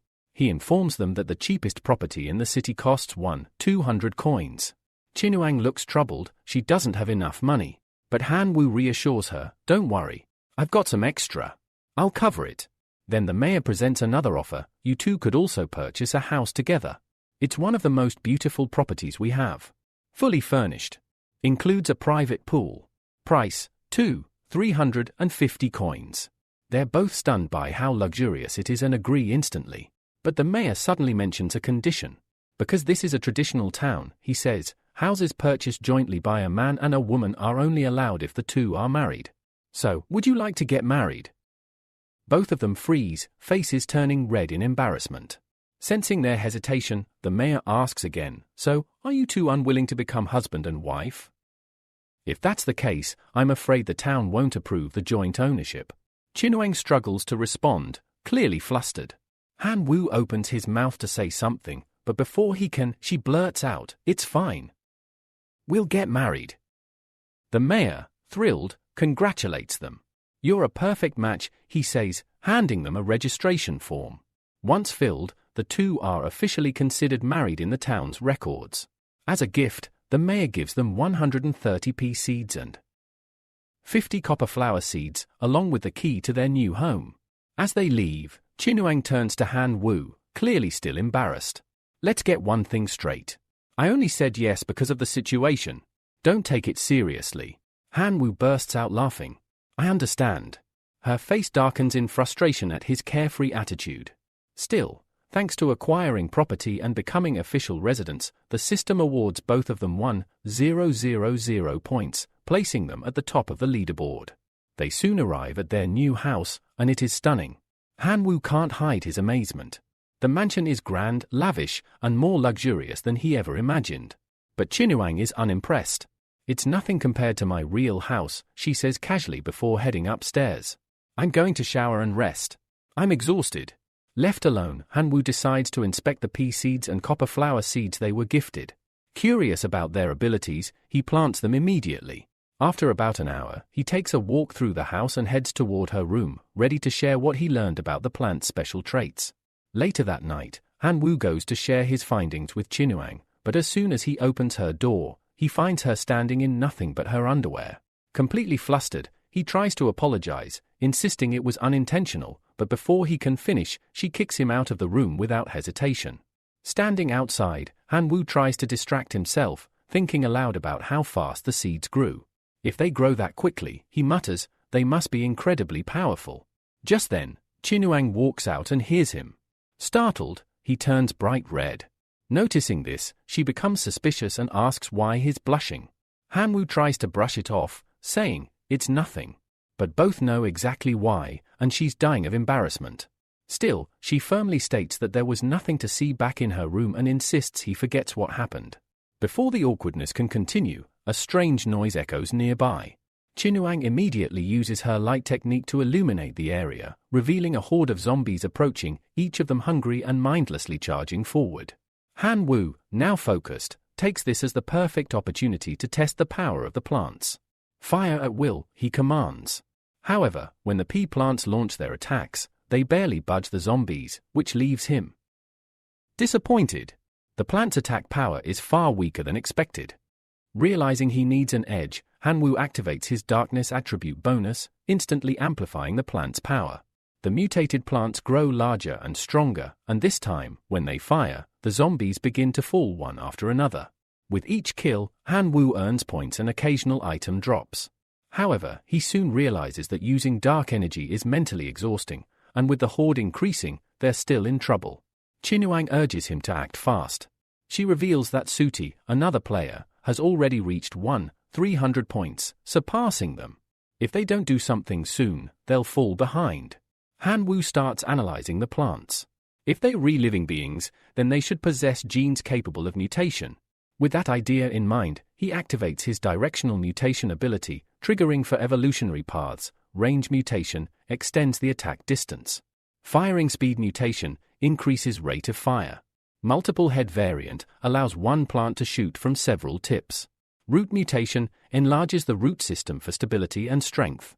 Excited by the possibilities, Han Wu applies all for mutations.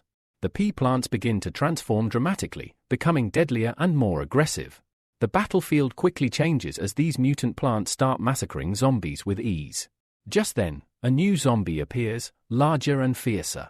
It carries a flag, which it hurls at the plants with all its strength. However, the projectile misses. The zombie stands confused, unable to understand what went wrong, then it's ripped apart by the mutated pea shooters. Turns out, Han Wu had already snatched the flag and now claims it proudly.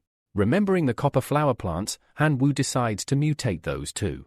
Two options appear: multiple production speeds up coin generation. Absorption mutation increases the radius for absorbing dead air. He chooses both, thrilled by the idea of collecting more coins quickly. Chinueng, watching the leaderboard, is ecstatic. She's now surpassed Suti. Meanwhile, Suti is fuming, having dropped to second place. But Suti isn't one to lose quietly. In retaliation, he uses his level for plant, the dragon grass seed. Within 2 hours, a giant dragon emerges from the seed. With a single breath of fire, it annihilates dozens of zombies, skyrocketing his points to 1,610, overtaking Han Wu. Furious, Suti mocks Han Wu, calling him a bastard without parents, claiming that a lowlife like him stands no chance against a descendant of a god. You'll lose miserably, he sneers. Morning arrives. The sun blazes through, and the remaining zombies are vaporized, unable to survive in daylight. Chinueng sits on a pile of coins, impressed by their progress. She asks how the plants became so powerful so quickly. Han Wu explains that he used a special ability called directional mutation, allowing him to artificially evolve living organisms. Chinueng is stunned, admitting the ability is powerful, if a little unnatural. Still, despite their gains, they're falling behind. Suti now has 201,000 points, while Han Wu sits at 128,000. But Chinueng remains hopeful. It's only the beginning, she says. We'll sell some of these plants and buy better ones. As night falls again, their plants have reached levels 2 and 3. Chinueng stands on the rooftop, observing the approaching enemies. This isn't good, she warns. A horde of level 3 night zombies is closing in, and among them are terrifying level for violent dancer zombies. Han Wu is stunned. Is that really a level for dancer zombie? He doesn't know how they'll survive. Chinueng shares the same concern. What now? She asks. Thinking quickly, Han Wu orders, turn off the lights. Silence everything. Zombies are attracted to light and sound. Maybe we can stay hidden. They shut down everything in the mansion, plunging it into complete darkness. Soon, the horde wanders right past them, heading toward the house next door, the Miss SAR's place. Seeing them distracted, Han Wu suggests using this chance to rack up more points. Chinueng agrees and summons a light energy ball, hurling it at the unsuspecting zombies. The plants follow up with a barrage of attacks, wiping out those that try to retaliate. A mounted zombie charges at high speed, but it's obliterated by a boxing plant before reaching them. Amid the chaos, Han Wu notices something odd. Suti's score is still climbing rapidly, nearly a 100,000 point lead. How is he gaining points so fast, he wonders. Just then, a mocking laugh echoes behind him. A familiar voice taunts him, scared of how fast I'm evolving. It's Qingyan, casually eating soft tofu while watching the battle unfold. Zombies leap toward his residence, but they're quickly mowed down by oak archers, gunning down every threat with brutal precision. Qingyan gets fired up. Come on. Bring me more zombies. I'm taking first place tonight. Han Wu sighs. He's an idiot. Chinueng glances at him. Is that jealousy I hear? He replies, if I lose, you'll never hear the end of it from that fool Suti. But there's no time to argue. The level for Dancer Zombie approaches, and this time, it's brought 2 more to help. As the 3 level 4 zombies began approaching the mansion, Han Wu immediately noticed the situation worsening. He pointed out that the dancing zombie had broken through the defense line of that idiotic opponent. The zombie, unaware of the trap laid out before it, casually stepped forward, only to be flung through the air by a spring bean trap. Han Wu's eyes widened in disbelief as the level 4 zombie was launched directly into their territory. In a panic, Han Wu shouted for the pea shooters to unleash their full power on the approaching threat. The plants responded, rapidly firing at the zombie. But the dancer simply laughed off the attacks. His defense was too high for low-level plants to damage him. Qinuang immediately suggested they retreat into the mansion, noting that the current plants wouldn't stand a chance against such a strong enemy. But Han Wu stood firm. If they retreated now, it would mean certain defeat. Instead, he made a bold decision, transforming into his draconic form. He charged at the enemy and landed a clean, powerful punch. Yet to his surprise, it barely did any damage. Now taking the fight seriously, he declared he would prove himself in the name of his idol, Ralph. With that, he unleashed his machine gun combo, a rapid flurry of attacks. The final blow was so powerful that the zombie's head snapped off and hit the ground. A system notification appeared: you have defeated a level 4 dancer zombie. Rewards: level 4 seed, crocodile shoes, tap dance record, and 500 points. Despite the victory, Han Wu was frustrated. The fight had been intense, he'd nearly dislocated his shoulder, and all he got was 500 points.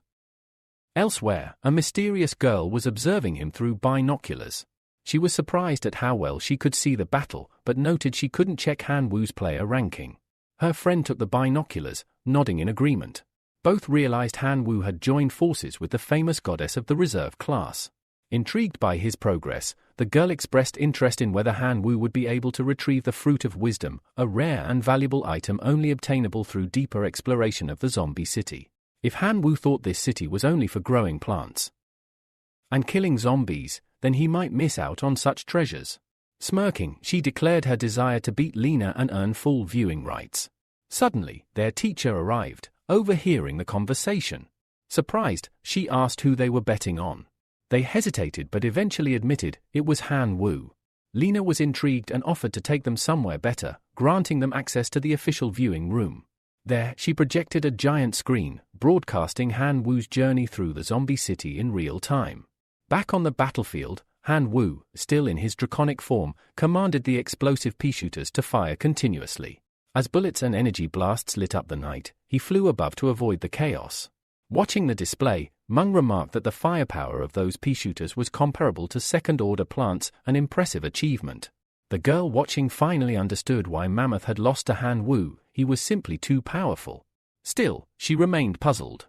Why would third-level zombies attack his territory when the current setup shouldn't even attract enemies of that tier?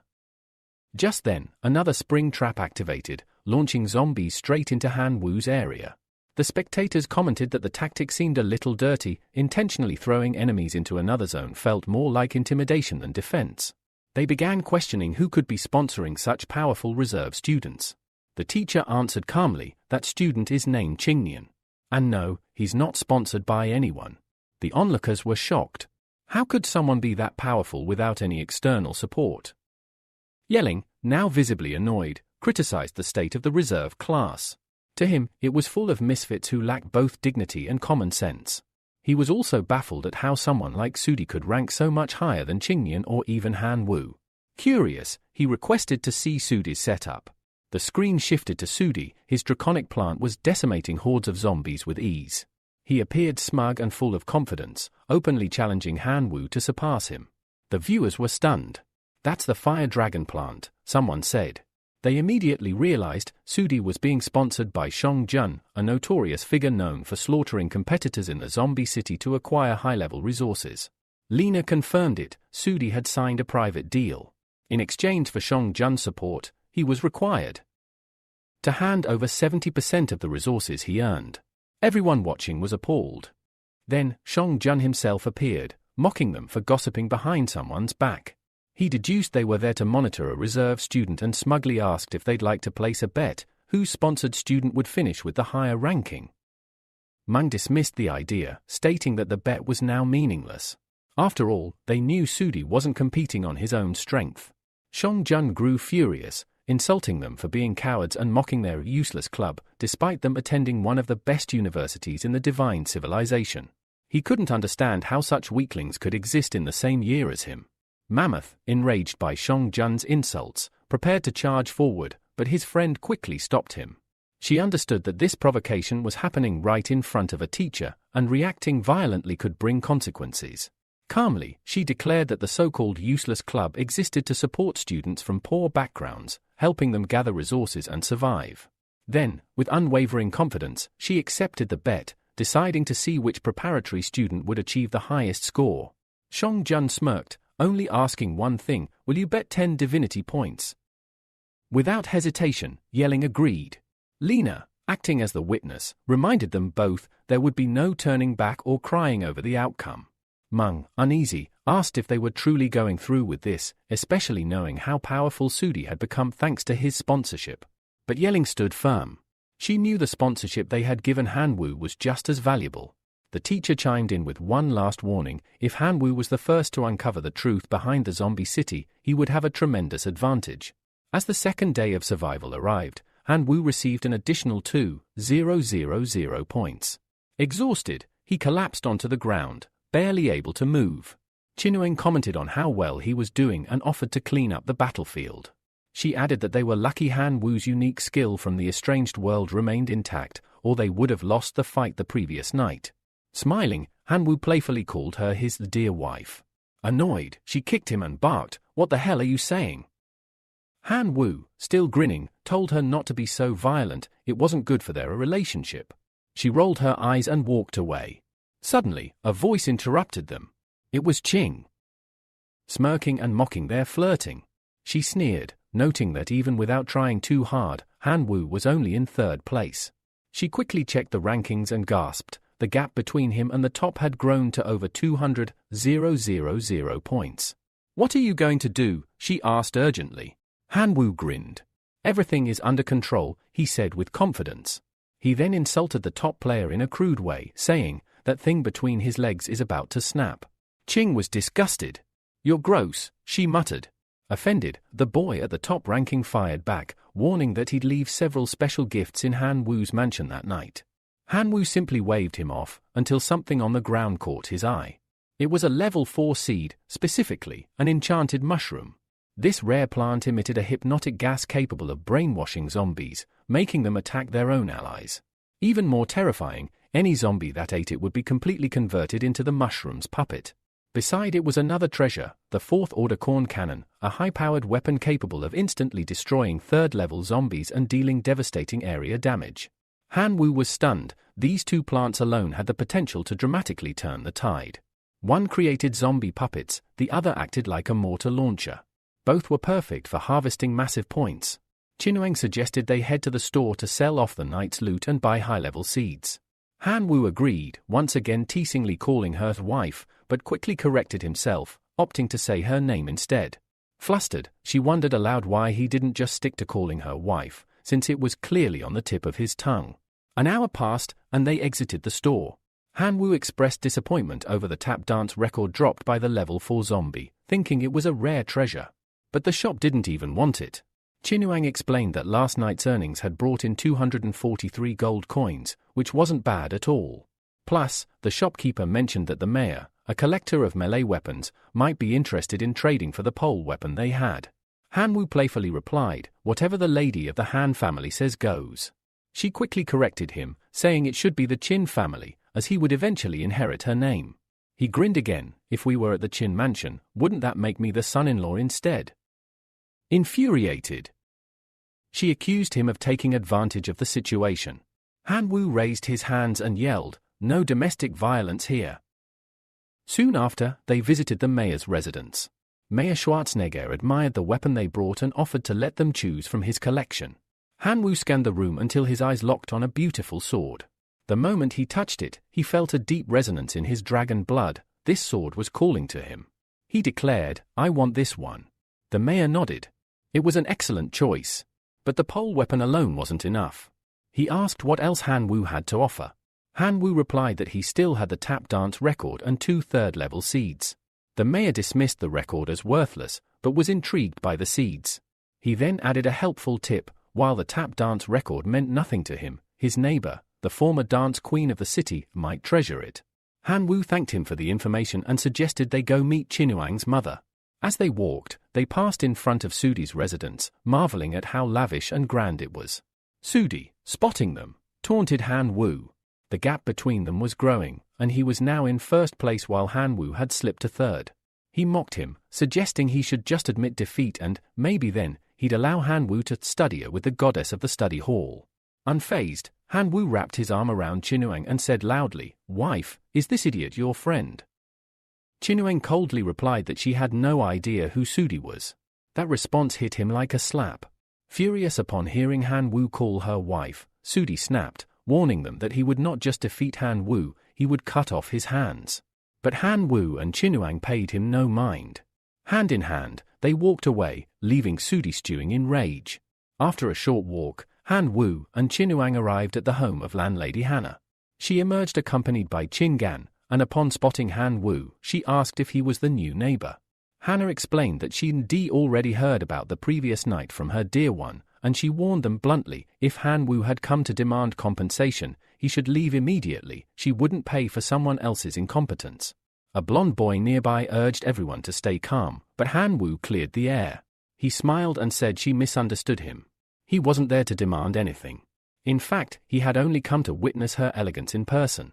After all, the mayor himself had told him she was once the queen of dance in the city, surely, someone of extraordinary grace and presence. She scoffed, unimpressed by flattery. "I won't change the layout of my garden just because someone sweet talks me," she said firmly. But then Han Wu revealed the real reason he came. He held out a worn but special item. Qin Gan rolled her eyes and mocked him, thinking he was trying to smooth things over with a ragged old book. However, Hannah's expression shifted the moment she saw it. It was no ordinary book, it was the lost dance step of the King of Dance, a legendary record long believed to be missing. Stunned, Hannah asked Han Wu to name any price, she would pay whatever he wanted for it. Panic struck the blonde boy standing nearby. If Han Wu asked for something extreme, like expelling him from the neighborhood, it would be over for him. Desperately, he tried to appeal to their long-standing friendship. But Han Wu had no interest in revenge. He simply handed the book over to Hannah, saying he'd send more records if he found them. Hannah, touched by his generosity, apologized for her earlier rudeness and said she'd be happy to become better neighbors. A system notification popped up, friendly relations established with Queen of Dance, Hannah. Friendship value 99. Points gained 30,000. Han Wu was shocked. 30,000 points, just for forming a friendly bond? That was way more effective than fighting random zombies. He suddenly realized, this might be the real path to winning in the city.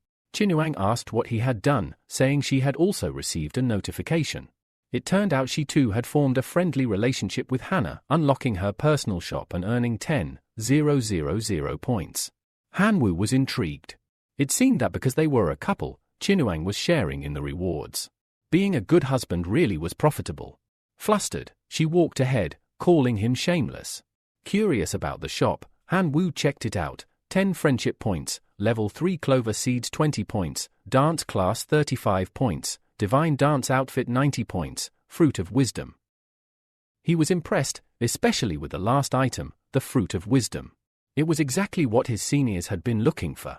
He made a mental note to return for it after the exam. Night fell. Han Wu, now well prepared, used his mutated level for plants, confident they would help him rack up points. Soon, a wave of zombies approached the mansion. But the plants acted with brutal efficiency, detonating and wiping out the entire group instantly. Strangely, though, no high-level zombies appeared that night, which meant point gain was low. Something wasn't right.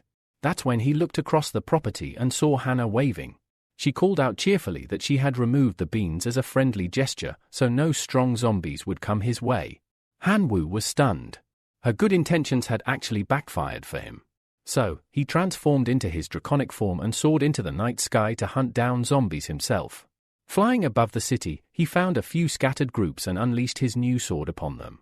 With every slash, gold coins spilled from the zombies' corpses. It was fun, but the rewards were minimal. He wanted level for prey, not these small fry. After 4 hours, Han Wu landed atop a tower and checked the leaderboard. First place, Qing Nian, 831,000 points. Second place, Zudi, 757,000 points. Third place, Han Wu, 723,000 points. He smiled, satisfied. The gap was closing quickly. By morning, Han Wu returned to his mansion, and someone was waiting for him. A man stepped forward and introduced himself as Rick Grimes, captain of the city guard and a resident of the city. He explained that he had seen Han Wu's bravery during the night and had come to invite him to join the city guard. Han Wu tilted his head. "I've only heard of the Guardians of the Galaxy. I don't know what the city guard does." Rick chuckled and explained, "We defend the city from zombie hordes, especially those level 5 and above who threaten the population." Han Wu's eyes lit up. That meant more powerful zombies, more danger, and most importantly, more points. "Count me in," he said enthusiastically. Rick nodded with approval. "Welcome aboard. We could use someone as ambitious as you." Just then, a notification appeared, friendly relationship established with Rick Grimes. Personal shop unlocked. Points earned, 60,000. City Guard merit shop unlocked. Bonus points for joining, 50,000. Han Wu's eyes widened. 110,000 points, just like that. With this boost, he instantly shot to first place on the leaderboard. Rick gave him a firm nod and said goodbye, requesting to meet again at night. Moments later, Chinuang came running toward him, beaming. "You'd in first place." "That's amazing," she exclaimed, hugging him tightly. But their moment was interrupted by a knock at the door. Han Wu, surprised by the early visitor, opened it to find a blushing blonde girl standing there. "You were incredible last night," she said. Han Wu blinked, confused. Who are you?" The girl stepped closer, her face flushing even more. "The way you fought last night, it really excited me." Chinuang raised a brow, clearly suspicious. "What the hell did you do last night? People keep showing up here like you some local celebrity." Jessica, the blonde, glanced at Chinuang. "Who's the girl in pink?" Chinuang responded flatly, "I'm his wife." Undeterred, Jessica leaned toward Han Wu. "Isn't it boring being married so young? If you're ever open to it, I don't mind being your mistress." With a wink, she turned and walked off, tossing over her shoulder, "We'll see each other again tonight at the city guard gathering." Han Wu smiled awkwardly and waved goodbye. But Chinuang was furious. "That smile. You look like someone who's reluctant to let go of this place," she snapped, crossing her arms. "So that's it, who? While I was worrying, you were out all night playing around with other girls. That's how your points rose so fast. You just following Qing Nian's example." Han Wu panicked, waving his hands defensively. "Wait. No, there's a misunderstanding. I don't even know that girl. I was just out hunting zombies. The city guard saw me and invited me to join." Chinuang paused, processing his explanation. She seemed embarrassed for jumping to conclusions. "Well, why didn't you say anything when she showed up all excited?" "You made me think all kinds of things. Don't jump to conclusions out of jealousy," he replied calmly. "Everything I'm doing is to catch up to Sudi and help you win the bet." "I'm not jealous," she shouted, blushing. "Besides, what you do is none of my business." With the tension finally diffused, Han Wu got ready to head out again. "Tonight I'll be with the city guard fighting high-level zombies. I'm leaving the courtyard in your care," he said, handing her a set of high-grade seeds. She nodded. "Fine. Just be careful, all right?" Han Wu reassured her. "Don't worry. After testing the black sword last night, I can handle level 4 zombies easily." As he turned to leave, Chinuang shouted one last warning, "Just don't let those foxes seduce you again." Later that night, deep within the city, Han Wu regrouped with the city guard. As soon as he arrived, Jessica rushed up and clung to his arm. "Did you miss me already?" she teased, her eyes sparkling. A voice interrupted, "Johnson, another guard member." "Jessica, settle down. Han Wu already has a wife." Another squad member approached and asked Han Wu what his combat specialty was. Han Wu smirked and, without a word, transformed into his draconic form, taking flight. "I can transform twice," he called out midair. Jessica's eyes widened with admiration. "This guy is definitely my type." She turned to the captain. "Please let me lead him. I love working with handsome young men." Rick allowed it but gave a stern reminder. Battles with zombies, especially high-tier ones, are extremely dangerous. Stay alert. Jessica drew 2 pistols, one flaming, the other frost-covered. Han Wu was stunned. Level 5 plants. One was a flame shooter, and the other an ice shooter. Johnson followed suit, activating his fusion ability with a level 5 giant walnut, which transformed his body into a massive, muscular beast.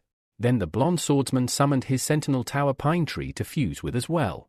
And then, Rick appeared in his final combat form, declaring the zombies were already there. The battle began. Jessica opened fire, her dual pistols blazing as she taunted the approaching monsters. Johnson charged in with his massive hammer, smashing zombies left and right. But something was wrong. Vines started emerging from the zombies' heads, reaching toward him. "Retreat!" Rick shouted, rushing in to assist. David, another powerful member, stepped forward to handle that front. Meanwhile, Han Wu watched in awe. This was his first time witnessing high-level combat in the city. But he couldn't just stand by. "I am the god of massacre," he roared, diving into the fray. But just as he unleashed another blow, Jessica leapt onto him, breathless. "I can't breathe," she panted, clinging tightly. Before he could react, she drew her pistols again and shot down a zombie creeping up behind him. That was a fifth-order zombie, she warned. "Even if it's injured, it's offensive. Ability doesn't drop. They read nothing like fourth-order ones." Han Wu was surprised. "Thanks, you just saved my life." "Don't be stubborn," Jessica replied. "Provide support first and stay close to me." She fired again, clearing more monsters around them. He nodded, following her lead and wiping out several nearby zombies. Each kill awarded him 3,000 points, and he gathered multiple items in the process. After 3 hours of intense battle, Han Wu finally reverted to his normal form, completely exhausted. But to his shock, the other city guard members were still going strong. He muttered, "Are these guys running on some kind of stimulant?" As Han Wu sat down to rest, Jessica teased him playfully, asking if he was really exhausted already. After all, the battle had barely even started. "At this rate, you're not even fit to be my lover," she joked with a wink. Han Wu could only smile bitterly. If only I were in my divine physique, he thought. In this human form, fatigue hits too fast. But then, a voice echoed in his mind. "Guess who it is?" Without hesitation, Han Wu recognized it. "You again." The source of mutation, he muttered internally. "You finally decided to show up." The entity, Kamiawa, responded with a chuckle. "I smelled a woman and heard someone say your body isn't good enough. How could any female say no to my host? That's unacceptable." To rectify the insult, Kamiawa announced a gift, permission to dominate that voluptuous female creature he'd encountered earlier, specifically one with a rather prominent backside. It was called the genetic lock. "Hold tight," Kamiawa said, "because you're about to begin a whole new journey." With that, a powerful seal inside Han Wu's body shattered. A surge of energy erupted from deep within him, flooding every cell. His fatigue vanished instantly, he felt limitless. Kamiawa elaborated, from now on, he could induce temporary mutations by consuming powerful biological material. Han Wu immediately realized that meant he could merge with certain plant-based materials to increase his power and durability. To test it, he swallowed a special pill. Immediately, his body pulsed with energy. Golden light radiated from him, engulfing the battlefield and causing nearby zombies to disintegrate on contact. Jessica gasped. "He's glowing, like a sun." But the celebration was short-lived. Rick's voice cut through the moment, warning that the zombie horde had intensified. Just then, a colossal zombie, towering and grotesque, charged straight toward Han Wu. Rick barked orders for everyone to protect him. Johnson lunged forward to intercept but took a devastating blow, leaving him dazed. The team quickly realized this was a sixth-order zombie, and its defenses were on another level. "Retreat," someone shouted. But Han Wu stood firm. He didn't flinch as the zombie's massive fist hurtled toward him. "Come," he whispered. He opened his arms, and then the light from his body flared intensely, completely disintegrating the monster on impact. The battlefield went silent before erupting into cheers. The guards tossed Han Wu into the air, chanting his name. Just then, the system notified him, "Friendship established. Jessica, city resident, 50,000 points. Friendship established. Johnson, city guard, 50,000 merit points. Friendship established. David, city guard, 50,000 merit points. Personal shops unlocked. Jessica, Johnson, David zombie defeated, 6th order, 23,000 points." The source of mutation spoke again. "So? How did it feel? Han Wu grinned. Incredible. That power, it's insane. But then his smile faded. Wait, are there any side effects? Yes. I was about to get to the bad news, Kamiawa replied. Han Wu's mood instantly soured. What now? I've already given everything. You're not trying to take my divinity, are you? Kamiawa laughed. Relax. I don't want your divinity. The issue is side effects. That power can't be used repeatedly. Han Wu let out a sigh of relief. So you're not taking anything important, but why didn't you warn me beforehand? What kind of crazy ability has side effects without a warning? The slime chuckled. You re the host of the supreme source of mutation. Don't be so soft. It won't harm your physical body unless you misuse it. He explained that the genetic lock had a cooldown period. It could only be used once every 10 days. Any more than that, and the genes could fall into disarray, causing permanent mutations. Han Wu frowned. So, overuse equals gene chaos? Great. Just what I needed. He waved it off. No need for more details, this stuff is already weird enough. At that moment, Rick approached. Are you okay, Han Wu? Han Wu gave a reassuring nod. Yeah, I'm fine. But Jessica wasn't finished. She rushed over, glowing with admiration. That performance was amazing. You are qualified to be my lover. Want to spend a wonderful night with me? Han Wu blushed. What? Before he could answer, Johnson stepped between them. Jessica, enough. He's clearly exhausted. He needs rest. I'll handle the remaining zombies. Han Wu gratefully accepted the out, admitting he was indeed tired. He wandered through the city, reflecting on the genetic lock's cooldown. 10 days without it. He'd need a backup plan. That's when he remembered something, the city guard's personal store. Curious, he opened the system. One technique immediately caught his eye, our plant fusion technique. Perfect, he thought. Something to bridge the cooldown gap. But Kamiawa's voice returned, unimpressed. That pile of junk? Plant fusion is just a rudimentary life-form merger. Han Wu frowned. It cost 70 friendship points, and now it sounded useless. Come on, man. I need something. The cooldown's too long. Kamiawa clarified, it's not useless. The problem is your body. It's still too weak. He then offered an alternative, with a slight modification. That technique could evolve to something far more advanced. But it'll cost you 2 divinity points. Han Wu sighed, defeated. Too bad. I'm broke. After negotiating back and forth, Kamiawa finally gave in. Fine, 1 divinity point. I can't go any lower. Han Wu smirked internally, feeling proud of himself. I really am the king of bargaining, he thought, accepting the deal. With a snap of Kamiawa's fingers, a torrent of information exploded in Han Wu's mind. The plant fusion technique had been upgraded, now it could fuse up to 3 different plants simultaneously and even included an additional slot for level 6 seeds. It was undeniably powerful. Still, Kamiawa gave a warning. I'll collect the divinity point later. Han Wu brushed it off. Yeah, don't worry. He turned his attention back to the system. Remembering that his attribute was dark, he decided to test the upgraded technique using the level 5 Death King Adelia seed, placing it in the first fusion slot. Soon, the 4th day of survival arrived, and with it came another 4,000 survival points. Han Wu checked the leaderboard and noticed something alarming. Chinuang had appeared in the rankings and was quickly climbing. Sutia, once 3rd, was close to being surpassed. The current leaderboard stood as follows. First, Han Wu, 1,400,000 points. Second, Qing Nan, 1,200,000 points. Third, Sutia, just under 1,000,000 points. Fourth, Chinuang, 736,000 points. Satisfied with his progress, Han Wu returned to the mansion. Seeing his cheerful expression, Chinuang, who was sitting on the floor, looked up and asked, "Had fun with that hot girl?" He chuckled, "It's not about that." Without waiting for his explanation, Chinuang threw a pile of items into his arms. "Here, these are yours. You can sell them." Han Wu shook his head. "I don't need these anymore. Why are you acting so formal? Aren't we a couple?" Chinuang, slightly annoyed, began hitting his head. "We agreed to split everything equally, didn't we? Don't make me feel like I'm taking advantage of you. She then got up and said she was off to learn to dance with landlady Hannah.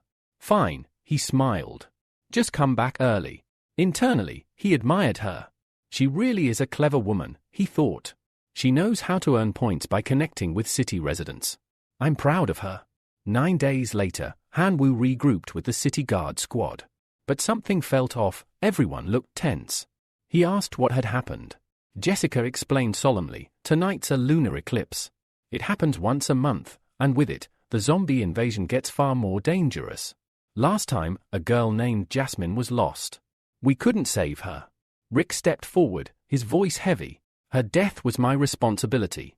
I swear, no one dies tonight. The team immediately scolded him. Don't say that.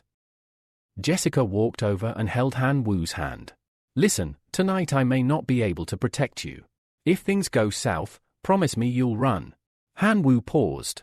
She's worried, because I'm the weakest in the squad right now. He took a deep breath and replied, I'm a man. I should be the one protecting you. Jessica smiled at that.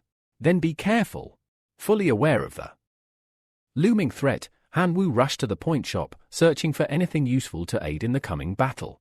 The shop displayed the following: Artifact Armor, 12,000 points Night Vision Fruit, 2,000 points Vigorous Flower, 1, 500 points Physique Herb, 1,000 points Level 5 Golden Dragon Herb, 120,000 points Man Devourer, 5,000 points. He had 95,000 points, but somehow ended up purchasing the 120,000 a point Golden Dragon Herb.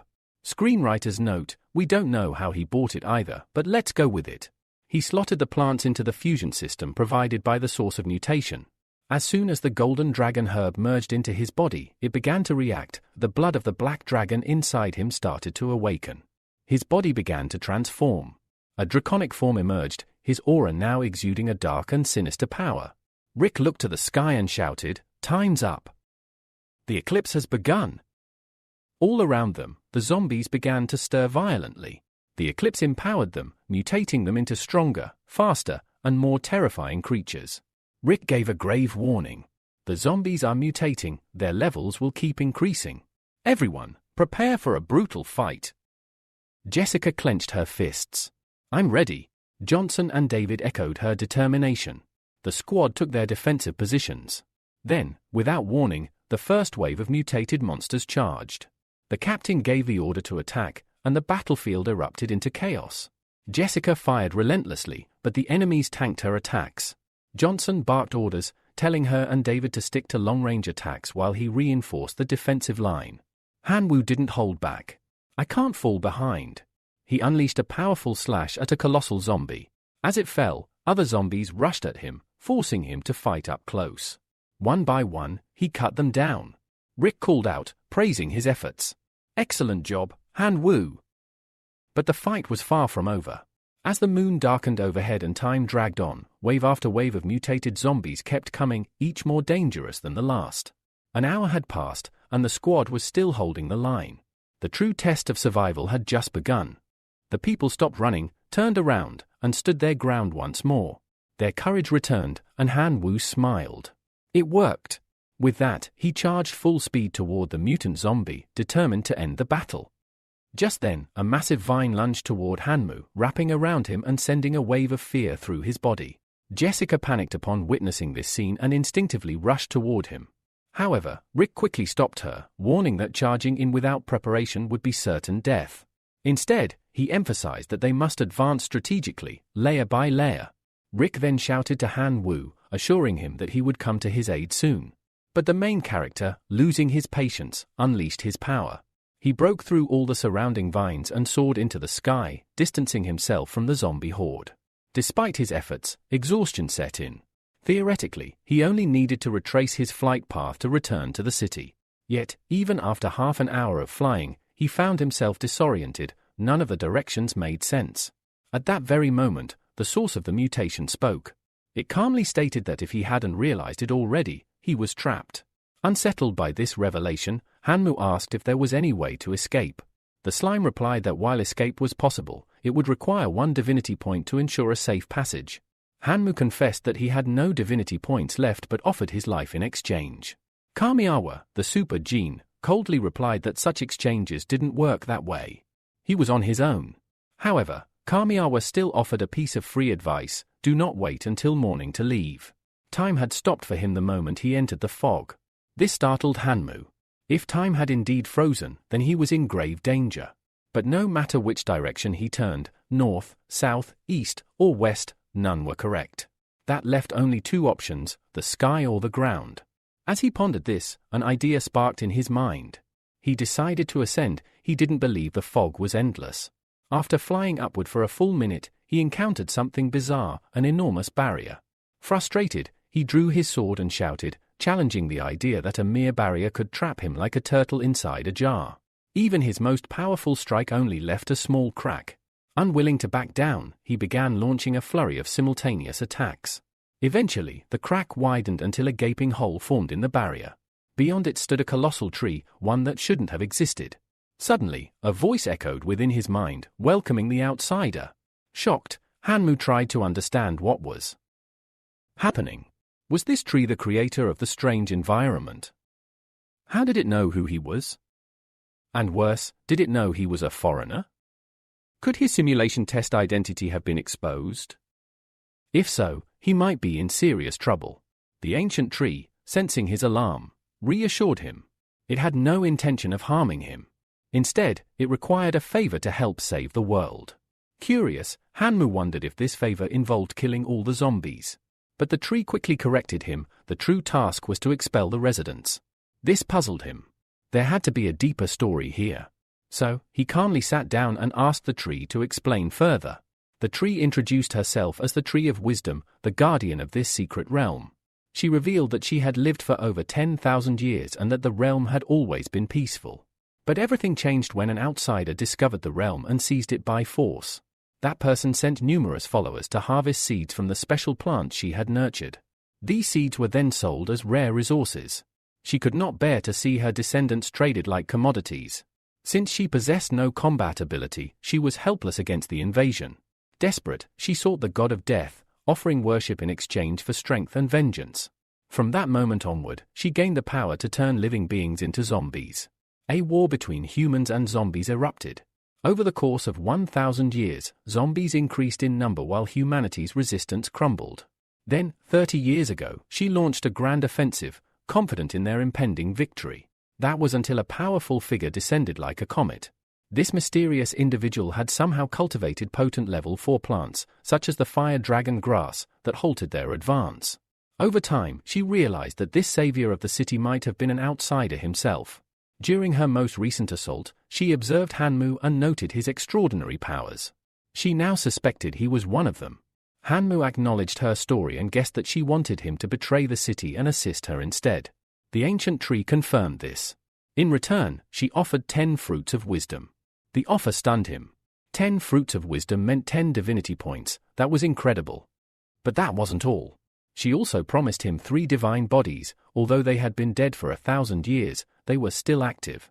The offer was almost irresistible. Yet, despite his excitement, frustration stirred within him. He could easily deal with the humans, but the zombie city was a treasure of the Imperial Academy.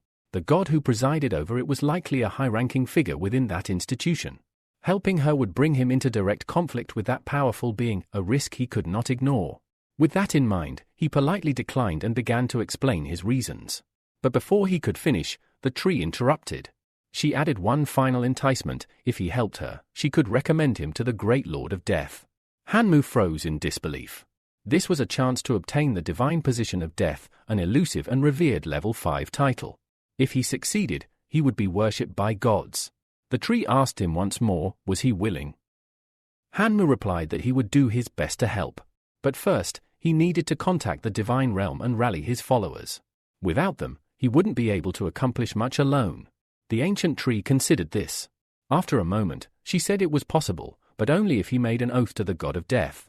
And if he ever dared to break that oath, the entire Sharksoon clan would suffer under the curse of death until their extinction.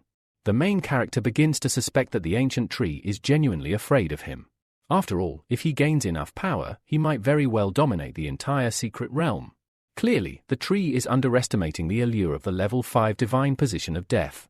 Accepting the offer, he begins to make his oath without hesitation. In an instant, a magical seal appears on his hand, catching him off guard. It happened far too quickly. Suddenly, thick vines unfurl, forming a gateway, and his locusts begin emerging through a portal that directly connects to his divine realm. The sight of his kin fills him with joy, especially knowing that by now, he should have reached a lordly form of existence. The tree calmly declares that she has upheld her side of the deal and now expects the outsider to fulfill his part as soon as possible. Before she even finishes her sentence, she opens a new portal and unceremoniously throws him through it. He crashes to the ground, visibly annoyed. The nerve of that tree, to toss him out without even offering him a cup of coffee first. But there were more pressing matters at hand. His biggest concern now was figuring out how to remove all the city's inhabitants. Choosing to observe first, he flies over the city until Rick spots him from below. Jessica sees him too, and immediately runs to him, wrapping her arms around him in a tight embrace, overjoyed that he's safe. The MC feels slightly embarrassed by the sudden warm welcome. Just then, the mayor arrives and praises his efforts, announcing that he will receive the year's highest award for his outstanding contribution. Han Wu, however, humbly declines, suggesting they simply convert the prize into monetary compensation. Moments later, the mayor's son appears, and the remaining zombies are completely eradicated. Soon after, the rankings are updated. Han Wu now ranks first, with a staggering 12,300,000 points. Qinueng holds second place with 8,720,000 points, followed by Qingnan in third with 7,920,000. In fourth place is Suti, narrowly trailing with 7,890,000 points. Zuti, upon seeing the results, is devastated. The massive gap in points leaves him helpless, unsure of how he'll ever catch up. Frustrated, he begins to contemplate more desperate measures. Grabbing his bag of gold, he heads out, arriving at a hidden residence. There, he asks a masked man if he is the most powerful assassin in the city. Upon receiving confirmation, he offers 8,000 gold coins to eliminate Han Wu. The assassin calmly accepts the offer and assures Zuti to wait patiently for good news. However, hovering above them was a grasshopper, one of Han Wu's familiars. The MC notices this from afar and chuckles. It amuses him that his rival, incapable of competing fairly, is now choosing to walk the darker path. He thinks to himself that if Zuti ends up dead because of this, he has no one to blame. Without wasting time, Han Wu commands his familiars to invade Zuti's entire mansion. One by one, the locusts attack and devour his rival's treasured plants, leaving a trail of destruction behind. Elsewhere, Qinuang observes the scene, raising her voice in disbelief. She asks if those aren't his grasshoppers and how he managed to summon them here. She's also curious to know exactly what he's up to. Han Wu playfully replies that it's a secret, and if he told her, he'd have to kill her. Infuriated by the absurd response, she yells and starts pulling on his ear. Just then, a loud voice shouts for Han Wu to come out. It's Zuti, visibly enraged, demanding he take responsibility for everything happening. The MC, on the other hand, is delighted to see him and casually asks if his luck has finally run out. Zuti accuses him of orchestrating the attack, insisting that Han Wu ordered the grasshoppers to destroy all his special plants. But the MC dismisses the accusation with feigned innocence. He sarcastically argues that the familiars of the divine realm couldn't possibly enter the city, labeling Zuti's claim as baseless slander. Adding insult to injury, Han Wu boasts that he now holds 12 million points, nearly double Zuti's mere 7 million. He taunts his rival further, mocking him by asking how he plans to fight back with nothing more than a motorcycle. Zuti, seething with rage, silently vows that Han Wu will not live to see another day. Meanwhile, the chaos caused by the locust invasion spreads throughout the city. Citizens flock to the stores, desperately trying to buy insecticide. The merchant regretfully informs them that the entire stock has already sold out. With no other option, he advises everyone to return to work and check back the following day. The citizens begin to panic, asking what they're supposed to do now that all their plants are dying, including valuable level for specimens.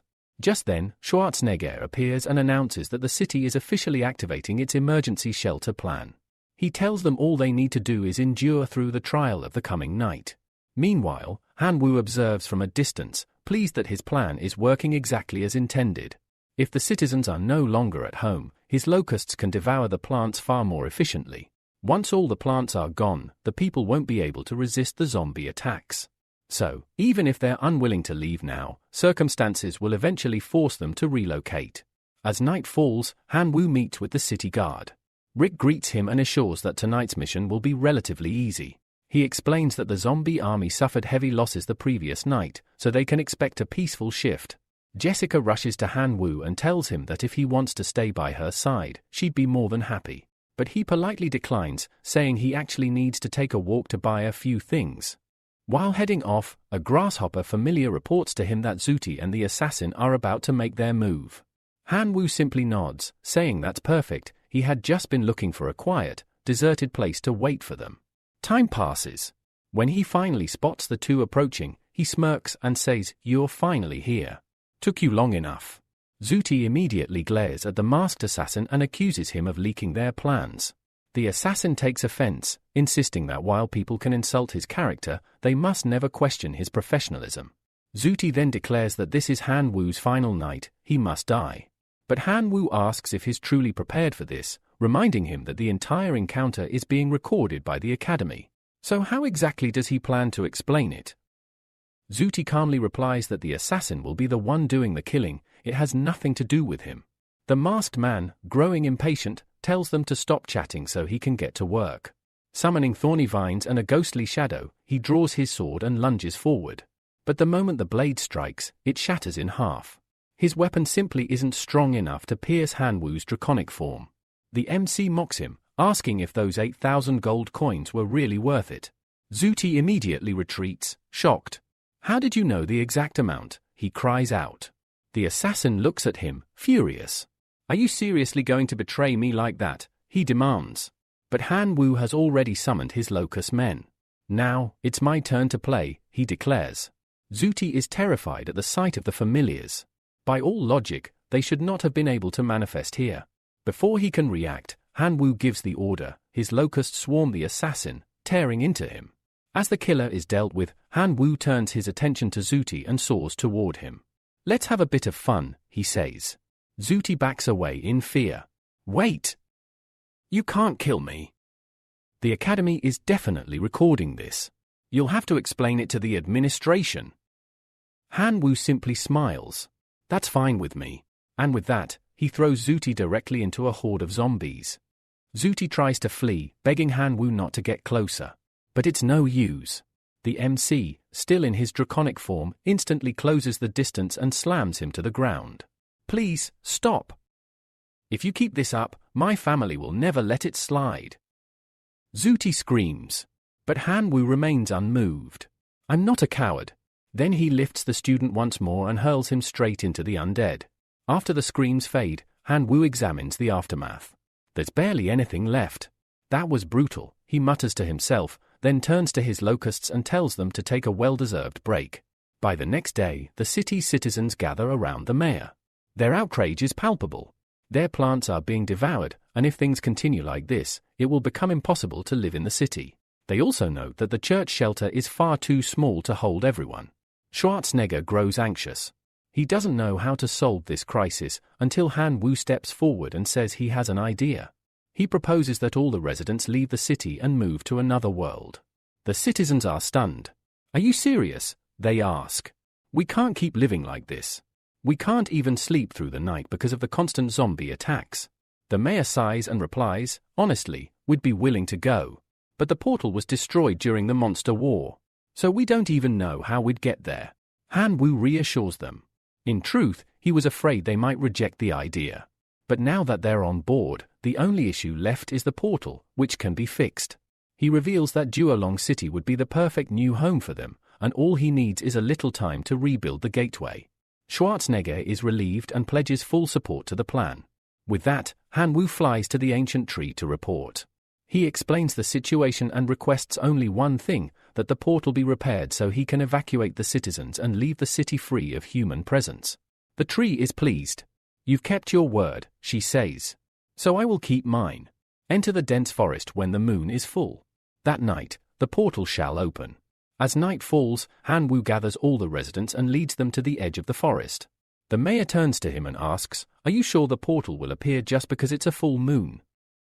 Han Wu simply nods, watching the sky, waiting for the moment when everything changes. Suddenly, Jessica cries out, urging everyone to look ahead. Her voice is filled with disbelief as she asks whether the enormous tree in front of them is truly the tree of wisdom. At that moment, a glowing portal opens nearby, and one by one, the residents begin stepping through it. Han Wu stands to the side, bidding them farewell. He promises they will meet again soon.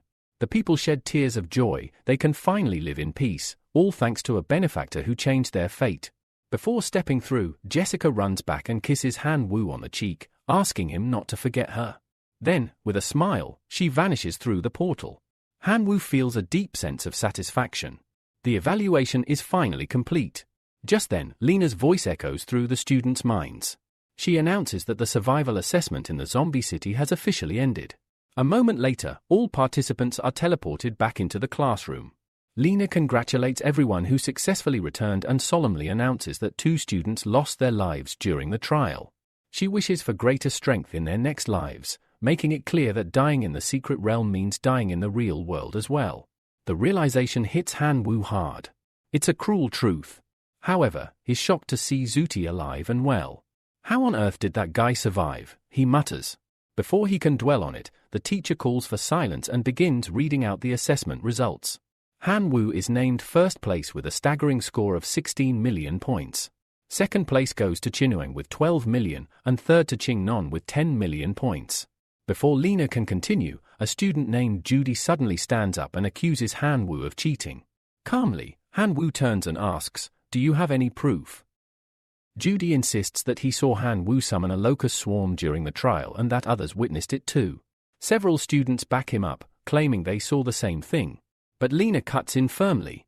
She reminds them that the entire assessment was designed to simulate survival in another world. There was never a rule against summoning familiars. If Han Wu managed to do so, then it was due to his own ability or sheer luck. Zuti doesn't like that answer. He questions whether she's really going to cover for Han Wu and threatens to report her to the higher-ups. This enrages Lena. She tells him that he's free to report whatever he wants, but she, as a teacher, also holds authority. For his disrespect, she sentences him to 1 year of forced labor in the Black Prison Plain. Before he can protest, she opens a portal beneath him, and Zuti is pulled in, screaming in desperation. Turning to the class, she calmly asks if anyone else would like to join him. The others are instantly intimidated and apologize, admitting she's right and that no one has the right to disrespect a teacher. Satisfied, Lena resumes the class. Afterward, Han Wu walks through the academy halls and meets with his seniors. He hands them the wisdom fruit they had requested and quickly apologizes, saying that due to his limitations, he was only able to obtain 9 divinity points. Internally, he reflects on how he had exchanged all his friendship points, along with the fruits gifted by the ancient tree, to get a total of 12, yet chose to hand over 9. Surprised by his success, one of the students remarks that, thanks to Han Wu, they were able to extract 10 divinity points from Shong Jun, the most annoying guy at school. Because of that, they insist that Han Wu keep the 9 points for himself. They want him to enjoy the benefits of life with them. Just then, an arrogant voice interrupts the moment. "And who said you're going to enjoy a good life?" Everyone turns to see Shong Jun, also known as Fire Hair, approaching. He stares directly at Han Wu and asks if he's the one responsible for his loss of 10 divinity points. Before anything escalates, Mr. Mammoth steps forward and asks Firehair what the hell he's trying to do. Han Wu, confused, tries to understand the situation. One of the girls explains that Shong Jun is furious after losing the evaluation bet. Ziqian chimes in, telling Han Wu that before the exam began, Shong Jun was provoking everyone. Because of that, students began betting on who would take first place. That's how they managed to take 10 divinity points from him. Han Wu is surprised and turns to ask which student Shong Jun had supported. They answer, Zuti. This amuses Han Wu immensely. "Are you blind? You bet on that guy." Everyone bursts into laughter, taunting Shong Jun and daring him to take action. Firehair, feeling humiliated, retreats. But before leaving, he warns Han Wu that future battles will be against experienced veterans. If Han Wu dares to offend him again, he'll send him straight to hell. After he leaves, Meng apologizes, saying the bet unintentionally caused Han Wu to gain a new enemy, and they won't be able to protect him during lectures. But Han Wu just smiles and says it's fine. He's used to being threatened and hunted. It's always the same story, but each time, he comes out stronger.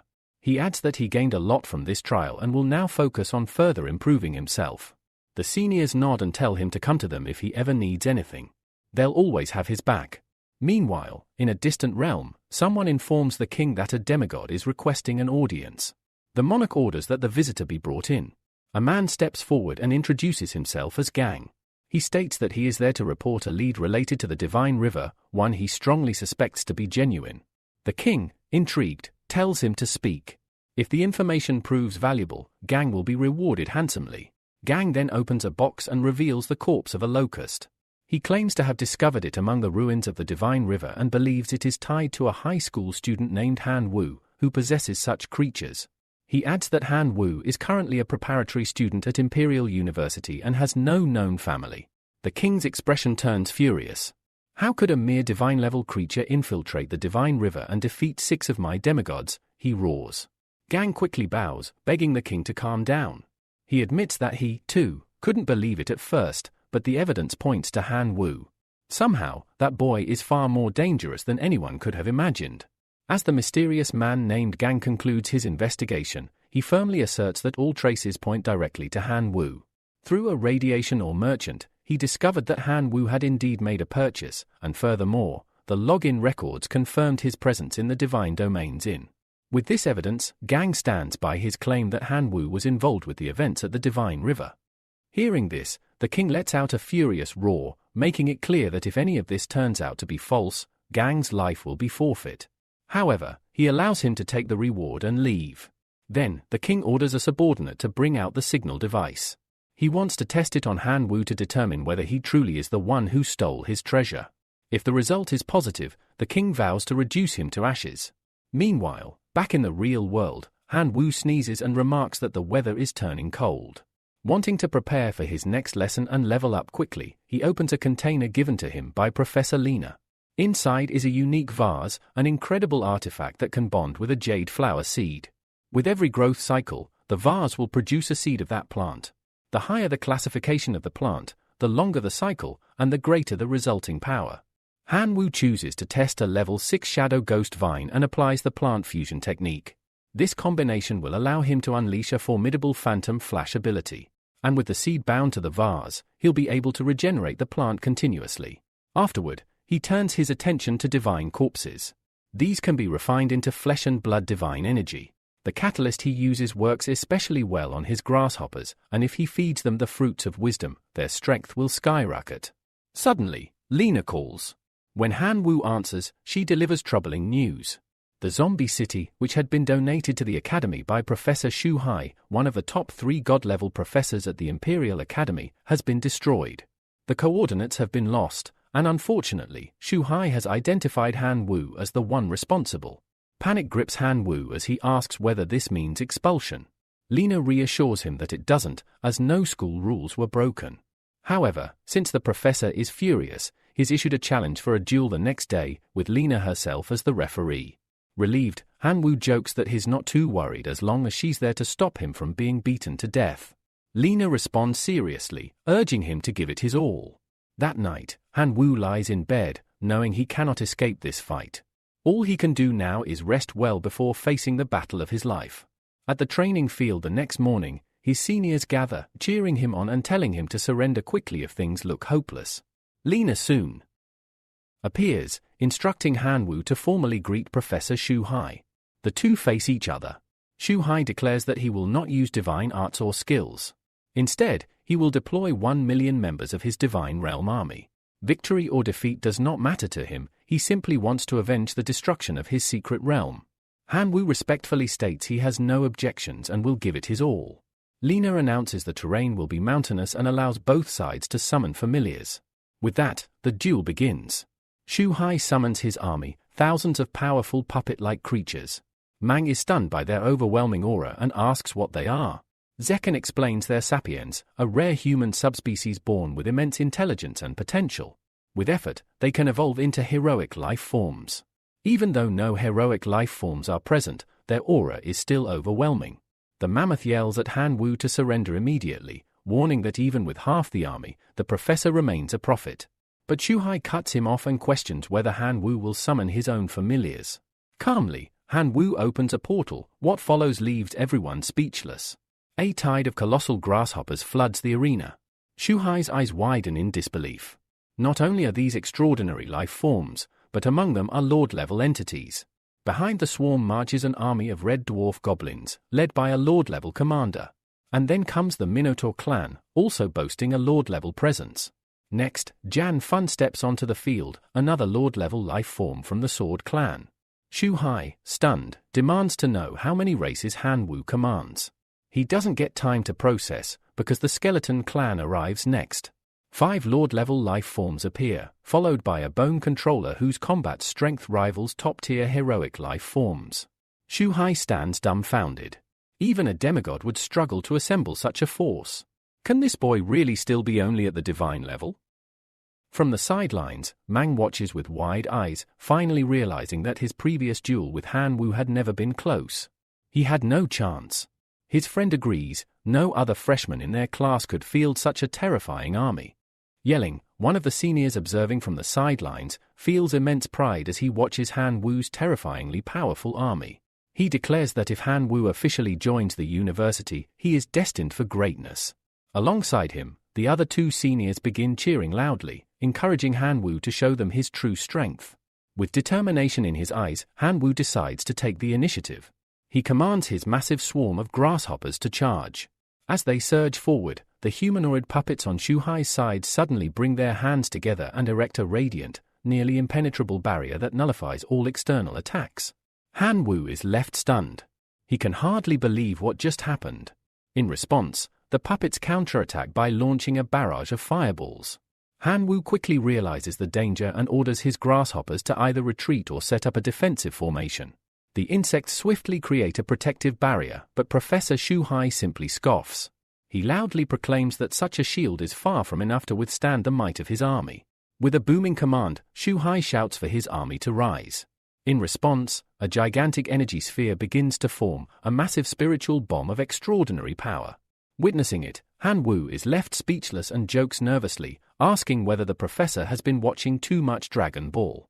Shu Hai then gives the order, fire.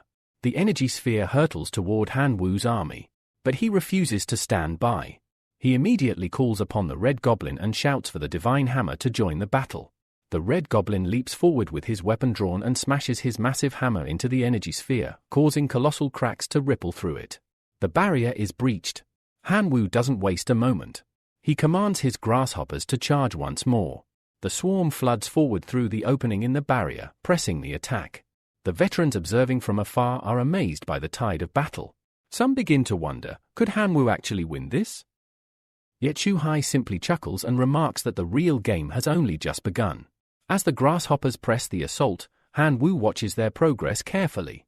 Despite their numbers, he notes with growing concern that their combat power is extremely low.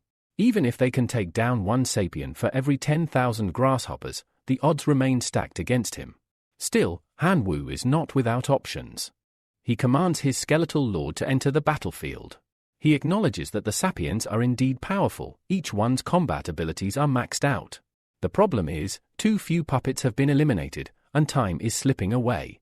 Determined to turn the tide, he decides to enhance the grasshoppers using the mutation source. At that moment, Kamiyawa contacts him telepathically with an urgent warning. She informs him that the opponent's level is too high. In order to avoid detection, she must remain hidden. This means that directional mutation and genetic blocking will be temporarily disabled. Han Wu is outraged. He asks if this is a joke, if she only intimidates the weak and flees from those who are stronger. Frustrated, he accepts that directional mutation is no longer an option. With the situation worsening, he commands the skeleton army to give everything they've got. Everything now depends on them. As his order is given, the colossal bone controller begins to rise. The sight excites Mang, who knows this may be the decisive moment they've all been waiting for. But before the skeleton can fully materialize, multiple explosions erupt across the battlefield, leaving Han Wu momentarily disoriented. Then Professor Shu Hai begins to explain.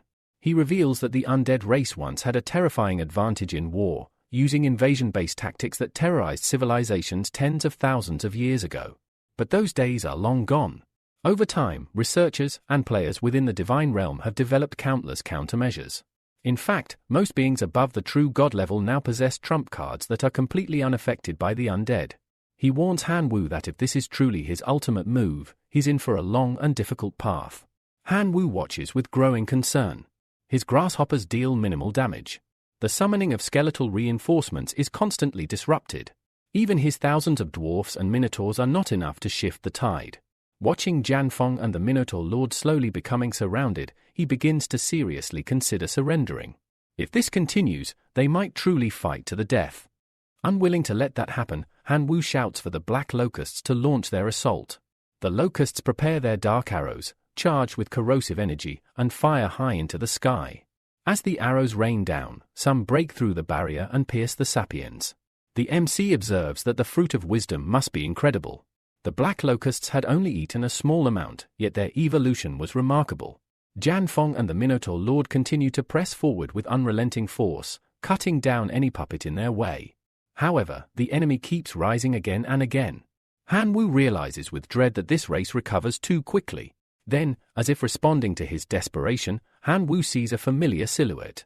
His great companion, Elis, the pure-blooded black dragon, arrives, accompanied by all his dragon familiars.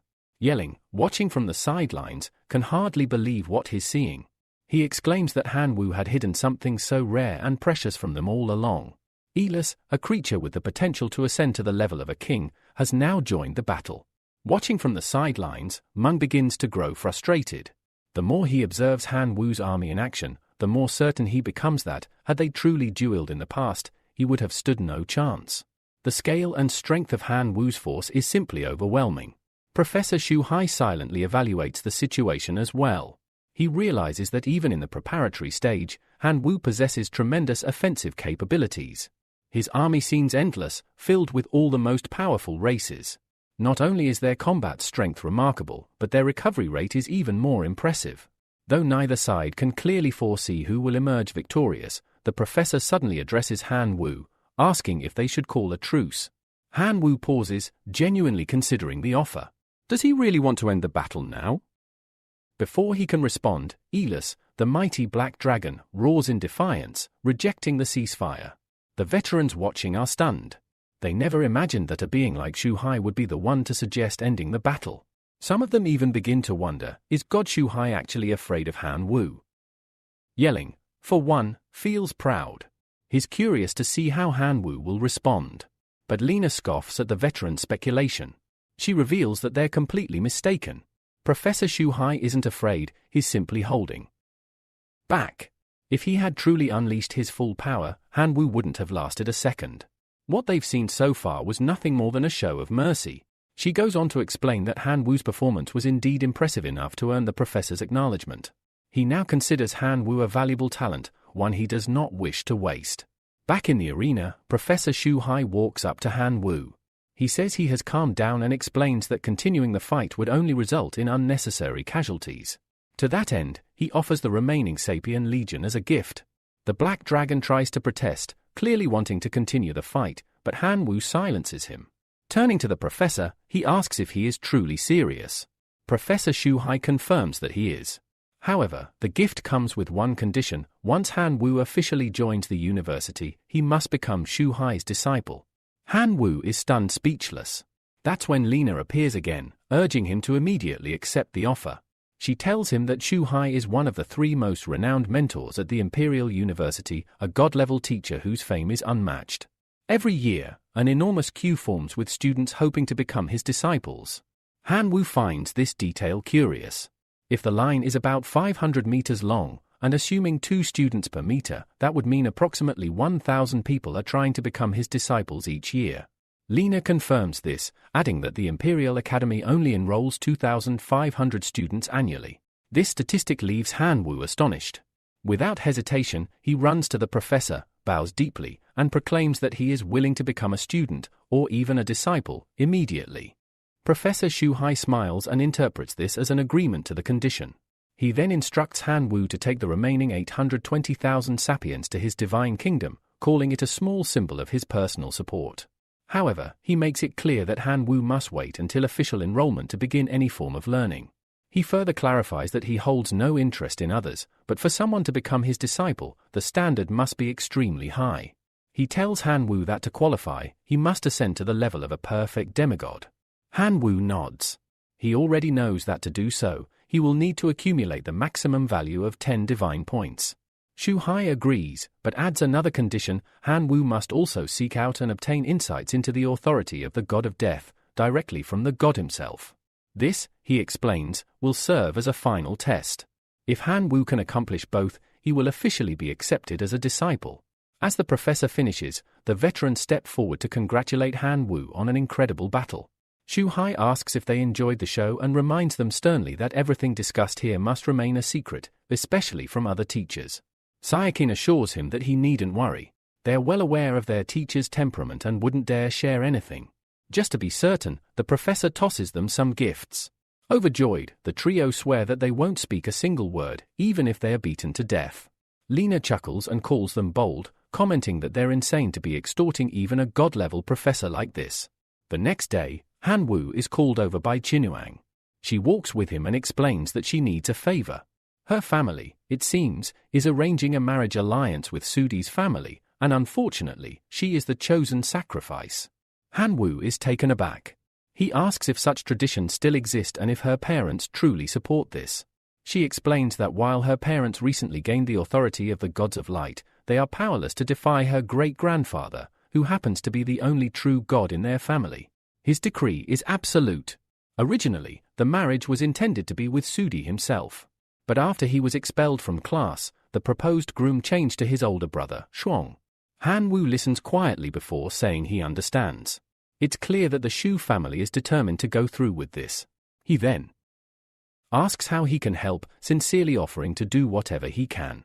After all, they were once husband and wife, even if only briefly. Embarrassed, Qinuang slaps him across the face and tells him to shut up. Han Wu simply smiles. That reaction, that fierceness, is exactly like her. He tells her that if it's truly her wish, then he will stand beside her and help her cancel the marriage. Qinuang smiles and thanks him sincerely. 3 days later, they arrive in Qinuang City. Han Wu is stunned by what he sees. He shouts in disbelief, asking if she's secretly a princess, given the size of her family's city. She calmly replies that while it's not as grand as the imperial capital, the city still boasts a population of 10 million people. Suddenly, a man approaches, saying that the master and madam sent him personally to receive them. They follow him, and upon arriving at the residence, Qinuang thanks him and introduces Han Wu to her uncle Jiang. The butler smiles warmly. He's pleased to finally meet his niece's classmate. After hearing that Han Wu is a genius from the preparatory class, the butler apologizes for any inconvenience caused. With the introductions complete, they all get into the car and head toward their destination. During the ride, Qinuang appears visibly restless. Noticing her unease, Han Wu gently tells her not to worry. He promises that if anything happens, he will protect her. She quietly thanks him for his reassurance. Soon after, as she looks out the window, she announces that they've arrived. Inside the house, they approach a closed door. From behind it, voices can be heard. One of the elders is questioning the third brother, asking which of his children hasn't benefited from the family's resources.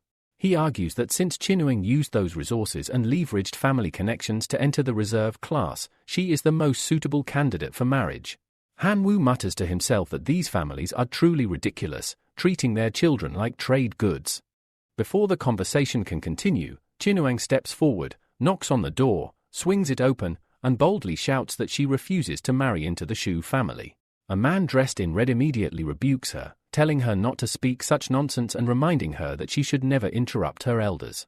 Another, a spectacled man, adds sternly that she must contribute to the family. He insists that the Shu family holds great wealth and has a true god in their lineage. Marrying their son is a logical and beneficial move. With that, he orders the guards to take Qinuang to a room to calm down. But before they can reach her, her father suddenly steps in, roaring at them and demanding to know who dares lay a hand on his daughter. Her older brother rises next, criticizing their father for spoiling her and claiming that such treatment only hurts her. Yet, the father stands firm. He proclaims that he loves his daughter and simply wants her to be happy. He sees her as a future student at the Imperial Capital Academy and perhaps even a future goddess. The mustached elder scoffs at this and calls it absurd. He asks if they really expect their ancestral true god to personally grovel just to delay the marriage. He points out that while Chinuang may be exceptional, she isn't even a semi-goddess yet, and it's possible she won't become a true goddess for another century. He warns them that if the Qin family loses its only true god, everyone present knows very well what the consequences would be. Outside, Han Wu hears the shouting and turns to the butler, asking whether this arranged marriage has something to do with the family's only true god. The butler nods solemnly. He explains that the family's true god had gotten into trouble while visiting a foreign civilization and was detained there, awaiting execution. Only a true god can negotiate for his release. The Qin family has searched everywhere and finally found a true god in the Shu family, which led to the marriage proposal. This revelation makes everything clear to Han Wu. It's not just about marriage. The Shu family wants to exploit Chinuang's potential by bringing her to their side before she becomes a true goddess.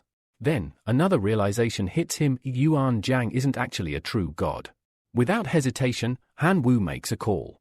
The person on the other end answers casually, asking if Han Wu is using his divine tone again. Han Wu replies that it's not the case. This time, he needs a favor. He requests that the contact go to the foreign civilization to rescue a detained divine domain player, someone held by a true god. The man on the other end immediately guesses which civilization Han Wu is talking about. He already knows the true god in question, saying that while powerful, that god is still slightly weaker than himself. Han Wu is thrilled to hear that. He asks if the man will accept the task. However, the contact first asks about the reward, warning that if it's not worth it, he won't lift a finger.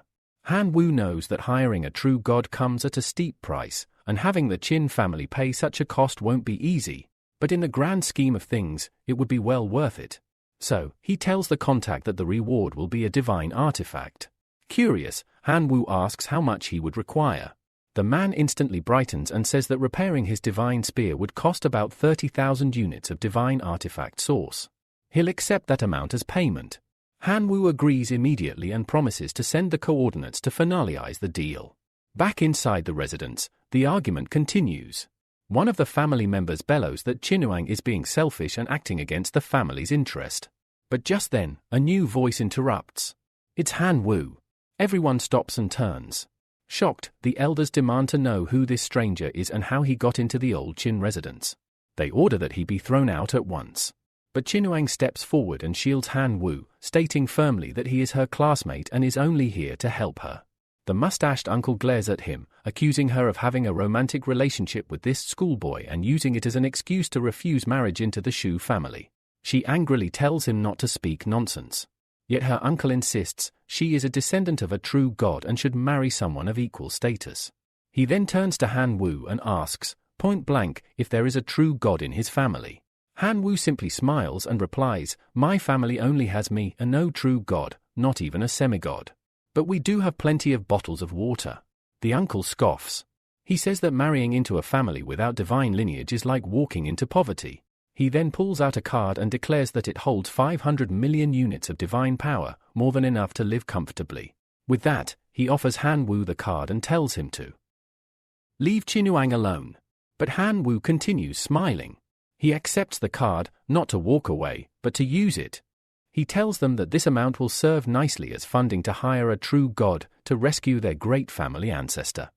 The man once again remarked that such an amount of money could allow someone to live quite comfortably. But then he froze mid-thought, unsure if he had heard correctly. The mustached man scoffed at the statement, demanding to know if this was some sort of joke. A true god isn't something you can just pick up off the street like a cabbage, he said mockingly, convinced the boy was only trying to stall them from getting what they wanted. Qin Shuang's father stepped in, admitting he was glad to see a boy standing up to defend his daughter. However, he dismissed the idea entirely, calling it absurd. But Qin Shuang stood firm. She insisted they could trust Han Wu, and if he claimed he could summon a true god for 500 million divine power, she would believe him without question. The old man let it slide for the moment, though he couldn't hide his skepticism. He wondered aloud how a mere boy intended to hire a true god from the powerful Shu family with such a paltry sum. But Han Wu cut in sharply, asking who had ever said anything about hiring someone from the Shu family. After all, he pointed out, there were many other true gods in existence. His response only infuriated the man further. He accused Han Wu of speaking nonsense and ordered him to leave. Just as tensions rose, the man's brother intervened, asking him to calm down. Suddenly, a powerful aura swept through the room. The entire group was stunned. Was this truly the presence of a god? At that moment, Han Wu calmly declared that the being he invited had arrived. The others scoffed, claiming this was no time for jokes. The patriarch was in danger, and when this supposed true god appeared, they believed all of Han Wu's lies would be exposed. But Han Wu remained composed. He encouraged them to ask the person directly and then stepped outside. There, his contact was already waiting. The sky shifted as a powerful figure descended, Yuan Jiang flying. A member of the Qin family rushed forward in desperation, asking if he had come to help find their ancestor. Yuan Jiang barely glanced at him. A semigod addressing him was beneath his attention. Han Wu couldn't help but laugh. The same man who had just been boasting was now completely ignored. Then, the true god asked directly, "Who is Han Wu among you?" From a distance, Qin Shuang and her father watched in disbelief. Could the boy truly have managed to invite such a powerful figure? The rest of the family stood equally stunned. When Han Wu stepped forward and confirmed his identity, Yuan Jiang paused. He looked at the boy, clearly not even a demigod, and questioned if this was truly him. After all, Han Wu had called him brother. Han Wu, slightly embarrassed, nodded and asked if he recognized the artifact he held. Yuan Jiang's expression softened. Seeing the artifact confirmed the boy's words, and he admitted he hadn't expected someone so young. The group returned inside. Yuan Jiang looked around and asked if the people here were Han Wu's family. Han Wu immediately shook his head, clarifying that these people had nothing to do with him. This unsettled the old man, who now feared that Han Wu held a grudge after being mistreated. He rushed to his brother, whispering urgently that the boy was only here because of his daughter. They needed to convince him to help them. Quickly, the entire family began pleading with the sixth brother to intervene. If they could gain the help of a true god, there would be no need to marry off Qin Shuang for political alliances. The sixth brother looked at her thoughtfully, then finally spoke. He commended her on her choice, saying she had good taste in men and clearly found someone reliable. He encouraged her to seize this opportunity to save her great-grandfather. Doing so would ensure no one could manipulate her with marriage again. Embarrassed, Qin Shuang asked what he meant, saying they weren't involved like that. He smiled, saying it was only a matter of time, and asked her if she would take Han Wu home if she were interested. After all, he seemed like a decent man. Still blushing, Qin Shuang turned to look at Han Wu, then decided to speak with him. However, Han Wu stopped her mid-step, saying she arrived just in time. He told her that the true god had agreed to help her great-grandfather, asking only for her family to share some information. Surprised, she asked if things had moved so quickly. After all, the payment hadn't even been finalized. But before she could finish, Han Wu gently placed his hand over her mouth. He told her not to worry about the payment, it had already been settled. Her cheeks reddened further. She couldn't believe it. 500 million couldn't possibly be enough. He must have paid the difference himself. To her, this was yet another sign that Han Wu was too good for her. Meanwhile, Guan Zhong turned to the old man, reminding him of the promised reward, and then took off to fulfill his side of the deal. The entire family expressed their gratitude, but Guan Zhong pulled Qin Shuang aside. He told her the credit belonged to her alone, as she was the one who tried so hard to solve the problem. The sixth brother chuckled, impressed. That boy is truly something. 2 days later, at the Imperial Academy, Shudi was searching for Han Wu and Qin Shuang. He asked the students if they had seen either of them. All of them responded with confusion, neither had been seen recently.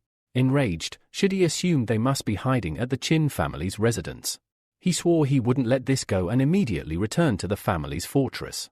There, he reported to his grandfather that a man named Han Wu had gotten involved with Qin Shuang. He called it a disgrace to their family's name. Upon hearing this, the grandfather summoned his 2 grandsons. Together, they prepared to head straight to the Qin family's home. This insult could not go unpunished. Shai agreed, convinced that this time, Han Wu wouldn't get away. Elsewhere, Han Wu and Qin Shuang were calmly meditating. Han Wu reflected silently. With 500 million divine power, he had managed to acquire 103,000 artifact units. 30,000 of those would go to Yuan Jiang, and the rest he would use to evolve his gluttony to level 4. With that, he would soon possess a formidable army. Lost in thought, he began to grin foolishly. Qin Shuang noticed and raised an eyebrow, asking him what on earth he was thinking about, to the point that he was literally drooling. Suddenly, Zheng bursts onto the scene, running frantically and shouting that something terrible has happened. Han Wu and Qin Yuang immediately stand up, asking what's wrong. Zheng urgently explains that the true god of the Shu family has arrived, accompanied by his 2 grandsons. The 6th master has sent Zheng to hide the 2 of them.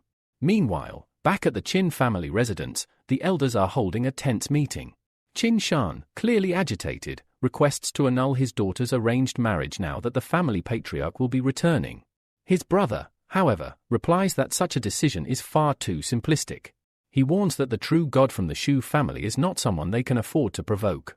If he discovers the truth, he might use it as an excuse to tear the entire estate apart. Shan insists that they should simply not reveal anything, buying time until the patriarch returns. But Qin Dong interjects, saying that it's easier said than done. A true god isn't so easily fooled, and by now, he's likely calculated everything. Another elder argues that without a true god on their side, they have no real options and should proceed with the marriage. Angering someone of such power could lead to disaster for countless people. Qin Shan slams the table in frustration, refusing to accept this logic. He reminds them that Han Wu was the one who brought in a true god to save their ancestor, and that alone makes him a benefactor of the Qin family. Qin Dong responds that while he understands, the reality is that everyone might suffer because of Shan's daughter, which enrages him further. He snaps, asking if now everything is being blamed on his daughter. Suddenly, Jerome calls for silence. With a more measured tone, he reminds everyone that they all have children and cannot afford to offend either side. He suggests a martial arts competition to determine who will marry Qin Chuang, a duel to settle the matter without favoritism. Shan is furious at this idea, accusing the others of treating his daughter like a prize. Yet the rest of the family finds it a fair solution, one that may prevent bloodshed and protect the clan's safety. At that very moment, a powerful voice echoes through the halls, questioning why no one has come out to greet the true god. Panic spreads instantly, and everyone rushes outside, not wanting to appear disrespectful. Shoulong, the true god of the Shu family, steps forward and silences them. He announces that he's not here for games, he's come to arrange his grandson's marriage before departing to help rescue their patriarch. He demands that Qin Chuang be brought before him. Jerome steps forward and nervously explains that someone else, a classmate of Chuang's, has already hired a true god to rescue the ancestor. He pleads for Shoulong's understanding and mercy toward the family. But Shoulong is furious. He scoffs at the idea that a mere demigod would interfere in his plans. His aura explodes outward, releasing a devastating wave of divine energy. The sheer pressure forces everyone in the area to their knees. Just then, Qin Yuang appears and begs him not to destroy her home. Shudi, standing beside his grandfather, whispers that the boy responsible is Han Wu. Shoulong smiles cruelly, saying this is perfect because that boy will not live to see another day. The true god turns to Qin Yuang and calmly states that if she wants to spare her family, she must obediently marry his grandson. Qin Yuang furiously rejects the demand, calling him insane for even suggesting it. Jerome, desperate to de-escalate, begs Shoulong to forgive her, arguing that she's still a child and just needs discipline. At that point, Shoulong turns his attention to Han Wu. He confirms the boy's identity and questions whether he's the one who dared ruin the arranged marriage. With cold menace, he warns that if Han Wu doesn't explain himself properly, he will not be allowed to leave alive. Han Wu, calm and collected, responds that he's only here to help a friend. He doesn't believe he needs permission from a god to do that. Is there some law that says a friend can't lend a hand in times of need? Shudi explodes with anger, asking how dare a child show such disrespect. But Han Wu holds his ground. He says he merely stated the truth, or is the mighty true god so petty that he cannot handle honest words? Shoulong gives one last warning: if Han Wu leaves now, they will act as though none of this happened. But if he stays, it will be taken as a direct challenge to the Shu family. Without hesitation, Han Wu replies, "I'm not leaving." Enraged, Shuang, the grandson, charges at him, declaring that Han Wu will die right here. Qin Shan rushes forward, trying to stop the inevitable clash, but Shoulong intervenes. He declares that this is his grandson's battle, one that will determine the honor of the Shu family, and warns everyone not to interfere. As Shuang barrels toward him, Han Wu calmly opens a divine portal. From within, an army of armored soldiers emerges, his personal force of familiars, each one a fearsome creature clad in steel. Observing this, Han Wu notes that they are no ordinary summons. These are advanced warriors, stronger even than those summoned by Shudi. Shuang orders his familiars to charge. Han Wu responds by summoning his locust men. As both armies clash, the battle begins with the locusts immediately gaining the upper hand, overpowering their opponents in both swordsmanship and hand-to-hand combat. Shuang is stunned, having completely underestimated Han Wu. Unwilling to accept defeat, Shuang raises the stakes. He commands his divine armored soldiers to strike with full force. From the portal, a colossal steel soldier emerges, a towering giant. It charges forward with blinding speed. Han Wu's locusts react quickly, but one of them, the high-level locust lord who had consumed the fruit of wisdom, is unable to dodge in time. His arm is severed in the assault. Han Wu's heart sinks at the loss of such a promising familiar. Shuang mocks him, laughing that even his best summon is nothing more than trash. But instead of despair, Han Wu grins. He asks mockingly if Shuang truly thinks the locusts are trash, and then activates mutation mode. Immediately, the locusts undergo a dramatic transformation, growing stronger, more terrifying, and far more lethal.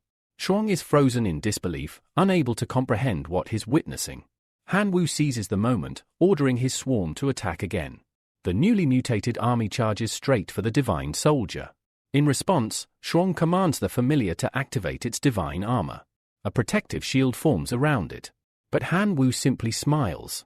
He announces that the real battle is just beginning. With confidence, he raises his hand and activates the source of mutation, triggering a targeted evolution among his locusts. The true god watches in silent shock as the tide of battle is about to change once again. Because of this command, the locusts undergo an immense evolution. Their power surges, and their attacks become so potent that they easily pierce through the divine soldier's defense. Han Wu taunts his opponent, asking him to repeat that insects are weak. But as his enemy remains silent, Han Wu smirks and decides to demonstrate even more. He throws 1,000 poison crystals toward his locust lord and commands him to seek vengeance. In an instant, the locust lord's severed arm regenerates, and his entire body begins to overflow with overwhelming power. This evolution grants him a new ability, highly corrosive venom. Wasting no time, the locust lord soars through the air and unleashes his new corrosive attack, instantly shattering the divine shield. Shu Gang panics, demanding to know what the hell this thing is, and hastily orders his familiar to retreat and return to his divine realm. But Han Wu coldly warns that it's not that simple, leaving as one pleases is no longer an option. Shu Gang, now desperate, asks what Han Wu wants from him. But the MC simply points to the overwhelming number of supreme-tier warriors standing at his side. The sight causes Shu Gang's knees to give out. He collapses, stunned by the power before him and unable to process how such terrifying monsters are still appearing. And it doesn't stop there. While he stares at the divine portal in horror, a black dragon emerges from it. His entire army is not just defeated, it's being transformed into a skeletal legion, one that now serves Han Wu and boosts his strength further. Shu Gang finally breaks, screaming that he surrenders and will immediately withdraw from Han Wu's divine realm. But Han Wu isn't done yet. He calmly declares that surrender is no longer enough, now it's his turn to invade. With a single command, his entire army charges into Shu Gang's divine realm. Zhu Din watches in horror, unable to wait any longer. Knowing that his divine domain will soon be overrun, he clenches his teeth and roars for the portal to be shut immediately. Soldiers rush to follow his command, but it's already too late. The locust swarm is storming through at full speed. The portal finally closes, and Zhu Din lets out a sigh of relief, believing the worst has been averted. But then, it reopens. Panic floods his face as Han Wu calmly explains that even low-level locusts, while weak, can build a permanent bridge connecting divine domains. Once established, the connection cannot be broken. In other words, the destruction of his realm is inevitable. Zhu Din collapses to his knees, begging for mercy and for the battle to end. He pleads for the locusts to be withdrawn, but Han Wu coldly reminds him, Zhu Din invaded first, and now he must suffer the consequences of his actions. Zhu Din offers to remove his familiars from Han Wu's realm and warns that his grandfather, a true god, is waiting outside. If Han Wu continues, there's no way he can stand against such power. But Han Wu is no fool. He knows that the moment he disconnects the realms, the old man will obliterate him. That's why he needs a hostage, Zhu Din himself. As long as he holds the grandson, the true god cannot act recklessly. Zhu Din, trembling, promises to convince his grandfather not to retaliate, if only Han Wu spares his life. But the MC brushes this off and simply orders silence. Right now, his locusts are searching for the divine core. Outside, more than an hour has passed, and the true God is growing restless. He wonders aloud why his grandson hasn't emerged and fears something has gone terribly wrong. Just then, a spectator screen appears, shocking everyone in the Chin family. They all rush to see what's happening, only to witness Zudin being utterly overpowered. While they don't understand the exact situation, Jerome calmly explains, Han Wu likely holds Zudin's divine core right now, and could destroy it at any moment. The screen shows a locust man standing on top of the core, and everyone gasps, knowing what's at stake. Suddenly, a hologram of Sholong appears inside the divine realm. He attempts to negotiate with Han Wu, requesting the release of his grandson's core.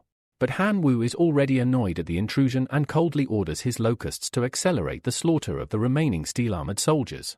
Infuriated at being ignored, the true god asks what Han Wu wants in return.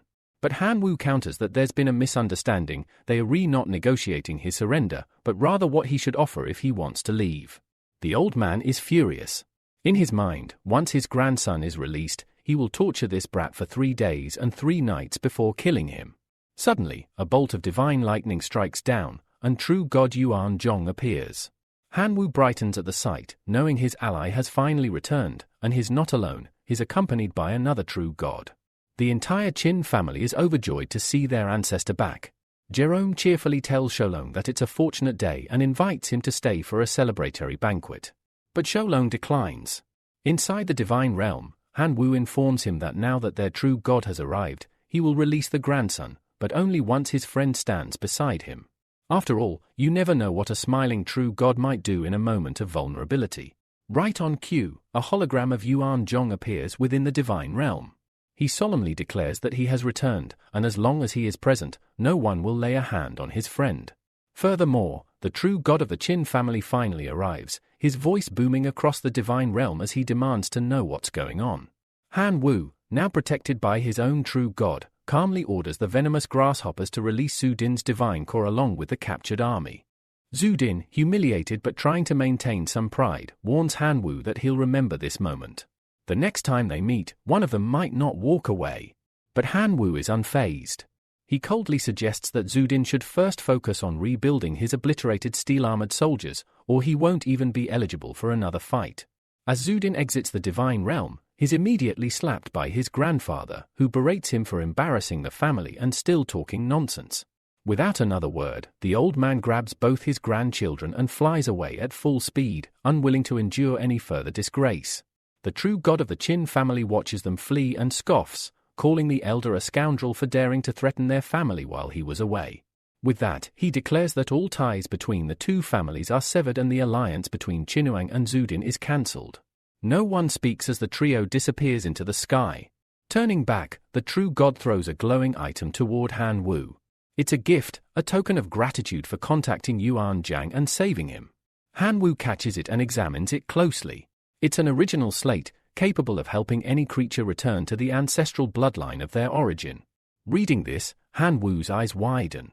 If the slate works as described, he could evolve his grasshoppers into their most ferocious prehistoric form, a terrifying possibility that could change everything. 3 days later, at the Imperial Academy, Han Wu is approached by his veteran friends. They call out cheerfully, and he greets them with a smile, asking what news they've brought.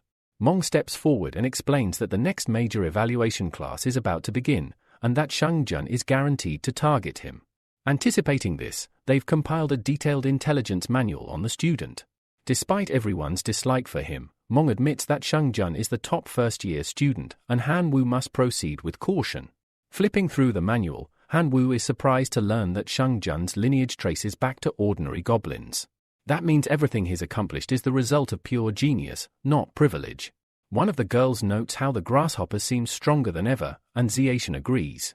With hundreds of Lord-class grasshoppers, 3 King-class elites, and 3 high-ranking priests, Han Wu's army is nothing to scoff at. But Han Wu isn't laughing. Internally, he's concerned. Those are all forces that should be feared. His friends laugh off his worries, but the thought lingers. Later that day, back at his residence, Han Wu sits in meditation. He knows Shang Jun will undoubtedly aim to eliminate the 3 Lord-level grasshoppers, and he cannot afford to lose them. He considers using super regeneration, a technique he developed using high concentrations of radiation crystals, but doubts if it'll be enough to withstand Shang Jun's attacks. Just then, his eyes land on the Black Death mushroom, which he remembers had a debuff effect during the battle with the zombie army. If it could inflict similar damage on goblins, it might prove extremely useful. He begins searching through the system shop, hoping for something to enhance the mushroom's power, until he suddenly finds it. With excitement, he uses his magic to merge the resource with the mushroom, unlocking a powerful combination. The next day at the university, Professor Lena explains the rules for the upcoming anti-invasion evaluation. Veteran first years will be attacking, and students must defend their divine domains with everything they have. Those who successfully protect their domains will receive grand rewards, while those who fail will be sent to the Black Prison for punishment. As the test begins, Han Wu crosses the portal into his divine domain, only to be met by Shang Jun, who grins and promises to give him a free sample of hell. Han Wu is stunned by the size and variety of Shang Jun's army. He sees wave after wave of melee goblins, long-range goblin archers, fire-based mags, ice elemental casters, and even mounted goblin cavalry. Knowing he can't afford to fall behind, he opens his own portal, summoning his grasshopper swarm into strategic formation. The swarm lines up by type, attack, defense, and support, with the 3 Lord-level grasshoppers standing behind him like royal guards. Shang Jun, impressed, comments that for someone to rise so far with trash familiars, Han Wu must be truly skilled. Because of that, he promises to take the battle seriously. With a wave of his hand, he commands his goblin mags to attack. Flames and ice surge forward, striking the grasshoppers head-on. Han Wu realizes immediately his opponent is trying to overwhelm him from the start. He shouts for the subjugation grasshoppers to raise their defenses and commands the celestial demon grasshoppers to attack the enemy's rear. The battlefield ignites. His army braces for impact as archer squads take to the skies. Meanwhile, the enemy commander orders his melee goblins to retreat, no doubt preparing for a second wave of destruction. But Han Wu just scoffs and declares that what Shang Jun wants will only happen in his dreams. Without hesitation, he commands his familiars to intercept.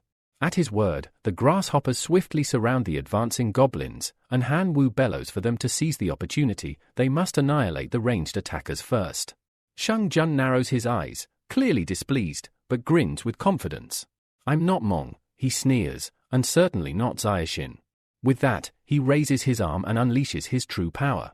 At his command, the goblin army shifts into a 3-sided formation, and concentrated magical fire, both literal fire and deadly ice, barrages Han Wu's defensive barrier. The blasts crash down in waves, and Han Wu's expression tightens as he senses that the barrier is about to collapse. The grasshoppers holding it are being bombarded with relentless force. Fueled by growing excitement, Shang Jun raises his voice and declares, "Now, you'll pay the price for offending me." He then calls forth his goblin lords, massive, terrifying monsters that dwarf the rest of the army. As they emerge, Han Wu's heart sinks for a moment. There are 2 of them, and even his hero-grade grasshoppers can't deal damage to them directly. He quickly forms a new strategy. If he can't overpower them, he'll separate them. With sharp clarity, Han Wu orders his army to bait the goblin lords away. The creatures chase after his retreating units at full speed, falling right into the trap. Then, Han Wu issues his next command, load the spores. Infest the enemy. A black mist descends from the sky like a cursed fog, and the spores of the black plague mushroom begin to take root.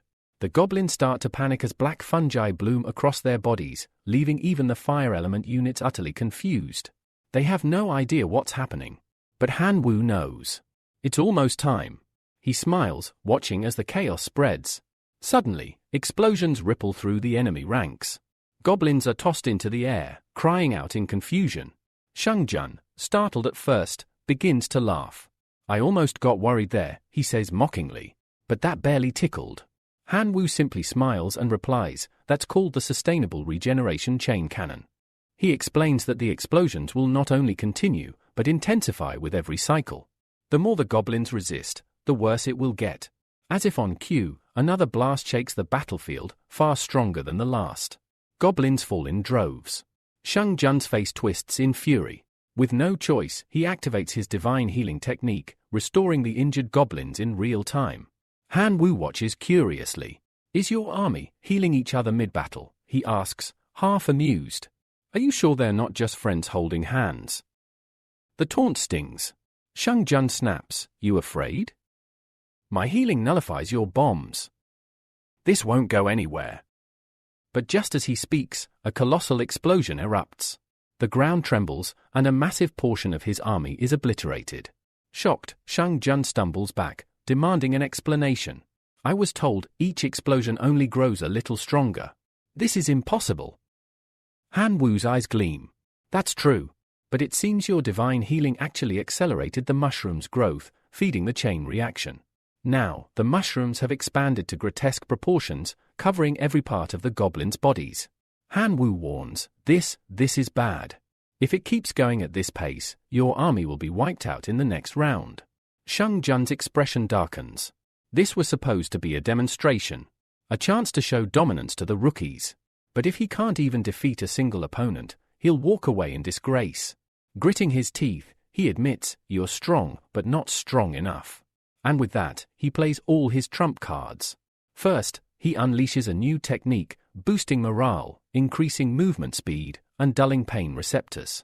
Then, he activates his God of War technique, sending his entire army into a state of berserk fury. Now, every kill will heal them by 1/4 of the damage dealt. To top it off, he layers on the God of Earth technique, surrounding himself with an absorptive shield that continually draws power from the land. He's sweating, drained from using so many divine techniques back to back. But now, he announces, it's time to attack. The mushrooms, overwhelmed by divine power, begin to fall from the goblins' bodies. Han Wu watches in disbelief as his carefully laid trap is neutralized so effortlessly. The goblin lords roar, and one of them shouts, "Brothers, massacre every last insect." They charge forward at full speed. Han Wu immediately gives the order, "Fight to the death." Meanwhile, outside the divine realm, the battle is being closely monitored by the academy staff. Lena turns to the panel of professors and asks for their evaluations. The first professor leans back, visibly impressed. Qin Shuang's relatives, they're more than qualified for the Imperial Institute's University Division. The blonde professor nods and adds, and the Shu family, especially Shudis Tin army, is incredibly strong. No doubt, they too deserve direct entry into the Imperial University. As the discussion continued among the professors, one of them remarked that Qinjun's relatives may only possess average strength, but their intelligence and potential were exceptional. Lena then turned to them with a serious expression and asked the real question, "What are your thoughts on Han Wu?" A hush fell over the room. Finally, one professor broke the silence, saying Han Wu was a classic example of a failed battle strategy, a clear sign of weakness. But the bald professor disagreed. He reminded everyone that Han Wu went up against Shang Jun, the strongest freshman of the year, and forced him to use his best techniques within the rules. That alone proved Han Wu's strength. Lena nodded, then added an important detail, "Don't forget, Han Wu still has 5 powerful familiars who weren't even involved in the battle. Everything we saw was done using only his grasshoppers." She concluded that despite his loss, Han Wu absolutely deserved an excellent grade, and the professors agreed. Back in the divine realm, the battle raged on. Shang Jun once again shouted for his goblin army to annihilate the grasshoppers. His enhanced army closed in to deliver the final blow. But just then, a voice echoed through everyone's minds, "Evaluation concluded." Shang Jun froze, furious. He had been so close. He had brought 100 million goblins into battle, lost more than half, and even sacrificed goblin heroes and a lord. Yet, somehow, all of Han Wu's grasshopper lords had survived. The scene shifted to the classroom, where the professor now addressed the students. She explained that those who failed the evaluation would be expelled from the school, while those who earned an excellent grade would have the honor of joining a real extraterritorial war. She then began to read the list of students who passed with excellence: Qinuang, Susha, Qing, Yan, Qian, Lily, and Nuang. As the names were announced, Han Wu sat quietly, lost in thought. He assumed he had scored terribly and would be expelled. Shudi laughed mockingly beside him, asking if that weak performance was really all he had. But Qinuang tried to reassure him, reminding him that he had stood his ground against the strongest freshman in the entire university. Sudi cut in coldly, "A loss is a loss." But before the conversation could continue, the professor called out one final name, Han Wu. She congratulated him and the others for earning excellent evaluations. Shock rippled through the class. Zuti stood up and raised his hand. "Professor," he asked, "what were the evaluation criteria?" Some students lost yet still passed with excellence. Lena explained with a stern gaze that all grades had been jointly determined by official university professors. Though Han Wu was defeated, his overall performance and strategic use of resources had earned the respect of every professor. Then, Lena released a terrifying aura, asking Zuti, "Are you satisfied with this explanation?" Intimidated, Zuti quickly nodded. "Yes, I have no further questions." Lena continued. The grades had been finalized. Those with excellent marks had one day to prepare before being dispatched to the outer realm to participate in a real war. With that, she turned and walked out, but not before slamming the door so hard that it shattered a table. Everyone was stunned. That table had been crafted from a 10,000-year-old ancient tree, and she broke it like kindling. As expected of the goddess of war, Zuti got up and cast one last glare at Han Wu. "Don't get too comfortable. We'll meet again in the outer realm." As he left, Qing rushed over to Han Wu and whispered, "Hey, I've got some juicy gossip. Shadis teaming up with Shang Jun again, they're already plotting how to take you down." With that, Qing vanished, claiming he needed to find a crown to have some fun. Moments later, Qin Shuang approached with a mischievous smirk. "Are you jealous?" she teased. "If you are, you can always go hang out with that blonde guy." Han Wu jumped to his feet. "What the hell are you even talking about?" Just then, Em appeared at the door and asked Han Wu to step outside for a moment. They walked to a private area, where the senior instructors awaited. They explained that the university had identified 3 realms suitable for the upcoming invasion: Runa Civilization, Totem Realm, and Biochemical Territory. They couldn't reveal all the details, but handed Han Wu 3 sealed bags, each containing information and support gear for one of the realms. He was warned these bags could only be opened after entering the corresponding realm. Han Wu took the bag solemnly, realizing that if he wanted to become an official disciple of Professor Shu Hai, he would need to reach the state of a perfect semigod. And for that, outstanding performance in this war was non-negotiable. Just as he was deep in thought, the seniors wished him good luck. Later, Han Wu and Qinuang met Lena once more. She handed over a realm login device, which would allow non-divine preparatory students to communicate during the mission. She then asked them to proceed to the top floor. Everyone was waiting. They ascended to the highest point of the university, where a colossal ship awaited. Once all were aboard, the vessel soared into space. Upon landing at the destination, Han Wu approached the large metallic door at the entrance. He placed his hand on it, and as it slid open, the Outer Realm War officially began.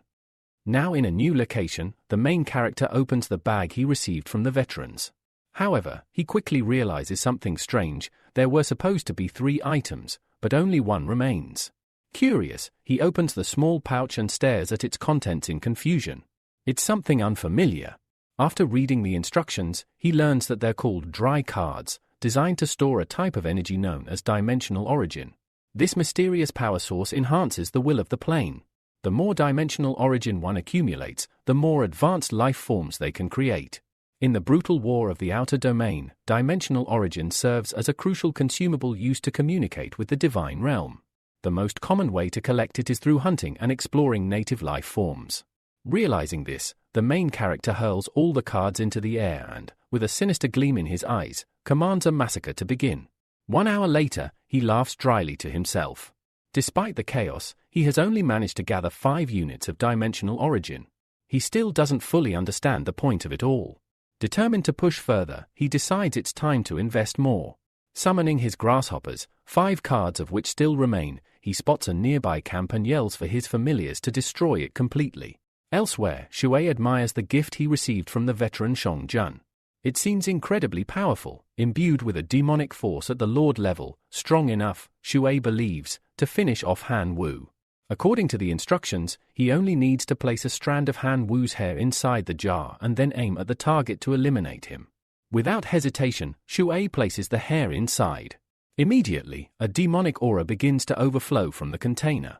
Alarmed by the overwhelming presence, he orders one of his familiars to smash the jar. Just as the jar shatters, a colossal monster bursts forth, letting out a maddened scream. It charges off into the distance, and Shui, watching its rampage, is convinced that this time, Han Wu will not survive. Meanwhile, the main character is focused on channeling an item in his hand. It's time to update the unlocking of the Black Dragon transformation. He spends 5 dimensional origin units to summon 5 powerful warriors. As his aura flares, his wolf companion joins him, bringing its overwhelming energy into the fold.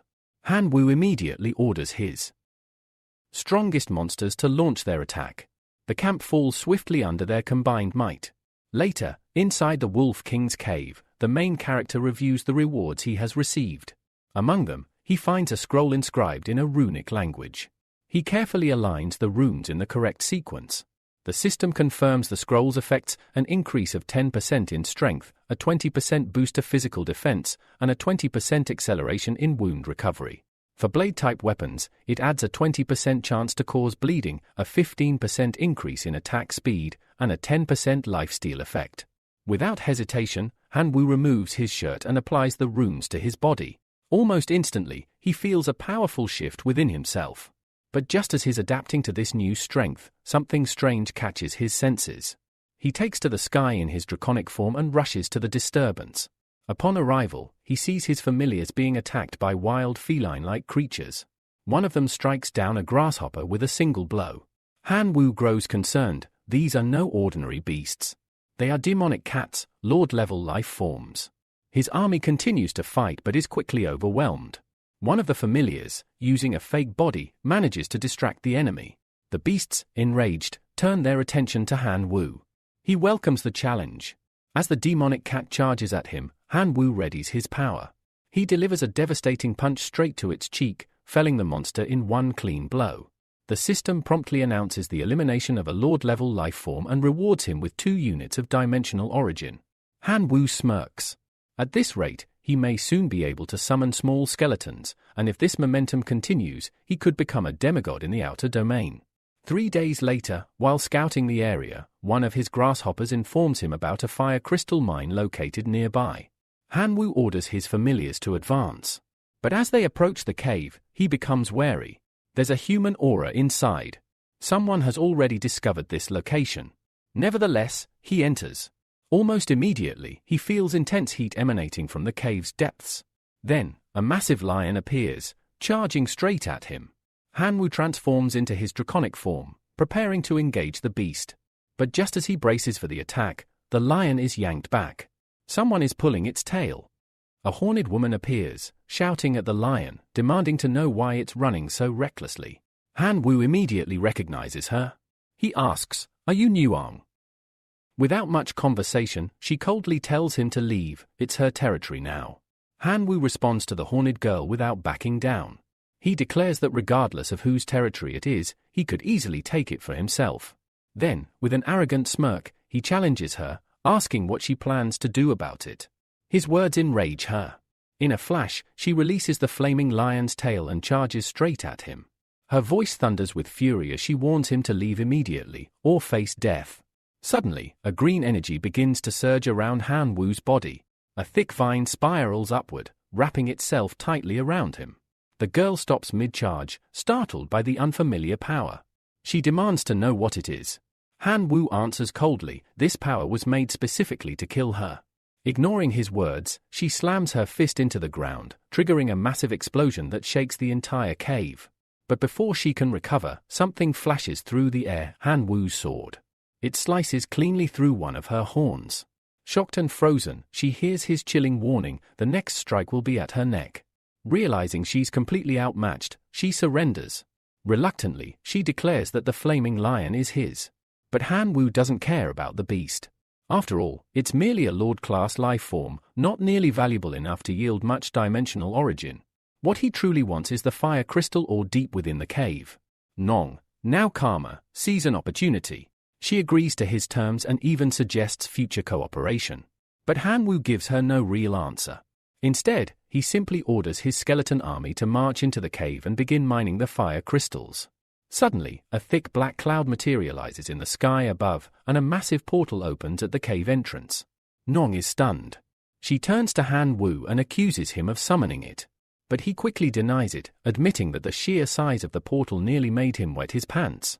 From within the portal, a monstrous figure steps out. The air grows heavy with a terrifying aura. This is Anu, a demon created by Zuti. The towering monster sniffs the air, locks eyes with Han Wu, and roars that he will use the boy's blood to wash away his shame.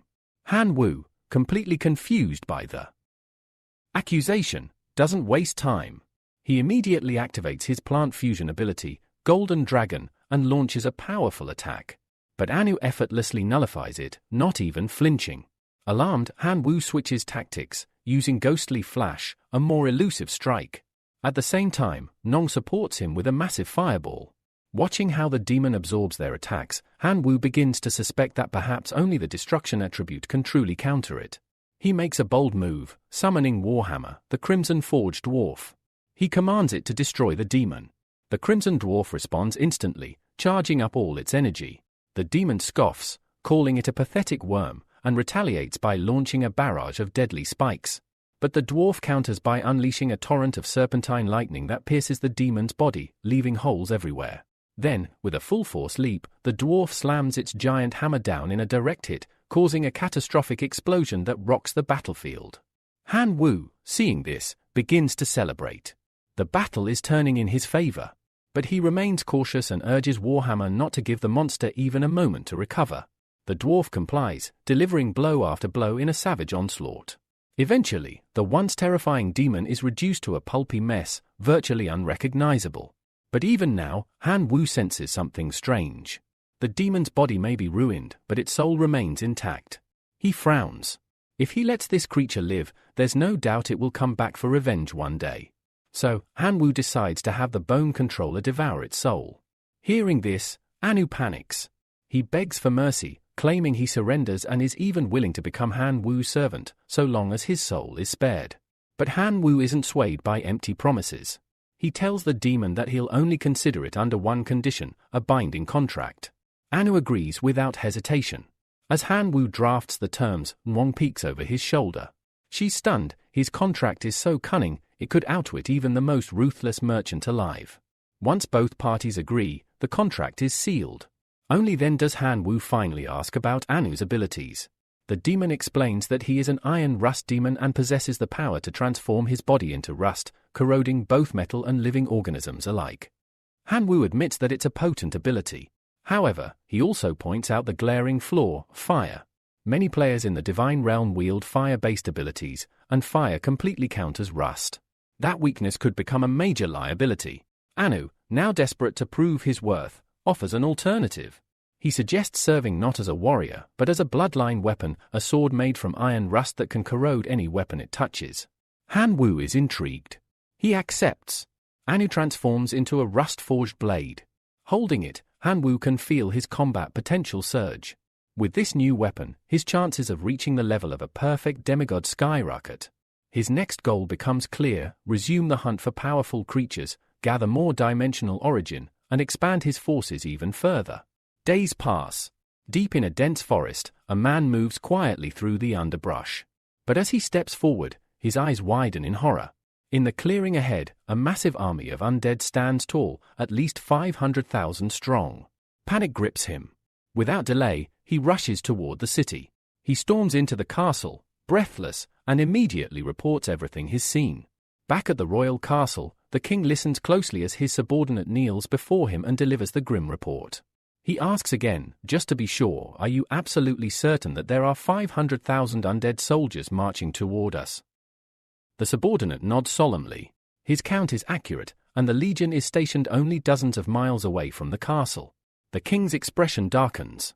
His city can only muster 50,000 guards, and even if he counts all the mercenaries available, the total would barely reach 100,000 troops. If the undead attack now, it would be nothing short of annihilation. Without wasting a second, he orders his messengers to send out urgent requests for reinforcements to neighboring cities. The next day, standing atop the city walls, the same subordinate returns with news: reinforcements have arrived. The Allied army now boasts 300,000 soldiers, along with an additional 50,000 clerics sent by the church. This brings their total strength to over 350,000, and more importantly, the clerics are especially effective against undead. Relieved, the king roars from the ramparts, urging his soldiers to fight to the death. Wipe out the undead. Defend the kingdom. At all costs. Meanwhile, elsewhere, Han Wu is resting in the shade with Nufeng when one of his grasshopper scouts lands nearby and urgently reports the presence of 350,000 approaching human troops. Han Wu's eyes light up with excitement. It seems the humans are coming to challenge him. Startled, Nu Feng asks what he means. Han Wu explains that one of his informants reported the human army intends to exterminate them. He grins and asks if she's up for a fight. After all, it's a perfect chance to harvest more resources. She gives him a glare. "Do I look stupid to you?" "You clearly just want to use me as your weapon," she snaps. Moments later, the two of them hide in the bushes, observing the situation from afar. When he notices her there, Han Wu teasingly reminds her that she said she wasn't interested in helping. Nuang shrugs, saying she's just curious, not helping, just watching. Her excuse amuses him, and he compliments her bandit spirit, though she quickly tells him to shut up and focus. The army is almost here. What they see is a terrifying sight. A long line of heavily armored knights leads a vast human army. Without hesitation, Han Wu commands his skeleton army to launch an ambush. His undead forces move swiftly, trapping the human army from all sides. The soldiers panic. Shouts erupt across the ranks. Some cry out for divine aid, praying desperately to survive. But it's too late. The skeleton legion charges without mercy, cutting them down. At the same time, the skeleton lord steps forward, casting necromantic spells that raise fresh skeletons from the bodies of the fallen. Seeing this, the human commander yells for his holy knights to use purification. The knights gather divine energy and unleash a brilliant wave of holy light across the battlefield. It burns through the undead, and Han Wu quickly realizes that this group poses a serious threat. Holy knights are powerful counters to skeleton-type beings. Just as he acknowledges the danger, Wong charges into battle on her own. Han Wu is stunned for a second, then transforms into his draconic form. "You're not going in alone," he shouts as he takes flight, hurtling through the sky toward the front lines. The two crash into the battlefield with terrifying momentum, Wong trampling everything in her path, Han Wu diving down from above like a divine storm. Reunited in the chaos, Han Wu gives the order, "Attack." The skeleton army surges forward once more, overwhelming the human soldiers. In the distance, a castle guard runs breathlessly to the king and shouts in horror, "We've been defeated. The undead have surrounded us." Realizing the gravity of the situation, the king issues a final order, "Retreat. Everyone, fall back now." Hours later, the castle lies in ruin. Han Wu stands among the rubble, surveying his latest victory. Despite claiming over 350,000 undead soldiers for his army, he's visibly disappointed. There were only a few thousand usable resources gained in return. Nuang, however, is thrilled. Her eyes sparkle as she celebrates their new wealth. Han Wu, unbothered, tells her to focus. What matters most are the runes they acquired, not the material loot. They begin checking their systems. Han Wu's rune turns out to be a low-level extreme body rune. It boosts his muscular strength by 40% and is particularly effective when paired with hammer-type equipment. Its additional effect is crushing force. While it's decent, Han Wu decides it's not good enough for him and plans to pass it on to his relatives. Nuang, on the other hand, is thrilled by her gain. The rune she obtained pushes her one step closer to evolving into a monarch-class life form. Overcome with gratitude, she thanks Han Wu. He casually winks. It was nothing. She blushes slightly, glancing at him. For the first time, she begins to understand why Qinuang is so fond of him. Far away, in another castle, a different king sits upon his throne as a soldier rushes in with a shocking report. "Sire, the undead army has captured Ling Dong." The king sits up abruptly. "Is that true?" The soldier confirms it. Not just Ling Dong, but for surrounding cities have also fallen. The skeleton army now numbers close to 10 million. The king's eyes widen in alarm. He leaps to his feet and immediately orders his advisors to summon reinforcements. "Call the archbishop. Call the elf king, the minotaur king, and the werewolf king. We're holding a war council." Soon, leaders from across the realms gather in a grand chamber. Tensions run high. The werewolf king is the first to speak. "We must unite. My army is ready," he growls. The elf king nods firmly in agreement. "So is mine." The war against Han Wu's undead empire is about to begin. The human king rises from his throne and declares that an official alliance has now been formed among the four great nations. Their mission, total annihilation of the undead. In a lavish mansion far from the battlefield, a girl tells her companion that her father plans to unite the sacred order, the elves, the tauren, and the werewolves into one unified front against the skeleton army. Beside her, Qing becomes quiet, lost in thought. He wonders aloud, who could possibly be commanding such a massive undead force if not Han Wu? After considering all possibilities, Qing comes to a firm conclusion: it has to be him. What surprises him most is how quickly Han Wu's power has grown. Within just a few days of launching his invasion, he's become so formidable that 4 kingdoms must join forces to stand a chance. Despite the threat, Qing can't help but admire Han Wu. To think he was once just my friend, he muses with a smile. Spending so much time with the princess has also brought him a breakthrough. He's finally uncovered a clue to ascending to demigod status. In the domain of the gods, all one needs is divinity. But here, in the outer realms, it's different. In this runic civilization, a candidate must also obtain a special runic word in order to ascend. Unfortunately, not even the royal family has managed to acquire such a rune, highlighting how difficult it truly is. Qing begins to formulate a plan. He will ally with Han Wu. He'll provide clues and insights, and Han Wu will supply the army. Together, they can obtain the special rune and achieve transcendence. But to make that happen, Qing knows he must protect Han Wu at all costs. Suddenly, the princess pulls him from his thoughts, asking why he looks so distant. She then informs him that the Elven Queen will visit her father the next day. Qing uses the moment to flirt, praising her beauty with a charming smile. Deep down, he's pleased by the news. If the Queen will be there, then they'll be safe. After all, there isn't a woman he can't connect with. Back near the recently captured castle, Non confronts Han Wu. Why are you worried? You have a massive skeleton army. Han Wu frowns. They're weak. Against a well-trained force, they'll be wiped out. I know I'm in serious trouble. At that moment, the source of mutation speaks up. In critical situations like this, I'm the only one who can help you. Han Wu glares. Do you have a solution or not? The green slime-like creature replies. Affirmatively, but demands 1 point of divinity as payment in advance. Han Wu, unimpressed, retorts that he won't pay unless he knows what the idea is. Otherwise, it might not even be worth the cost. The creature grumbles but eventually reveals its knowledge. It's heard of a runic civilization where a special rune word can trigger powerful mutations. Convinced, Han Wu reluctantly pays the divinity point. The creature then explains the plan in detail. Han Wu's expression shifts instantly from concern to excitement. Nwang notices. What's with that look? Did you find a way out of this? He grins. Just wait and see. Soon after, the Allied army launches an assault on both the Locusts and the Skeleton forces. At first, the soldiers are jubilant, they believe they're winning. But then, strange mushrooms begin sprouting from the Locusts' bodies. Startled, the soldiers try to remove them, but as they do, a thick dark aura leaks out. Before they can react, the skeletons rise again, terrifying and relentless. Han Wu watches from the distance, satisfied. These were the Black Plague mushroom spores, a creation that had cost him thousands of divine power to develop. But they were well worth the price. These spores mutate into a virus. When combined with the catalytic plague rune word, they become a horrifying biological weapon. The mushrooms infect their host, turning every cell into a carrier of the plague virus. Anyone infected becomes a mobile source of death.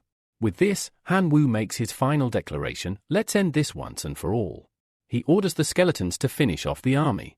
With the blessing of the plague rune, Han Wu crushes the coalition's forces in just 3 days, conquering 10 neighboring cities. From the carnage, 5 new elite undead heroes are born. Back in the Allied castle, the mood is grim. The king gathers with his generals and demands, does anyone have a solution? If not, the kingdom is doomed. Our only option may be a ceasefire. The other leaders are stunned, none of them even saw the commander of the undead army on the battlefield. Who would they negotiate with? At that moment, Qingnian enters the war chamber, accompanied by the princess and the Elven Queen. Calm and composed, he asks to be entrusted with the negotiations. The werewolf king scoffs. Are you joking? You weren't even on the battlefield and now you want to negotiate with a monster commanding an undead legion. Another general sneers. This is a war room, not a fashion show. Get lost, pretty boy. But Qingnian just smiles. The princess rushes to her father. He's not just anyone. He can fulfill his promise. Qingnian turns to the king. Do you not trust your own daughter's judgment? The Elven Queen steps forward, calmly stating that the boy is wiser than everyone in the room. The human princess nods in agreement.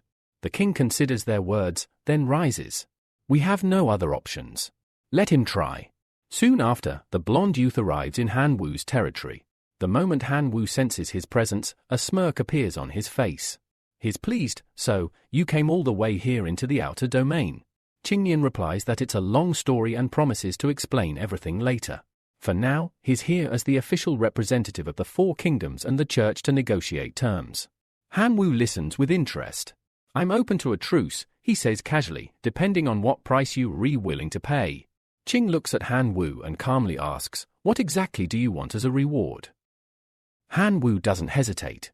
Gold, silver, treasures, and most importantly, runic words. But not the common kind. I need rare and precious ones. And when it comes to runic stones, I expect the count to be in the 5-digit range. Qing thinks it over for a moment, then proposes a deal. The king should compensate him with 20 runic words, ensuring that at least one among them is of high rank, along with 200,000 runic stones. He suspects that Han Wu must have acquired key information from the princess after being with her for so long. But he doesn't stop there. He suggests that the elves, werewolves, minotaurs, and even the priests should contribute double the amount. In the back of his mind, Qing also reflects on his intimate involvement with the elf queen. Maybe I shouldn't squeeze her too hard, we can split the profit later. Han Wu smiles, sincerely thanking his friend for coming all this way. I won't let you down. Qing waves it off. Don't be so formal. We're friends. I only got involved with the humans to search for clues about ascending to demigod status within this runic civilization, and it's finally paying off. The two make a pact. Qing promises to return and deliver the conditions to the leaders of the alliance. Han Wu agrees, as long as they understand one thing: if the offer isn't accepted, a legion of undead will crush their cities and convert every last one of them. Back in the kingdom, the alliance leaders review Han Wu's demands. They're distressed. Your high-level runic words are incredibly scarce. Qing challenges them. If you don't have those runes, then offer ancient miracle records, or use your imaginations to create equivalents. The elf queen, standing beside him, adds, our side has already agreed to compensate far beyond what I expected. I don't understand why the humans are offering so little. The blonde boy joins in. Many of your people have already become undead. Do you want the same fate for the elves? Even the human princess backs the demand, confidently stating that her father won't oppose the request. Qing, pleased with the progress, turns to her. Since I've handled these negotiations so well, where's my reward? She blushes. Of course, there will be one. Just then, the doors burst open, and the Pope storms into the hall. These conditions are no better than outright robbery, he roars. Yet all of you are agreeing to this madness? The church will never kneel to the undead. Qing simply shrugs. Then do as you wish. The Minotaur and the werewolf leaders exchange glances. They silently agree, let the church fight the undead. If they win, we don't have to pay a single coin. And if they lose, we'll find another way. Soon, the undead army stands silently at the gates of Breakport, the sacred stronghold of the church. The Pope watches from the city walls, thinking back to the previous war. Back then, many priests were deployed, but not the church's central force. This time, it's different. He's personally summoned 3 elite priest legions. Their commanders are near demigods, undefeated, unstoppable. This, he believes, is the true domain of the church. Down below, Han Wu observes the city. He's taken aback. The entire city is built from light crystal ore. The power of light here suppresses my undead severely. Worse yet, he realizes the elite legions have already arrived. But thankfully, Qing had warned him this might happen. Still, Han Wu can't hide his amazement. Their strength, it's incredible. He assesses the city defenses. Breakport is like an iron fortress. If I attack now, it'll be suicide. I need to wait until their organization falters. Reaching into his robes, Han Wu pulls out a purple crystal and places it in his mouth. A surge of energy explodes from within. The genetic lock is broken. Vines burst from his chest, coiling with phantom-like movement. Concentrating energy into his hand, he unleashes a test strike that shatters nearby crystals with ease. His eyes light up with excitement. The phantom shadow vine. It's even more powerful than I expected. Without hesitation, he launches forward, heading straight for the clerics. Caught off guard, one of the priests cries out, "Who the hell is that?" Han Wu raises his sword high, vines writhing around him, and lands a devastating blow. The priest he strikes instantly feels a curse settle deep into the wound. Panicked, he yells for a comrade to purify it immediately. The elite troops react with fury.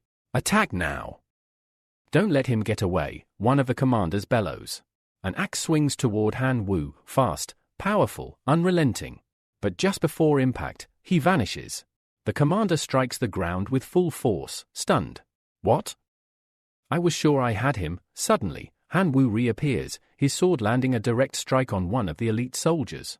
The man howls in pain, clutching his wound desperately, but it's no use. He collapses to the ground, defeated. Another elite soldier tries to take advantage of the opening, lunging forward with an attack. But once again, Han Wu's speed is unmatched. In the blink of an eye, he vanishes and reappears behind his enemy, landing a cursed strike that brings the second warrior to his knees.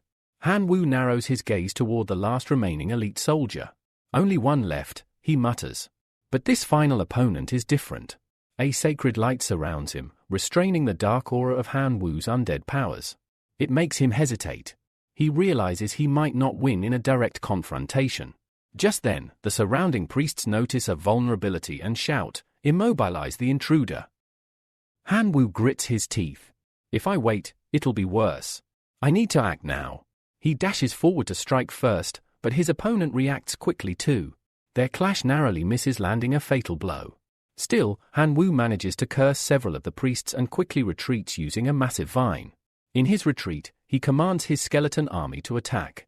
The battle erupts into chaos. Although many undead are destroyed, others rise again from the corpses of fallen clerics.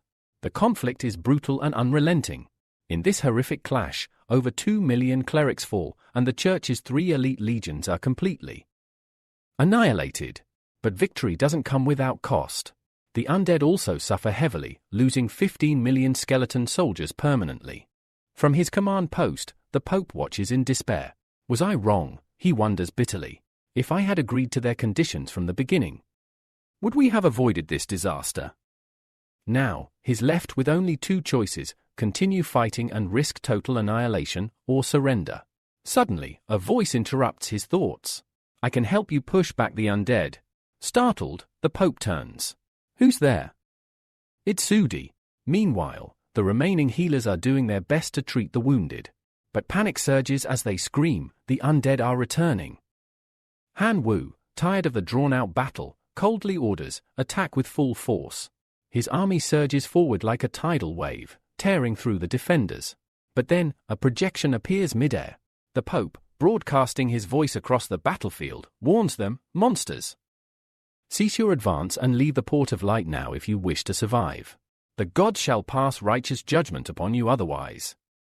Suddenly, a blinding light fills the field. Out of it emerge mechanical warriors, tin men, summoned by the Pope himself. Crush them with the fist of justice, he commands. Han Wu watches in shock as the tin men smash through skeletons, their fists powered by divine energy. The surrounding priests quickly seize the advantage, launching holy spells devastating to the undead. Furious, Han Wu snarls, "Enough! Bring out the giant skeleton." A glowing crystal forms in the sky, and moments later, a massive skeletal titan descends, obliterating the tin men around him. But then, the ground trembles. From the other side, an enormous cyborg warrior appears and crashes into the giant skeleton, initiating a brutal clash between metal and bone. The Pope smiles in satisfaction. Zudi, keep them coming. Give me as many tin men as you can. I don't care how much of the origin plan you want, the church will provide it. Zudi agrees, his machines continuously pouring onto the battlefield. Earlier, during a private meeting between Zudi and the Pope, Zudi had laid out his terms. My tin men can hold the skeleton army back. But in return, I want origins. The Pope had hesitated. And why should I trust you? Zudi had answered confidently, you may inspect the army yourself if needed. But know this, if you refuse, Han Wu will surround your kingdom and leave nothing behind. Back on the battlefield, the advantage is now clearly in the church's hands. With the tin men and clerics working in tandem, the skeleton army is steadily overwhelmed. Han Wu curses under his breath and gives the order, retreat. We'll deal with the church later. His army obeys. He reunites with Neo Ang, who asks, what now? The Port of Light is completely protected by the tin men. Han Wu's expression is dark. I should have taken care of Sudi a long time ago. She cautions him, don't even mention that brat. Because of this, the Minotaurs and werewolves have now switched sides. They're flattering the Pope and pledging allegiance to the church against us. Han Wu scoffs. They're cowards. Let them grovel. I'll deal with them later. At that moment, a skeleton messenger appears, reporting that a human envoy has arrived. Han Wu orders the path cleared, already guessing their intent. They're probably here to kick us while we're down. Or maybe it's something else. To his surprise, it's Qing Yan. He bows respectfully and relays the message from the king. The king agrees to all the previously stated conditions, on one condition.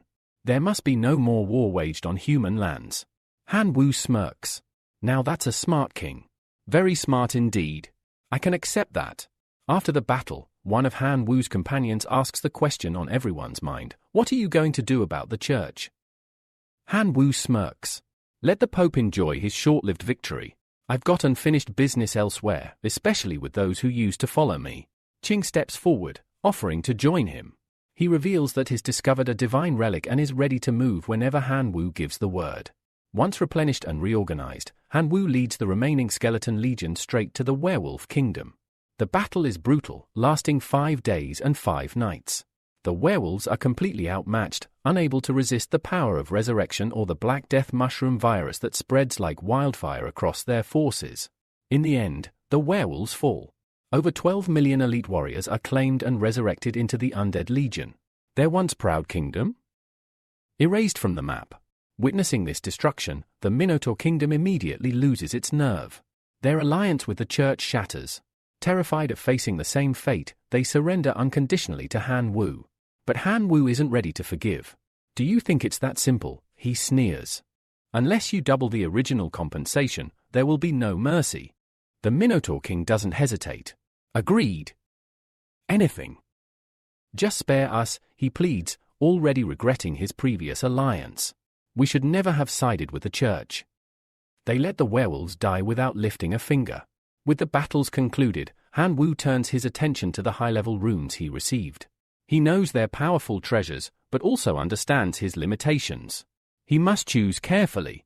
He begins his selection. The first rune doubles the power of all mastered abilities.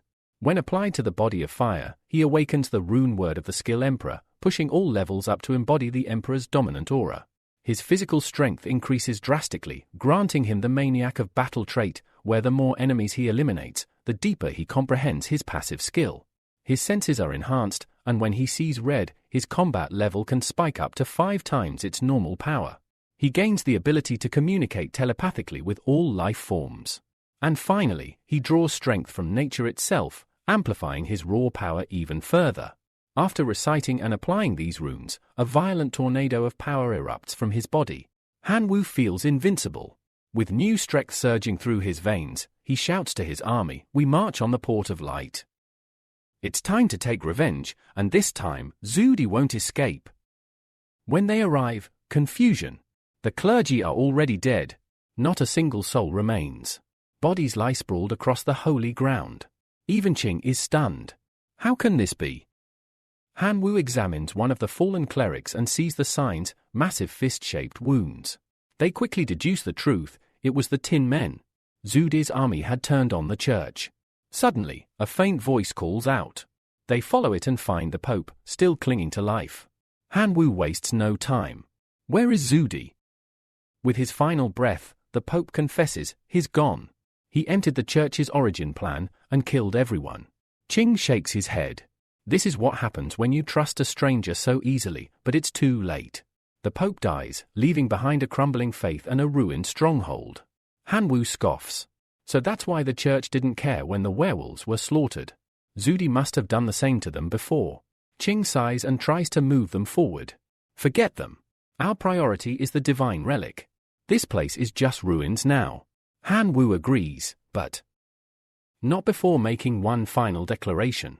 We're not leaving until we extract every last crystal ore from this place. It'd be a crime to leave them behind. With that, the two begin their expedition. They speculate about the nature of the ancient relic hidden here and the likelihood of deadly traps guarding it. To avoid trouble, Qing reveals he had his foxmen mark every region they pass through. As they continue through the dense forest, a giant monster suddenly ambushes them. Its arrival is so swift it catches them off guard. The cyborg companion readies his pincers and strikes, but misses. Hanwoo activates his high-level rune, amplifying all his abilities at once. The results are immediate.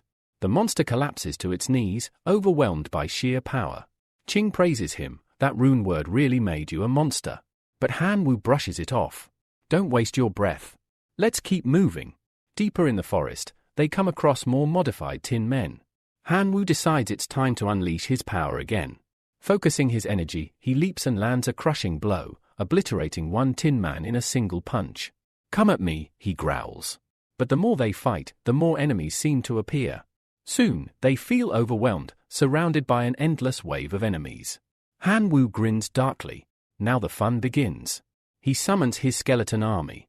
Not to be left behind, Ching calls forth his foxmen, and the battlefield erupts into chaos once more. Amid the chaos, they begin their infiltration, making their way toward the true objective. It's here they realize, bringing the runic stones was the best decision we made. Without them, they would have been doomed. Eventually, they enter a mystical cave filled with several glowing portals, each a different color. Ching points to them. These are the trial fields. Anyone who passes not only ascends to demigod level but also earns a powerful runic word in return. Hanwoo's eyes gleam. A new trial awaits, and so does even greater power. Just as Hanwoo and his group were preparing for the trials ahead, something unexpected happened. The passage they came through completely collapsed, sealing them inside the ancient cave. The MC takes a breath and remarks, "Well, there's no going back now." But before he can react further, the little blondie bolts ahead at lightning speed, choosing the portal that resonates most with him. As he disappears through it, he calls back, "Be careful when picking yours, Hanwoo." Hanwoo is momentarily stunned by how fast his companion vanished, but he refocuses and walks toward the portal that seems to call out to him. As he enters, the system voice echoes in his mind, "You have entered the realm of hunger. In order to survive, you must constantly consume food." The moment he steps in, Hanwoo's stomach growls violently. Of course, he thinks. What else could he expect from a place literally called the realm of hunger? At first, he's optimistic. Being connected to his divine realm should help him survive. But his confidence fades quickly as he tries reaching out, only to discover that all communication with the divine realm has been severed. Just then, he senses something approaching.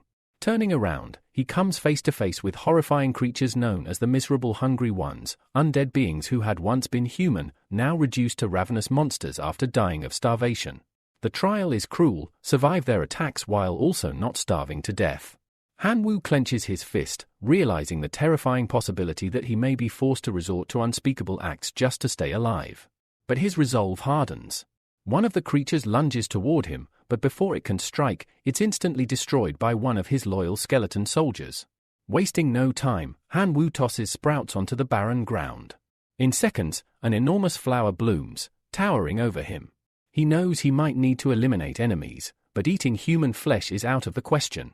Instead, he devises a strategy: use 3 types of plants to extract nutrients from the land and survive. His army will hold the line, fending off the undead, while he enters hibernation to conserve energy. 30 days, he whispers to himself, closing his eyes. If I can last that long, I win. Elsewhere, chaos reigns. The Tin Men invasion devastates entire cities. Shwiti, standing atop the rubble, grins with sadistic satisfaction. Everything, the church, the Minotaur kingdom, has fallen before his mechanical army. Now, the real city belongs to him. He eyes the elven kingdom, protected only by a magical barrier, and chuckles. It won't last long. At that moment, Niu Fang is captured and brought before him. Shwiti seems amused. So, you fled to the Minotaur kingdom and thought of becoming their queen. But Niu Fang spits back with venom, "Let's see how long your arrogance lasts. Just wait, Hanwoo will return." Shwiti's grin widens. "That darling of yours? He won't be coming back." He explains that he's already aware of Qinjian's involvement in helping Hanwoo enter the ancient relic grounds. Even if he survives, he'll be broken. You think he can defeat the rusty demon? With that, he orders her thrown into the dungeon. Just then, a robot messenger delivers news: Lily has successfully cornered Qin Shuang in a valley, exactly as ordered. Shwiti lights up. Ah, Lily always gets things done, as long as she's paid. He laughs triumphantly. Qin Shuang won't escape this time. Meanwhile, in the valley, an explosion erupts as stone golems clash with tin men. Qin Shuang watches the chaos and is puzzled. Aren't these Shuiti's troops? Why are they fighting each other? Realizing that the confusion has created a chance to escape, she makes a move. But suddenly, a voice calls out behind her. She turns and sees Zudi standing there. He smiles softly. I heard Lily tried to ambush you, so I rushed here to help. Grateful but slightly suspicious, Qin Shuang thanks him. He responds with a smirk, calling her cute and saying it was just a small favor. Then, as she climbs atop her bird to leave, he approaches her again. Why don't you join me? We could unite the native forces of the runic civilization. You and me, 50-50 split. Inwardly, Zudi is frustrated. He paid a hefty sum to Lily for this setup and isn't about to let his target slip away so easily. Earlier, Lily had met with Zudi in secret.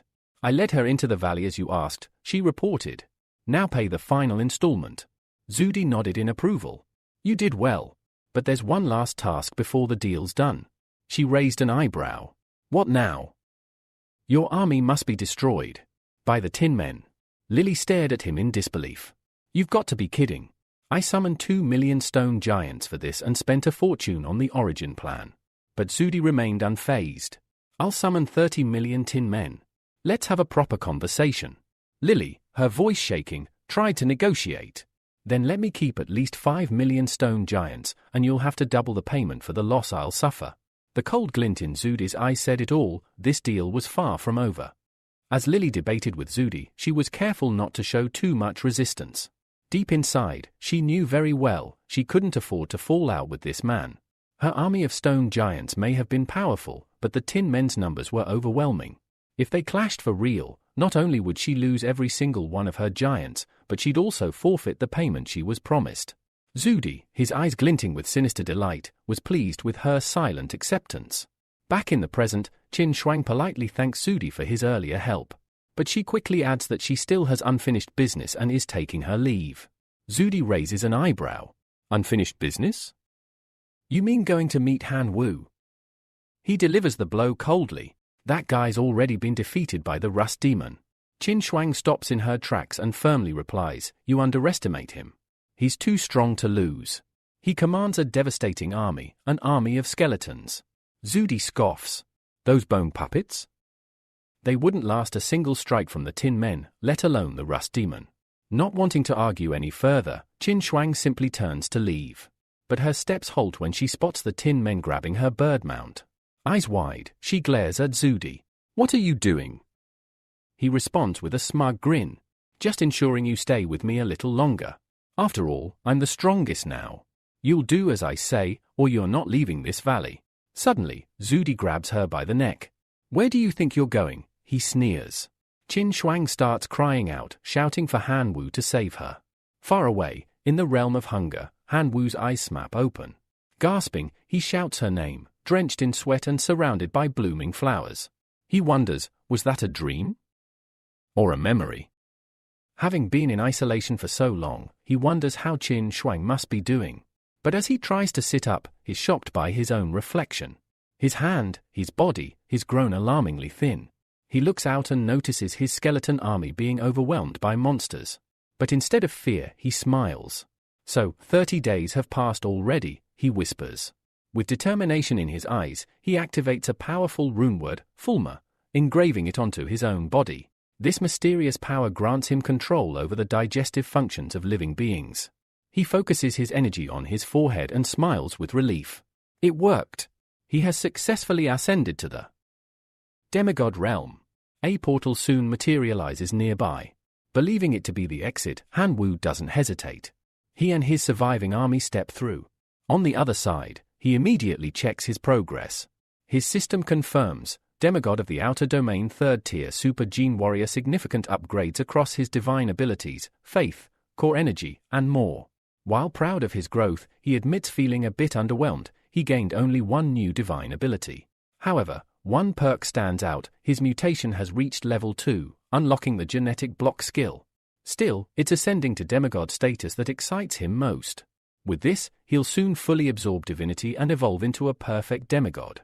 Just then, another portal bursts open behind him, and out tumbles his friend Qing, collapsing right into his lap.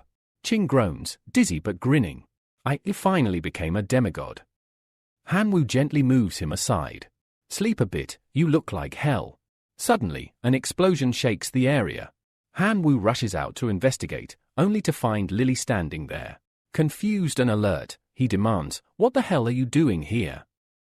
Lily calmly explains, "I know about your bond with Qin Shuang, and I have some important news about her. It concerns her life or death. All I ask is 10,000 dimensional origin." Without hesitation, Hanwoo transfers the entire amount. "Talk. Now." Lily is stunned by how fast he paid. She even regrets not asking for more. "Fine. Qin Shuang was trapped in a valley by Shuiti. I don't think she'll make it out." The moment Hanwoo hears this, his eyes burn with fury. He transforms into his draconic form and soars into the skies, flying toward the region she described. As he arrives in the valley, he closes his eyes, trying to locate her scent. But nothing. It's as if she doesn't exist. Before he can process that, a terrifying power surges toward him. He wonders aloud, is that thunder from the Golden Crown? But then he spots it, tin men surrounding her captured bird. Enraged, Hanwoo unleashes an attack, obliterating one of the robots. One of them transforms, preparing to counterattack, but Hanwoo wastes no time, using a powerful skill to end the fight instantly. With the enemies destroyed, the bird seizes the moment and finishes off the remaining tin men. It then turns to Hanwoo, who yells, "Hurry! Take me to Qin Shuang, we're out of time." They soar through the skies, finally reaching the cave. Inside, Qin Shuang is in tears, begging to be let go as Zudi tries to forcibly take off her clothes. "No one's coming to save you," he taunts. Suddenly, a stone flies through the air, smashing into Zudi's head. Startled, he spins around. "Who the hell?" But when he sees the figure before him, his voice trembles. "How the hell are you still alive?" The savior he feared the most, Hanwoo, has arrived. Furious at what he sees, Hanwoo dashes forward and smashes his fist into Zudi's face. The blow lands hard, knocking the student back. Zudi wipes the blood from his lip, eyes burning with rage. "That's it," he snarls. "Today, I'll finish you off for good." But Hanwoo simply grins. "Are you sure about that?" Without waiting for a response, he activates a terrifying ability, targeting Zudi's very body. Suddenly, Zudi begins to tremble uncontrollably. I'm starving." "Why am I starving?" he mutters, panic overtaking him. Then he stares forward, and his expression twists in horror. A crimson aura, dark and overwhelming, pulses around Hanwoo. Zudi begins to vomit violently, terrified beyond reason. "Wait. Did you become a demigod?" he stammers. Hanwoo confirms it with cold eyes. "The rust demon you sent to kill me? It failed. Now it's my slave." With no more words, Hanwoo launches forward. "Let me show you what rust corrosion feels like." His sword drives straight through Zudi's body, a deep and final blow. With his enemy defeated, Hanwoo rushes to Qin Shuang's side, gently asking if she's all right. She nods weakly. "I'm okay." Somehow, lifting her into his arms, he carries her outside. There, they find the tin men frozen in confusion, seemingly leaderless. "It's over," Hanwoo explains. Zudi's dead. His followers can no longer sense his presence. Without him, the tin men are powerless. Without delay, he leaps onto the thunder of the Golden Crown, taking to the skies with her. As they fly, Qin Shuang turns to him with disbelief. "You really became a demigod that fast?" Hanwoo confirms it with a confident nod. He adds that he also knows the location of an ancient divine relic, and if she can gather enough origin of the plane and gain followers, she can ascend too. She frowns, thinking aloud. Of the 4 kingdoms and the church, only the half-dead elven kingdom survived the chaos caused by Zudi. So where can we find more origin? Hanwoo just smiles. "We'll head to desolate zones. Sometimes, the most forgotten places have the greatest fortune." Soon, they arrive at a vast expanse filled with precious crystals. "This area is full of iron ore," Hanwoo says. "We can use it to shatter the golden crystal." Suddenly, Qin Shuang spots something, a massive bear roaring near the crystals. Hanwoo points directly at it. That spot. It holds the origin of the plane. He tells her to wait while he handles it, but she refuses to sit idle. With a snap of her fingers, divine birds descend from the skies, diving straight into battle against the roaring beasts. Simultaneously, the skeleton army charges, draining the life from the monsters. The air is filled with battle cries and magical auras. Soon, the beasts are not just being attacked, they're turning on each other, caught in the chaos of magical influence. The two smile, realizing they make a formidable team. As their army secures the battlefield, Han Wu suggests they rest and begin collecting the origin energy. Qin Shuang, cheek slightly red, agrees. Days pass. Their followers work non-stop, gathering the energy. One morning, Qin Shuang declares, "It's been 10 days. We've almost gathered enough. Let's head to the ancient relic."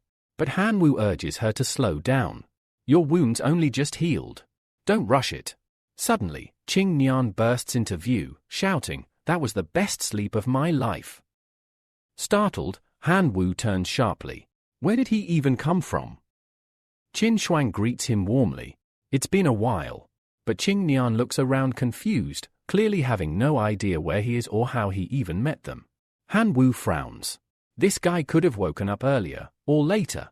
But no, he had to show up right now. Then Qing Nian asks the most inappropriate question. Are we really just relaxing here? While my beloved Emerald Princess was defeated by Zudi and the Elf Queen died too. Hearing that, he begins to panic. Why is this happening? The thought of Zudi decimating the kingdoms while he slept for a few days enrages him. I may not be able to save the princess, but I must help the Elf Queen. We slept together. With that, he blasts into the sky at full speed. Qin Shuang blinks. I didn't expect him to be so loyal. Han Wu sighs. He's not loyal. He's probably just horny. Ignore him. He closes his eyes, trying to rest a little longer. But Qin Shuang reminds him of something important. You killed Zudi. When we return to school, his family will not let this slide.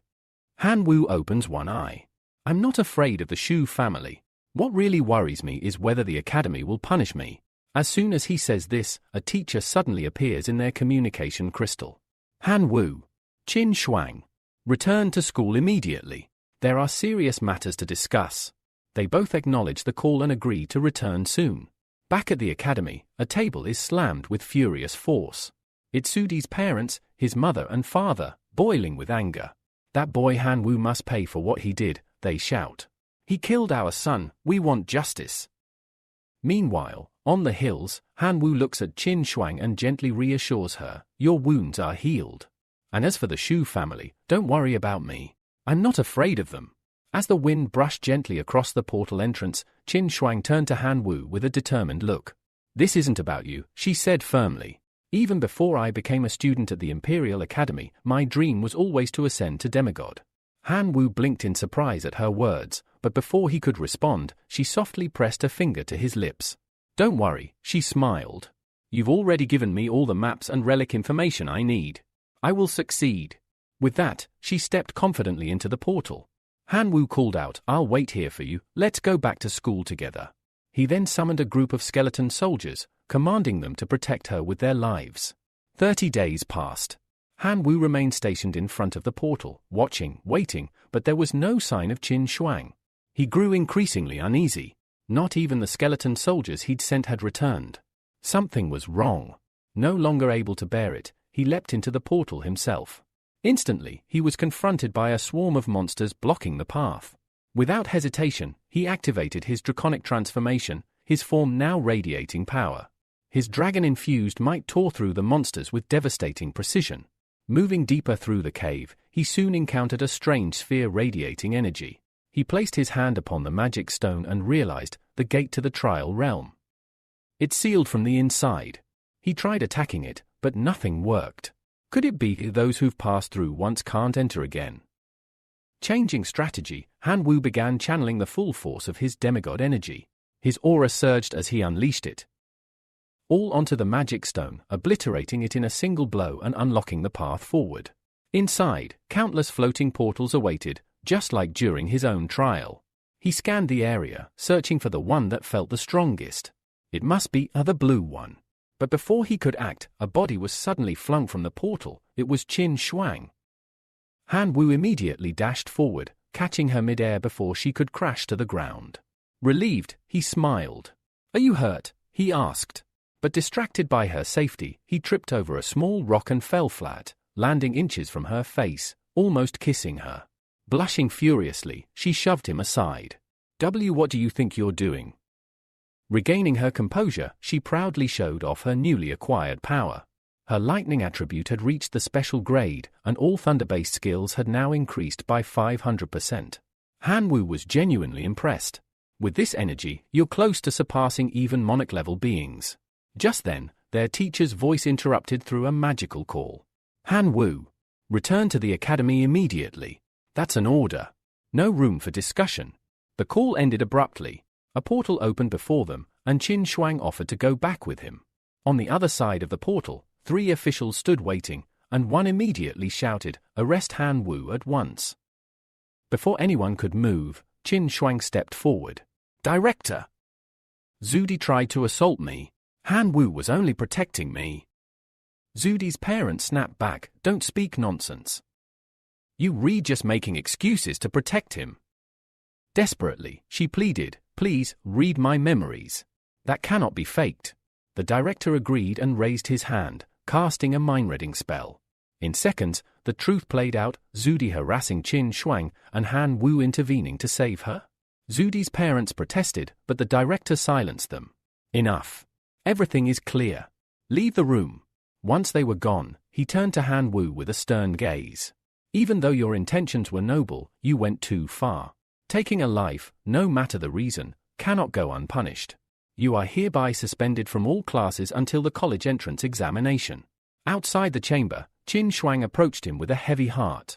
"I'm sorry, that punishment was too harsh." But Hanwoo simply smiled. "Don't worry, I was planning to take a break anyway. I'll use this time to absorb more divinity, enough to ascend to the perfect demigod state within the divine realm civilization." Later, at the ascension site, Hanwoo stood before a radiant statue. "I've completed the absorption," he declared. "I've reached 10 full points of divinity. I now wish to ascend to the perfect version of a demigod within the divine realm civilization." The statue began to glow, its light surrounding Hanwoo until his entire body was engulfed. A warm sensation filled him. He opened his eyes and smiled. "Did I really ascend?" he whispered to himself. The power coursing through him, it was identical to his draconic form. He clenched his fists. "Yes. This strength, this is what it feels like to be at the monarch class level." His aura was radiant, his body filled with divine strength. It was the same overwhelming power he felt during his draconic transformation. Smiling to himself, he clenched his fist. This is what it means to stand among monarch-class life forms." Suddenly, a brilliant light flashed before Hanwoo's eyes. It was the system screen. It displayed something new. His name now had a title beside it, Demigod. The screen also listed all his abilities, divine techniques, the blessing of life, and much more. As he scrolled through the details, one thing stood out above the rest: he had gained the divinity of rebellion. Along with it, he had awakened a terrifying new power, the soul-devouring gaze, and his soul energy now drifted freely through space. However, one line of information left him puzzled: fusion. He wasn't sure whether it referred to divine energy or something else entirely. To find out, he decided to unleash all his new abilities at once. A swirling mass of energy formed in front of him, dense and radiant, each color representing one of his powers. As it grew, it condensed into a new form. When the light faded, he stood there fully transformed, his draconic form now fused with every upgrade granted by his new abilities. He raised a single hand, and with just a flick, cracked the temple walls without even channeling power. His eyes widened. The fusion with his draconic form had skyrocketed his strength to new heights. Returning to normal, he decided to test something else: fusion with his followers. He summoned a grasshopper. A dark aura enveloped the insect, and it began to grow and grow until it became a towering creature of immense power. His eyes widened once again. This is the level of a heroic life form," he muttered. And more impressively, it could easily eliminate the heroic version of a minotaur. Though pleased with the results, he quickly realized that fusion consumed massive amounts of divine power. Still, even after all that, he had several million units of divine power remaining. He summoned the fire crystals he had previously collected and smiled. One crystal is worth nearly 2 million divine power. If I fuse them for Dioa and keep this up for a year, I can make over 100 million. That would be enough to exchange for a point of divinity. For Han Wu, this wasn't just an experiment anymore, it was a money-making path, and one that could fuel even more fusions in the future. Meanwhile, outside the university, a commotion was brewing. A security guard stood in front of the gate, blocking someone's path. "I'm sorry, but non-students and non-staff aren't allowed inside," he said. "And don't act arrogant. Even if you're a true god, we have plenty of those here. We also have god lords and even divine kings on campus." The man trying to enter, Ha-hai, clicked his tongue in frustration. He was tracking a return signal, and it had been growing stronger. That meant he was close, very close, to the thief who had stolen the king god's treasure. And he was certain that thief was none other than Han Wu, a student at this very university. Just then, a loud commotion echoed nearby. It was Zudi's parents, storming up to the gate and furious. "This school is awful. They protect criminals like Han Wu. We will have our revenge." Ha-hai's eyes lit up. He stepped toward them. "Excuse me. Would you two be willing to do me a favor?" "I'll make it worth your while," he said, smiling. "You see, I'm after the same person." With their help, Ha-hai entered the university, now disguised as an ordinary visitor. Zudi's father began shouting once more, accusing the school of sheltering a murderer. But Lena calmly replied, "The matter has already been fully investigated. Repeating your complaints will change nothing." While the shouting continued, Ha-hai stood quietly nearby, holding his phone. He snapped a picture of Han Wu from afar and smiled to himself. "It really is him," he thought. "This is the thief who took the king god's treasure. If I catch him here, the reward will be incredible." But there was a problem. He had no idea how to get Han Wu out of the school. The teacher eventually ordered Zudi's parents to leave. "This is not a place for people who act irrationally," she said. As they turned to go, Ha-hai placed a firm hand on Zudi's father's shoulder and said, "Leave this to me. I'll get results, but only if you don't interfere." Once they left, a grassy-haired true god who had helped sneak Ha-hai in approached quietly. "He's in," the man said. "But are you really just going to let Han Wu walk away?" Ha-hai gave him a cold look. "Just leave it to me." Nearby, inside the school, Han Wu was in conversation with his teacher. She looked at him sternly. "You should take people's words seriously. But I know that Xue's death wasn't your fault. Everything you did was to protect Qin Shuang." Han Wu nodded calmly. "I have no regrets." She smiled warmly. "I'm glad to hear that. And now, you're a perfect semigod. You should start collecting divinities. In fact, there's going to be an evaluation at the Imperial Academy soon. If you fail, you'll be expelled." She then pulled out a glowing ticket. "This is your chance. It's for the ancient battlefield of the Outer Kingdom. Competing there will prepare you for the world of semideities." Han Wu thanked her. "I won't disappoint you." Outside, Ha-hai's eyes gleamed with satisfaction. So he's headed to the ancient battlefield. Even if Han Wu didn't know it yet, they would meet again there. Later that evening, as Han Wu walked through the city streets, he inspected the ticket closely. "Each one is valid for 2 people, he mused. "It would be a waste to go alone." He quickly called his former teacher, Tian Wen. "Still enjoying life at the Imperial Academy?" Chuen asked cheerfully. Han Wu grinned. "I just ascended to a perfect semideity, and I want to invite you to join me in the ancient battlefield of the Outer Kingdom." Tian Wen's excitement was immediate. "I wouldn't miss it. I want to see how strong my old student has become." "Great. Let's meet tomorrow at 8 o'clock at the teleport station in the Imperial capital." After the call ended, Han Wu returned home and began preparing for the journey ahead. He looked at his collection of relics thoughtfully. "I need to decide which ones to bring." The ancient battlefield awaited, and so did many eyes watching him from the shadows. Han Wu raised his hand. Looking at the seal etched into his palm, he could feel the power pulsing from within. A promising hand, he thought. This time, he was determined to win. His thoughts drifted to Qinuang, remembering that she would be absent for several months. Will she be in seclusion all this time, absorbing divinity, he wondered. Determined to see her before he left, Han Wu went to find her. When they met, Qinuang looked surprised. "Why are you here?" she asked. "I'll be heading to the ancient battlefield of the Outer Realm tomorrow for training," he explained. "I came to say goodbye. I was worried you'd already begin your seclusion and I wouldn't be able to see you." Hearing this, Qinuang's eyes widened. "You're leaving, this soon?" He nodded. "Yeah. By the time I return, you'll probably have become a demigod. Before he could say more, she suddenly grabbed his arm and pulled him along. I won't start my seclusion until tomorrow, she said. So let's walk. As they strolled, she asked, are you really ready? That battlefield is dangerous. Han Wu smiled. I'm ready. Don't worry. Qinyuan then conjured a glowing seal into her hand and handed it to him. This is the Infernal Seal, a level 4 relic. It has several restrictions, but it might help you. Once it's charged in the Divine Realm's core, it can convert your main subordinates into souls at the moment of death. Han Wu's eyes lit up. This was exactly what he needed. His divinity of rebellion required him to devour souls through divine techniques.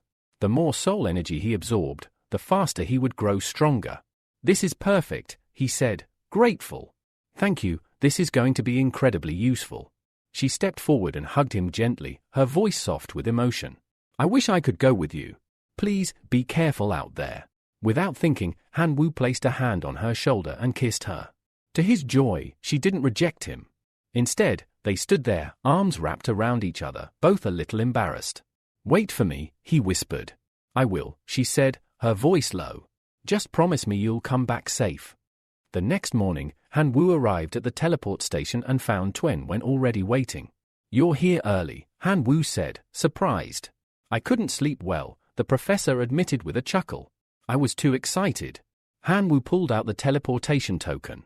Biting his finger, he let a drop of blood fall onto it. Tien Wen did the same. As the blood touched the surface, the talisman disintegrated, activating the portal to the outer realm. Moments later, they arrived at the ancient battlefield. A staff member greeted them and explained the location of their temporary residence. If you need anything, come find me, he offered. As they approached the tent assigned to them, Han Wu immediately frowned. This tent is tiny. How are we supposed to stay here? He began yelling, demanding a larger one. Tien Wen laughed. Relax. Let's take a look inside first. When they stepped through the entrance, both men were stunned. The inside of the tent was massive, vastly different from its outer appearance. Han Wu relaxed a little. All right, this will work. Then, his attention fell upon a manual left on the table. He picked it up and began reading. His eyes widened at one particular detail. The tent could block will scans from the battlefield, a huge advantage. Even better, it came with a personal training field that allowed him to summon subordinates. But there was a catch. The number of summoned beings is limited based on the size of the field, the manual stated. This revelation made Han Wu furious. Are you kidding me? My entire strategy was based on winning through sheer numbers. In a fit of frustration, he tossed the manual to the floor. Tien Wen remained calm. Don't panic. The manual said the tent system is connected. Let's take a better look. Still angry, Han Wu accessed the tent's internal system. A screen appeared, showing his personal status as a competitor. He could now configure how his army would be summoned. There was a limit to how many could be summoned per species, but he didn't dwell on the details for too long. All I need is the option that lets me summon the most familiars possible, he muttered. Tien Wen also selected the most viable summoning formation for himself. The system displayed a final note: only subordinates summoned inside the tent beforehand can be controlled during the battle. Han Wu stared at the message. This battlefield would be more challenging than he expected. But one thing was certain, he was ready to face it head-on. Within the ancient battlefield, an important rule is made clear: main subordinates who die outside the tent cannot be immediately replaced. To summon more, one must return to the tent to replenish the lost units. Another critical detail emerges: divinity fragments are scattered across the battlefield. These fragments are produced by defeated spirits, and some are rarer and far more valuable than others. When enough fragments are gathered, they can be combined into complete divinities. These fragments can also be exchanged either for different types of divinities or for materials that upgrade the tent. Upon learning this, both Han Wu and the professor become visibly excited. With enough collected fragments, they can significantly enhance their base of operations. With preparations complete, the two finally enter the battlefield, accompanied by their chosen familiars. As they advance, Professor Tien Wen shares a crucial piece of information. He recently studied how divinity fragments are produced. These fragments are born from the spirits that roam this field, he explains. In order to collect them, we'll need to defeat those spirits. He also notes that spirits are ranked in levels, distinguished by the color of the halo beneath their feet. White halo, produces level 1 divinity fragments. Blue halo produces level 2 fragments. Red halo, the most powerful, produces level 5 fragments. Suddenly, Han Wu narrows his eyes. Something has caught his attention. Quiet, he whispers, raising a hand. He peers over a rocky edge and spots a spirit walking toward them. It has a white halo. Tianwen comments quickly, even though it's just a white halo, its aura suggests it's strong. Definitely low level, but not to be underestimated. Han Wu agrees and commands one of his shadow locusts to test its strength. The familiar launches forward in a blur of darkness, executing a shadow-based strike. But the spirit effortlessly raises its weapon and blocks the attack, shattering one of the locust's legs in the process. Unfazed, the shadow locust gathers more energy and continues attacking. However, each strike is expertly blocked. Then, a fragment of shadow falls to the ground and silently crawls up the spirit's leg, slowly wrapping around its body in a snaring hold. With its enemy now trapped, the shadow locust unleashes one of its most devastating abilities, striking through the spirit's chest. The enemy lets out a faint glow, then vanishes. 8 shimmering fragments remain behind. Quick, collect them, the professor urges. They're only level 1, but 8 fragments is still a decent yield. Han Wu picks one up, turning it in his hand. So this is the divinity that resides within them. Tianwen nods. Yes. These fragments form a full divinity, which will eventually grant you divine techniques. Once you have enough, you'll be able to invoke powers tied to that divine path. He adds, even level 1 techniques can be extremely practical. They're often more useful than higher fragments that take longer to activate. Impressed, Han Wu remarks, forming a team with you was my smartest move yet. With you by my side, we'll collect a lot more than I ever could alone. Just then, a few locusts return and gather near Han Wu. He immediately understands, they've located another target. They head in that direction, and the professor observes the battlefield ahead. Looks like more low-level spirits. The return likely won't be as high as the last one. Should we move on? Han Wu asks. No, Tianwen replies. Even small gains can add up to something meaningful. Both agree and launch their attack. First came the rabbits, followed by the swarm of shadow locusts. The resulting clash leads to massive destruction, annihilating every spirit in the vicinity. After the dust settles, the professor tallies the fragments. We got 30 from this batch. We took out over a dozen spirits, but it's not much. Han Wu sighs. At this rate, we'll need a lifetime to collect a high-level fragment. Suddenly, another locust buzzes in with a report. Another discovery? Tianwen asks. No, Han Wu replies. There are 2 people watching us from the 30-degree angle. The professor narrows his eyes. They are likely after our divinity fragments. So, what are we going to do? The young man sternly warns that if anyone dares to steal from him, he will make sure they receive a lesson they will never forget. Unbeknownst to him, 2 figures hide behind a nearby rock. One of them whispers to his brother, pointing out that the 2 targets appear to be newcomers, fresh faces in the area, and likely easy to intimidate. With a glint of excitement, he notes that the duo has only been seen taking down a handful of low-level spirits, suggesting that their cultivation must be weak. He proposes that they keep tailing them until the moment is right, when their loot is plenty, so they can strike. His brother agrees enthusiastically, calling it a great idea. Meanwhile, the teacher accompanying the main character suggests they return to the camp first to deal with the divinity fragments they've already collected. The MC places a reassuring hand on the teacher's shoulder and tells him not to worry. Everything is under control, he says, adding that the dark grasshoppers, his familiars, are constantly tracking the movements of the suspicious duo. Tianwen, the teacher, asks if he's serious, then visibly relaxes upon seeing how confident his student is. Soon after, one of the grasshoppers returns with a new report. The MC informs his team that his familiar has spotted a spirit with a purple hue. He's taken aback, realizing this means they now have the chance to obtain at least one level 3 divinity fragment. Wasting no time, they all dash toward the indicated location.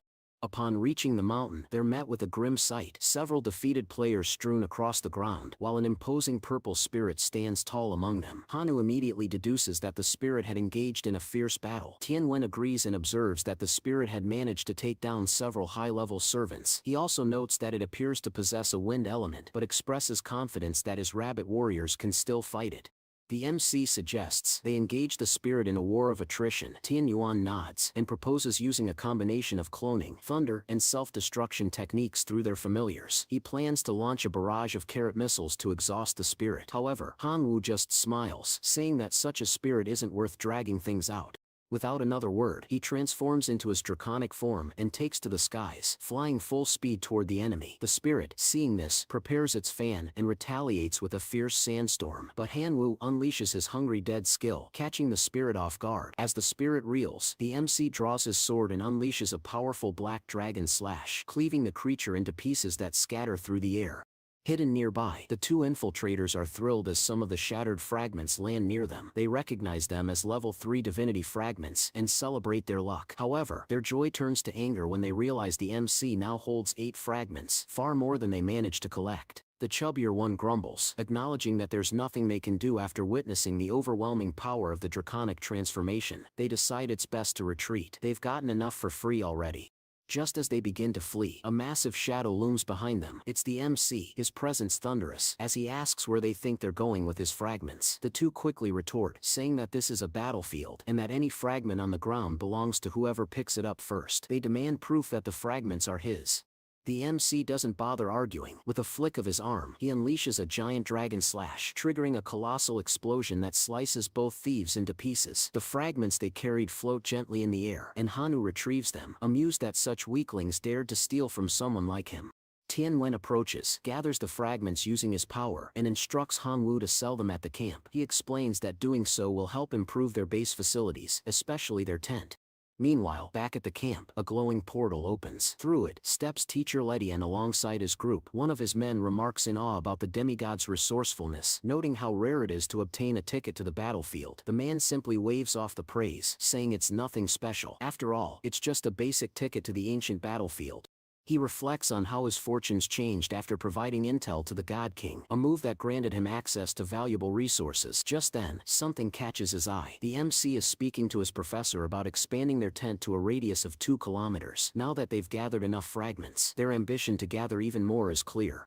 Suddenly, the 4 men lock eyes across the camp. Tianqing Wen is surprised and remarks that he didn't expect to see them there. One of the 4 remains silent, while the demigod smiles and says it's a lucky coincidence to find both professor and student in the same place. He then tells the MC that ever since they parted at the ruins of the Divine River, he's been searching for him relentlessly. Hanwoo maintains a calm smile and claims ignorance, stating he doesn't know what the man is talking about. But inside, he's alarmed. He can't figure out how this person recognized him from the ruins, especially since he was wearing a mask to disguise himself. Still, without solid evidence against him, he decides to deny everything. The man named Gang questions him again, wondering if he's really denying it. He suggests maybe it's just a misunderstanding, but adds that the MC's growth is astonishing, especially considering he's the same age as Gang's son. Despite the compliment, there's bitterness beneath the surface. Internally, Gang is seething, remembering that his own son's divine realm was destroyed. As a result, his future is now doomed to mediocrity. At that moment, Tian Yuan stepped forward, cutting off the conversation. He stated calmly that he and the MC had matters to attend to and would be taking their leave. Internally, he felt the urgency. If they remained there much longer, a fight was bound to break out. As the two walked away, Letten turned to Gang, questioning whether he was truly going to let the boy walk away, especially considering that, whether directly or not, he had crippled his son. Gang simply shrugged, replying that there was no need to rush. After all, everyone present was part of the battlefield now. They would cross paths again soon enough. The 4-eyed one smirked, acknowledging the truth in those words. Once they finished upgrading their tents, he would personally take action. He refused to believe that a newly ascended demigod could pose any real threat.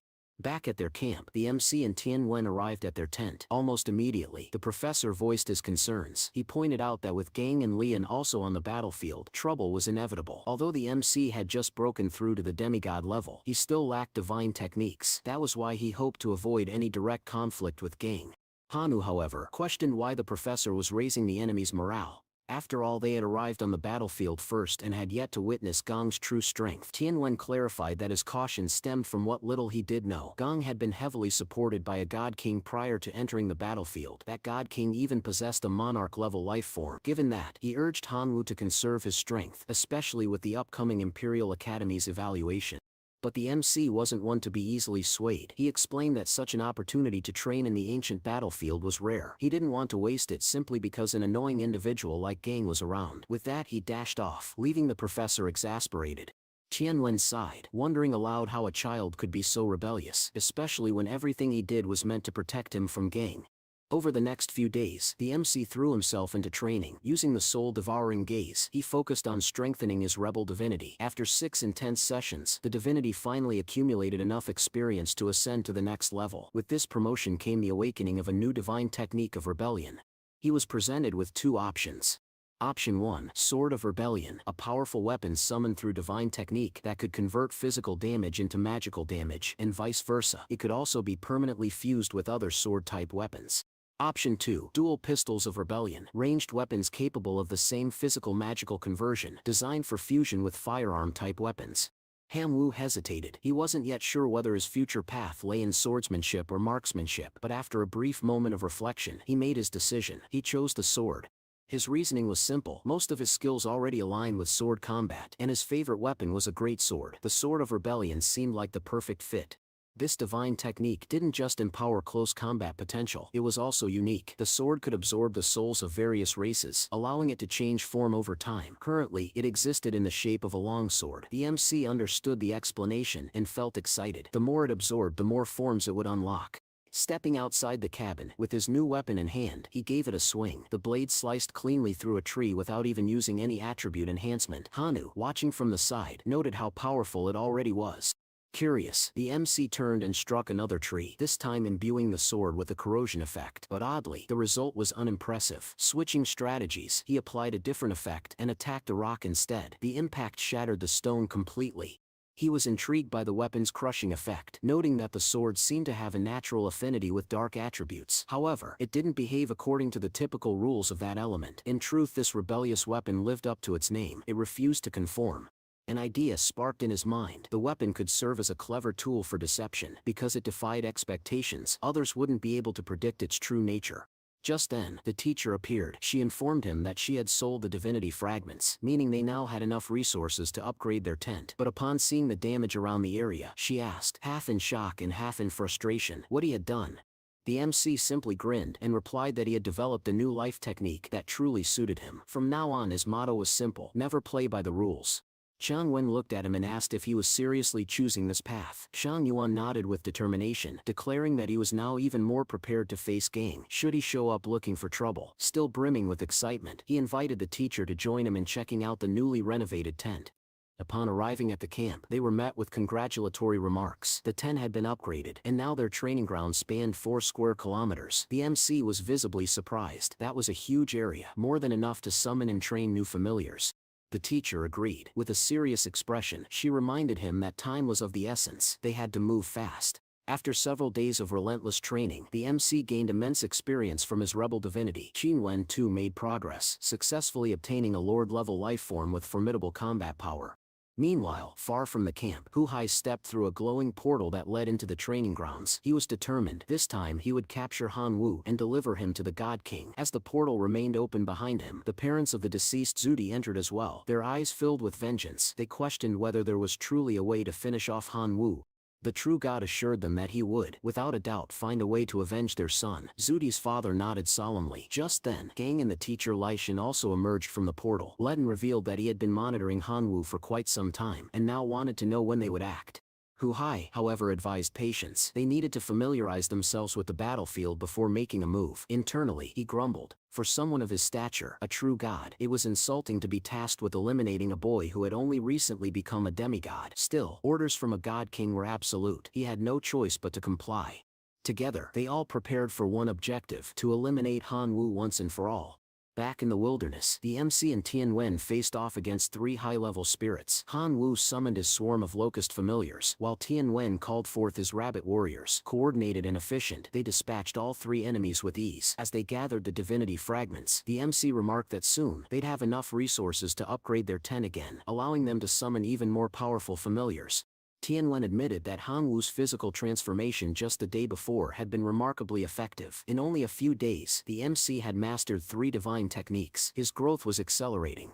Suddenly, from within a thick mist, 2 figures emerged. Han Wu narrowed his eyes. "So you finally showed up," he said calmly. It was Zuti Sip's enraged parents. Without hesitation, Han Wu rushed toward them, his rebel sword in hand. He knew they were here for vengeance, and he had no interest in small talk. Suman, Sudi's father, reacted instantly, summoning his sword to block the incoming strike, but Han Wu's sword began to corrode the blade on contact. Suman gritted his teeth, shouting that Han Wu had taken his son's life, and now he would return the favor. The MC smirked and declared that he would gladly send the old man to join his son, before transforming into his monarch-level draconic form.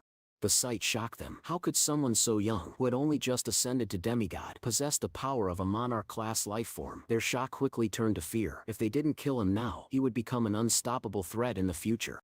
Acting quickly, Schumann ordered his entire metal army to advance, but Han Wu simply laughed. It didn't matter, because he could fly. As the colossal metal men approached, Tian Wen, realizing his student was outnumbered, sent in his rabbit warriors to assist. Zudi's parents, unwilling to hold back, merged their entire army of metalmen into a single towering colossal fusion creature. Han Wu, undaunted, called forth one of his elite grasshoppers to attack, but the insect was crushed with a single blow. Zudi's parents laughed triumphantly, mocking Han Wu as an arrogant brat.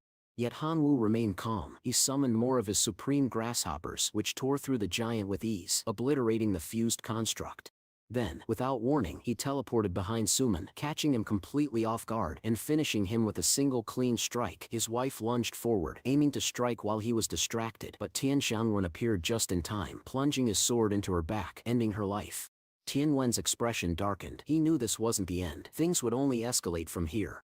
He turned to Han Wu and urged him to flee immediately. But it was already too late.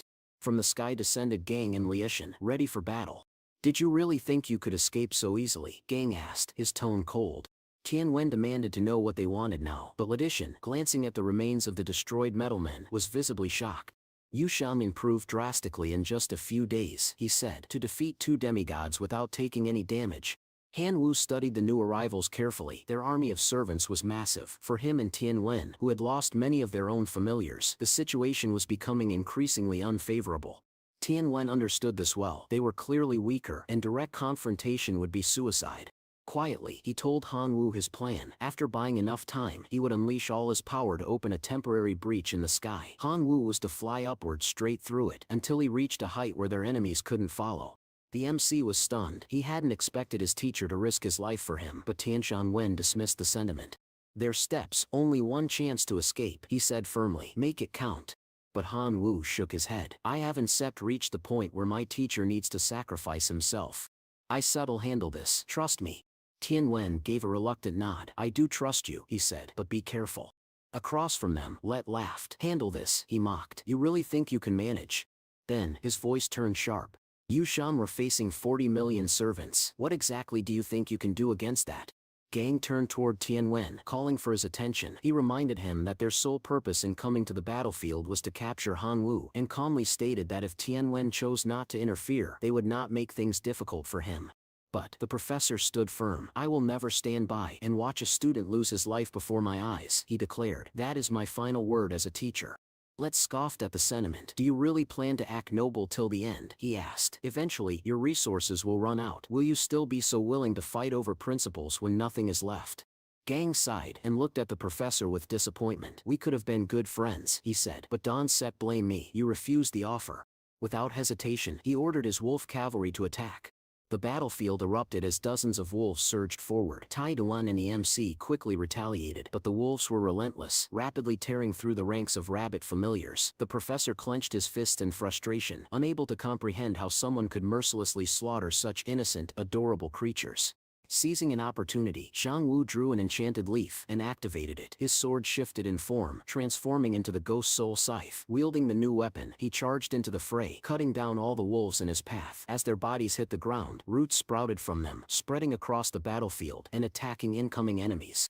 Gang's expression twisted in irritation. Every time he faced Han Wu, there was always another unexpected trick. He watched as the Lord of the Wolf Cavalry tried to clear the battlefield by severing the roots, until Han Wu suddenly appeared behind him. With a single slash, the beast was obliterated. The MC landed gracefully, smiling as he stood before Gang and Let. Startled, Gang immediately activated a talisman, erecting a massive protective shield. He exhaled in relief. That artifact had been a rare treasure obtained from the failed king. But his comfort was short-lived. Blood suddenly spurted from his side, and Let's head flew cleanly off his shoulders. Han Wu blinked, feeling a sudden weakness in his arm. His expression darkened. The Ghost Vine genetic lockdown time had expired. Gang seized the moment. Glaring at Han Wu, he spat. "You killed countless members of my cavalry. That one set come cheap." He raised his hands and summoned Fenrir, a colossal wolf of unimaginable size and power. The massive beast lunged, attacking both the MC and Tianshan Wen simultaneously. Second Wu's transformation shattered, his body crashing hard into the ground. He gasped in pain. His Genesis state had reached its limit. He wouldn't be able to use it again for a long time. Trembling, he turned his head. Beside him lay the professor, motionless. Han Wu couldn't tell if he was alive or dead. And now, he was directly in front of Fenrir's enormous jaws. From above, Gang looked down at him, knowing this was his one chance to end everything. But just as he prepared the final blow, a voice echoed from the portal. It was the true god, Hu Hai, demanding to know what Gang was doing. "I said he must be captured alive," the god growled. Gang stepped back quickly, embarrassed. "I misunderstood," he lied. "I was just about to take him alive." Hu Hai ignored the excuse. He grabbed Han Wu by the collar. "You'll be greatly rewarded by the God King," he told Gang, who bowed slightly in thanks. Turning toward Tianwen's motionless body, Gang considered his options. Killing a demigod might earn him even more. But Han Wu, still conscious, pointed his hand to his own neck and warned, "If you try to kill him, I still end my own life." The blonde god scoffed. "In your condition, you couldn't sit, even kill yourself properly." Han Wu met his gaze with deadly seriousness. "If I die here, your god king gains nothing." To prove his point, he activated divine hunger on himself. His life force began to drain rapidly, his body growing even weaker. Hu Hai's eyes narrowed. He shouted at Gang to back away from the professor and followed closely after Han Wu. As he passed Tianshan Wen, he muttered a curse, not fatal, but enough to leave the demigod's life hanging by a thread. Without waiting, they dragged Han Wu toward the portal to deliver him to the God King. Once they had crossed through, Gang sighed. "So, we sir going to be stuck with this kid for days. Am I supposed to carry him around like luggage?" The true god replied curtly, "Obviously not." He cast a sealing spell on Han Wu, stripping him of all powers, and threw him into a dimensional portal. The MC tumbled into Hu Hai's divine realm, unconscious. When he awoke, pain surged through his body. Before him loomed a strange monster, and when he instinctively tried to summon his powers, he found nothing. Every ability had been sealed. The overwhelming realization hit him. He was no longer a threat. Beside him stood a bowl of water. He looked up to find it offered by a wild tiger man. Han Wu hesitated, unsure whether he could trust it, but it didn't matter. The tiger man grabbed him by the shirt and forced the water down his throat. Moments later, Hu Hai's voice rang out, explaining that the tiger man could neither hear nor speak and that he was to be obeyed without question. He assured Han Wu that the servant would not hurt him. Han Wu was stunned. Even the true god's servants were carefully chosen, mute, loyal, and precise. Then, a familiar voice echoed inside the chamber. It was Kamiawa, the source of mutation, asking if his master needed help. Han Wu was surprised. "Weren't you sealed too?" he asked. Kamiawa explained that if Han Wu allowed him to absorb the sealed divinity, not only could it evolve, but he could also help recover enough strength to plan an escape. Han Wu thought for a moment. He had a bit of divinity left in reserve. It was risky, but he had no better options. "Do it," he said, "but stay silent. If they hear us, we sit done." Outside, the demigod was reporting to the true god, telling him that in 3 days they would reach the God King's village. Han Wu heard it all, and quietly asked Kamiawa if he could do everything necessary before that deadline. At the same time, Han Wu could already feel changes stirring within his body. Something was different, stronger, sharper. Curious about the transformation, he turned to the source of mutation, who confirmed the obvious. Han Wu had evolved successfully. "You are now a level 3 genetic warrior," the green slime explained, "from the Divine River civilization." Han Wu nodded slowly. "So what benefits do I have now?" The slime answered with excitement. "You shall acquire a new ability, genetic combination. It allows you to merge genes from different life forms to alter the structure of a target without damaging the original genes." Han Wu scratched his head. "That sounds amazing, but how the heck do I use it?" Just then, the tiger man appeared again, silently offering food. Han Wu accepted it, pretending not to suspect anything, but inwardly, he was already planning to test his new ability. He reached out and grabbed the servant's arm, testing his strength. To his surprise, even with his power sealed, his raw physical strength had already reached the level of a heroic life form. The tiger man growled in protest, beginning to get angry. But before things escalated, a commander of the Divine Realm's army approached, roaring for silence. Tang Yuan's eyes widened. This one was a transcendent life form. Perfect, he thought, just what he needed to test the full power of genetic combination. Han Wu took a deep breath, then grabbed both the tiger man and the commander by the wrist. He activated the new ability. In an instant, ears began to sprout from the tiger man's head. Simultaneously, the commander's ears vanished entirely. Confused and alarmed, both of them stared at each other, trying to comprehend what had just happened. Han Wu played innocent. "It sips a thank you gift," he said casually, "for the water and food, just a token of appreciation." As he spoke, he began subtly draining the monster's energy, realizing that even other people's servants could be influenced by him. If this worked, he could use them to find and destroy Hu Hai's divine core and escape. The Tiger Man screamed in frustration, demanding his ears back. Han Wu simply turned his head and kicked him hard in the stomach. The commander roared in anger and ordered the troops to seize Han Wu, but the moment they closed in, Han Wu used his power to link with every creature approaching. As their bodies connected with his energy, he began reshaping their genetic structure. The white tiger shouted, "He Sep's a blasphemous god, we must capture him." But before anyone could act, Han Wu's newly transformed servant stepped forward and, with a single blow, knocked back all incoming enemies. The white tiger dropped to his knees. "Please, make me your servant." Han Wu smirked. "Fine, but I need your help to escape. First, take me to the divine core of this realm." The Tiger Man nodded and warned, "The core is heavily guarded by high-level warriors." "That Sip's fine," Han Wu replied. "Let Sips find it first. I'll decide what to do once I see it." They hadn't traveled far when they were stopped by a heavily armed patrol. The captain ordered his men to capture Han Wu and his servant immediately. Han Wu, grinning, launched a surprise attack alongside the Tiger Man. In an instant, the wolf warriors were obliterated. One of them, barely clinging to life, threw himself at Han Wu Sip's feet. "Spare me, I will obey anything you say." The others followed suit, pleading for their lives.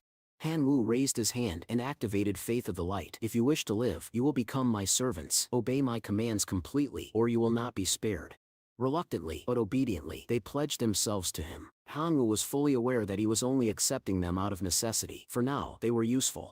With his newly expanded army, Han Wu sent spies to infiltrate different corners of Hu Hai Sit's divine kingdom. After days of effort, the Tiger Man returned with good news. The divine core is hidden in a forbidden zone outside the royal city of the Tiger Men. It sits protected by dozens of monarch-level lifeforms and hundreds of lord-level lifeforms. No one is allowed near it. Han Wu frowned. "That Sip's a problem. We still be discovered before we even get close." Thinking quickly, he ordered his servant to capture birds and moles from the nearby forest.